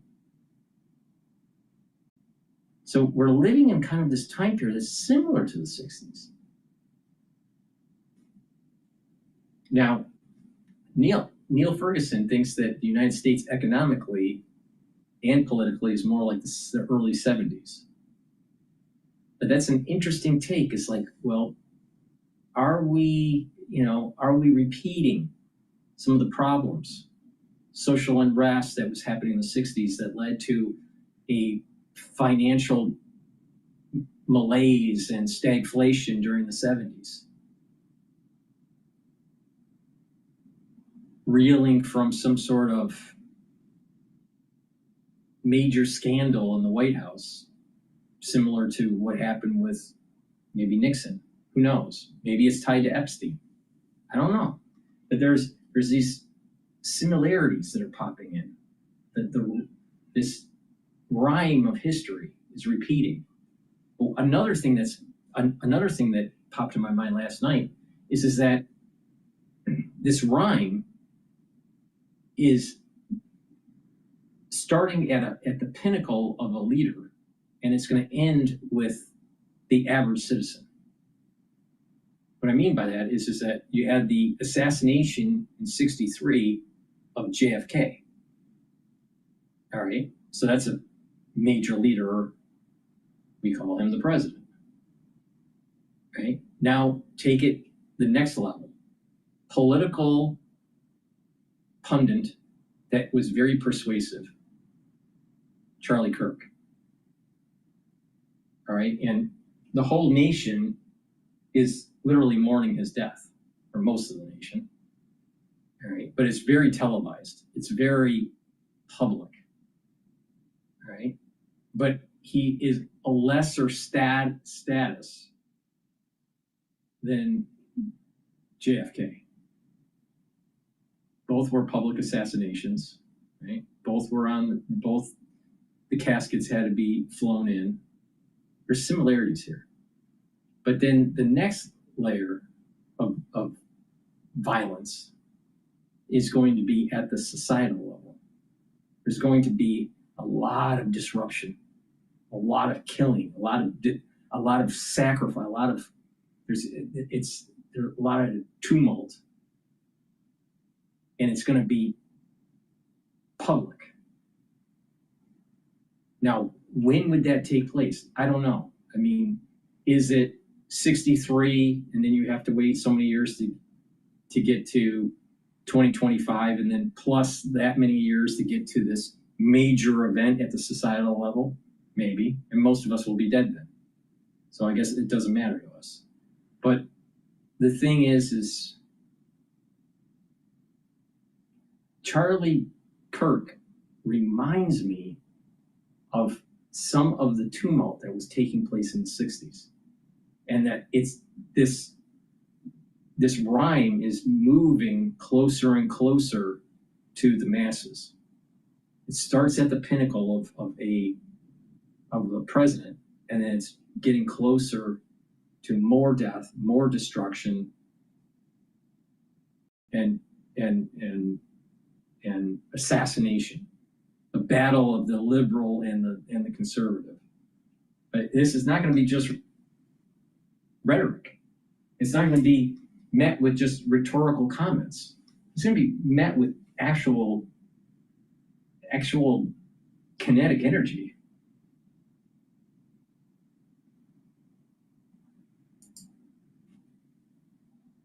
He and the second lady escorted his wife Erica back to their family and friends in Phoenix.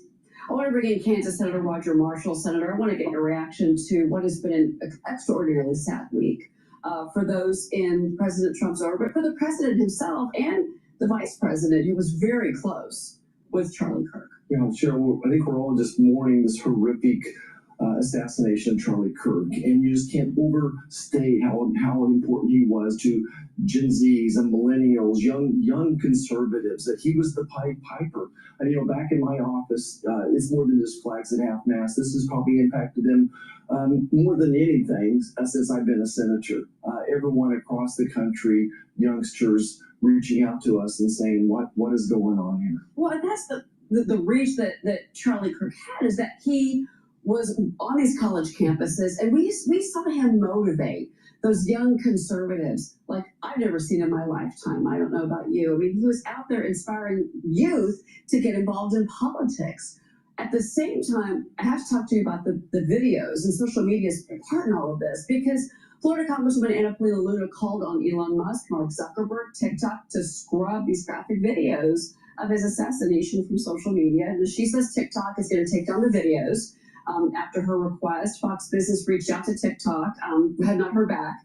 Meta, meanwhile, referred us to a video policy, which is this: per our violent and graphic content policies, we're applying a mark-sensitive warning label to footage of the shooting, and we're age gating it to 18 plus, as with similar events. We do not allow content that glorifies, represents, or supports the incident or the perpetrator, and it will be removed. Senator, you have the power on Capitol Hill, you and your colleagues, to put pressure on these social media companies. Keeping track of stock levels and sales used to be my biggest nightmare with my e-commerce store. Now, Xero makes it easy to stay on top of everything. It keeps everything in one place so I can check sales, track expenses, and put pressure on these social media companies to stop this from happening. Algorithms, AI, technology, programmers, we know on the business side this is possible. You've got the power to do that, sir. Yep. The beginnings of freedom of speech being curtailed. Still think your government's going to protect you? Doesn't this sound like 9/11? Crisis. Oh, we got a solution. Government's going to come here and protect you. Well, this is one of the reasons we have this epidemic of mental illness among our children is because of what they're seeing. But my advice, first of all, if you haven't watched this video, don't. I purposely have not watched it. Let's not glorify and give this killer any type of credit for that as well. But these companies should have some self-respect too. They know how to turn this off as well. I don't believe that their filters are going to work when Meta says that as well. And you're right. We do have some legislation that would put some guardrails around what can be done, especially with young children or young adults, I should say. Well, would you be willing to call these executives to testify? Absolutely, we have and we will and we should. Yeah. There's a lot happening at stake right now. There's only 6 legislative days to go until the government shuts down. House and Senate Democrats say they're not going to back any spending bill that does not lower healthcare costs. And healthcare seems to be the big fight right now. Republicans are pushing ahead with their own funding plan. Senate Majority Leader John Thune is betting there's enough moderate Democrats to break ranks. I want to get your thoughts on that and where we are, because this all seems to come down to the Affordable Care Act and whether or not Senate Democrats are really going to die on the sword. I'm not sure that they will, but your reaction. Yeah, well, Chuck Schumer is the overlord of obstruction. He took another hostage yesterday on the battle keeping the government open. The latest hostage are the ACA subsidies. Look, this is a $40 billion a year tax that Americans are paying for to subsidize people making maybe 400% of the poverty level as well. So we have to, this is one more, he's fighting for his political life. He knows he's going to have to face a tough re-election. He's going to get primaried, all those types of things. But his goal is to shut the government down,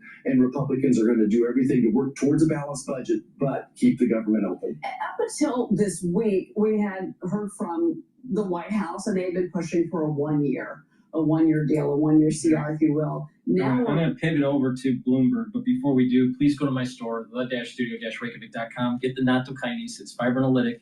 You need to get this for the fall or the winter. Very important.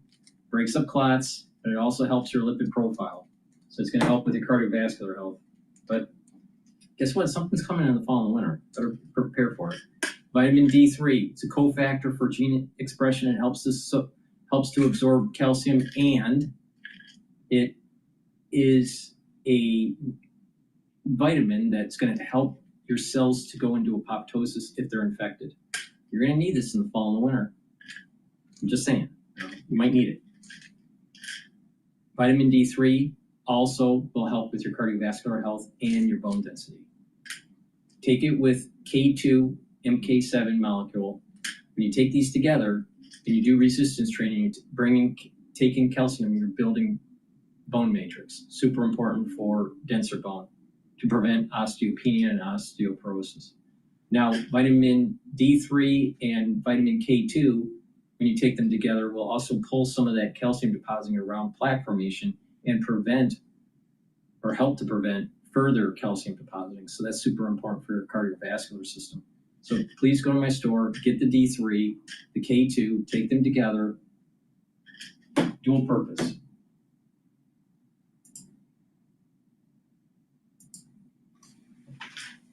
So if that's what he's hearing, and he's hearing from voters and he's hearing from the electorate that there is a concern about the various American cities, then that to me is him answering those campaign requests and those campaign promises that he's going to do what he can to try to address these concerns in these cities.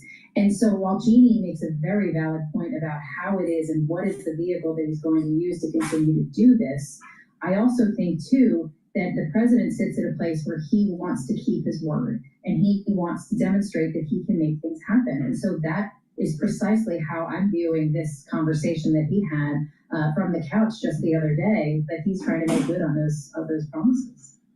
Well, you live here, Lisa. What do you think about what the president is saying? 30 days in D.C., it's all it took for me. There's no crime in the city. Of course, we know that's not true. There's still robberies. And in fact, there have been a couple of killings in the last 30 days. There were a few events last weekend that would call that into question. We're looking, by the way, the National Guard troops you were just seeing on your screen, not too far from Joe's Stone Crowd. Do you think that this has been a model, Lisa, that should be carried out across the nation? Do I think that? No, Joe, I don't think that. I do not think that is. I think that this is a image campaign. I think that that's precisely how the president carries out his work.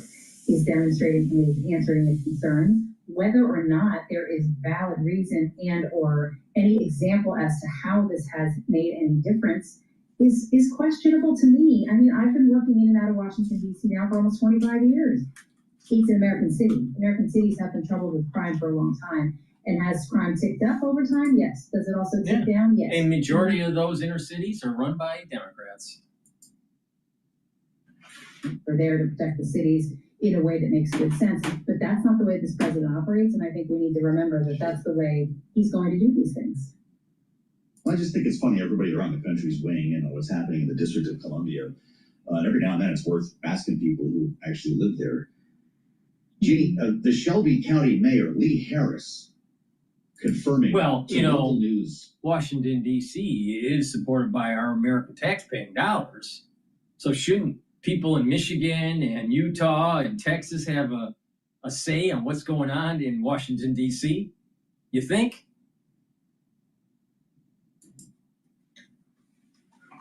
He said to have individuals with military fatigue, semi-automatic weapons, and armored vehicles patrolling our streets is way too far anti-democratic and anti-American. So this is going to be a different wrinkle. You're going to have a mayor at odds with the governor. We absolutely can, and you would assume if you had a Republican governor of Illinois, we'd see a similar thing working in Chicago and Illinois as well. And he is absolutely right. I read that quote as well, and he makes a very good point. And of course, public opinion polls support him. Americans do want to address crime. They don't want troops on the streets of their cities to do that. And so there are other ways to address crime. In fact, most crime experts, most people who live in the criminal justice. Now, Jeannie, she used to work for Iona University, then she went to Harvard. Just recently. She's a fellow at Harvard now. Why doesn't she talk to double Harvard Mayor Wu in Boston and tell her, wait a minute, socialist Mayor Wu, maybe you should clean up your city because it's a shithole. Maybe you should reduce the crime. Maybe you should get rid of the illegal immigrants. Maybe you should stop the overuse of illicit drugs on the street. Maybe you should clean up the city. Come on, socialist. But Jeannie won't do that because Orange Man bad, double Harvard good. Something that he doesn't poll well on right now, which is the economy, to something he thinks he can make a winning issue out of, which is crime and immigration. Well, okay, so is he making a winning issue out of it? Because here's the thing, I hope we have time for you both to weigh in on this. Memphis recorded the 4th highest homicide rate of any city in the country, Lisa, with a population of at least 100,000 last year, according to FBI data. Republicans think they have set a very effective trap for Democrats here. Why wouldn't you want help with numbers like this? The president knows this. Is it working? Well, I'd be interested to see what the data is over time, Joe, certainly. I mean, I love the city of Memphis. I mean, politically, and I hate to say this on Bloomberg because we're driven by data, but put the data aside for a moment, just politically speaking, you want to be a Democrat who says no to fighting crime? Absolutely not. But do I want to be a Democrat that talks about the fact that we don't need the U.S. troops to go in to save American cities? I don't necessarily think that that is a difficult argument to have. I think people would much prefer to incentivize their local law enforcement and those who they know who love and want to protect the city in the way that they've been hired to do so. That's fascinating. Jeannie, I'm guessing that you agree with Lisa in this case. Donald Trump thinks he set a trap for you. Yeah, I think the reality is about effectiveness. We should all want to clean up crime. The question is sending in the troops, is the president sending in troops that are not trained to address crime? Why aren't the mayors cleaning up their city now? they had chances multiple years they've been running these cities. Visit. We need to hire more police officers. We need to have better training. We should partner up. So what we see here again from Donald Trump is very much performative. He doesn't want to use effective known strategies to address crime. He wants to make a show of force. I want to clean up crime. I don't necessarily need the show of force. And I think that's the argument Democrats have to make. Help us really address crime, Mr. President, not just put on a show. Well, I'll tell you what, Bloomberg has compiled the stats here, and it's pretty interesting. Remember, we were going to go to Chicago? Well, we started in Washington. U.S. cities with the highest reported homicide rates in 2024, Jackson, Mississippi, followed by Birmingham, Alabama, St. Louis, Missouri, Memphis, Tennessee, then Baltimore, Maryland. You do not see Washington until you get out of the top 10. And guess what? This top 20 list that we have on the terminal does not include the city of Chicago. Kind of interesting if you do want to talk data. We do that pretty well around here. Our panel will stay with us. Jeannie Chanzano and Lisa Camuso-Miller back in our second hour as we welcome. Balance of Power has never said anything positive about Trump. Please go to my store, the-studio-reykjavik.com, and get the C60. Take a teaspoon a day every day. Take it on an empty stomach for best absorption in the morning. But take it every day, teaspoon a day. It's going to soak up free radicals. It's going to help the health of your mitochondria. You're going to have more energy. The cell's going to be less stressed. They're going to perform better. They'll help with your immune system and your endocrine system, even your vascular system and your brain function. You can also get it in avocado oil or in extra virgin olive oil. Now, by taking it every day, teaspoon a day, you're going to be boosting up that immune system and the endocrine system. You're going to be able to think better. Your neurons will be healthier. This stacks well with NAD+ and ubiquinol, resveratrol, clarity factor, but also collagen. Why? Because C60 also helps the skin. You have a basal layer that's producing new skin cells. You need that healthy. Well, taking C60 will help the health of the basal layer of your skin, especially with resveratrol. So please go to my store, the-studio-reykjavik.com, and get the C60. Take it every day. I've been taking this since 2016. Right? Every day, really important. Soak up those free radicals, and it'll slow down the aging process. Within 1 year, you're going to notice visible changes where you look younger. Within about 2 months, you're going to actually start feeling that your system is performing better. Your body's performing better. So please go to my store, the-studio-reykjavik.com. Use discount 5. You get $5 off any order. If you spend $100 or more, you get a free gift until supplies last. I have a new channel that's a Substack channel. If you want to support it, please subscribe to it and donate through that. But again, I do all these videos for free. Some people can't afford to help, but I want to make sure that my content's out there for free. But if you want to help support the work, you can donate on my website, the-studio-reykjavik.com. You can donate through Stripe, PayPal, or Buy Me a Coffee, or be a paid member to my Patreon channel or Substack channel. But again, my content is for free. So please help support the work that I do. Thank you for listening and have a nice day. And it is important to learn from historical events, but also from contemporary events. And we are going through tumultuous times. Now, hopefully we do this peacefully, but it is important to understand that constitutional freedoms have to be backed by a citizenry that's willing to support those constitutional freedoms.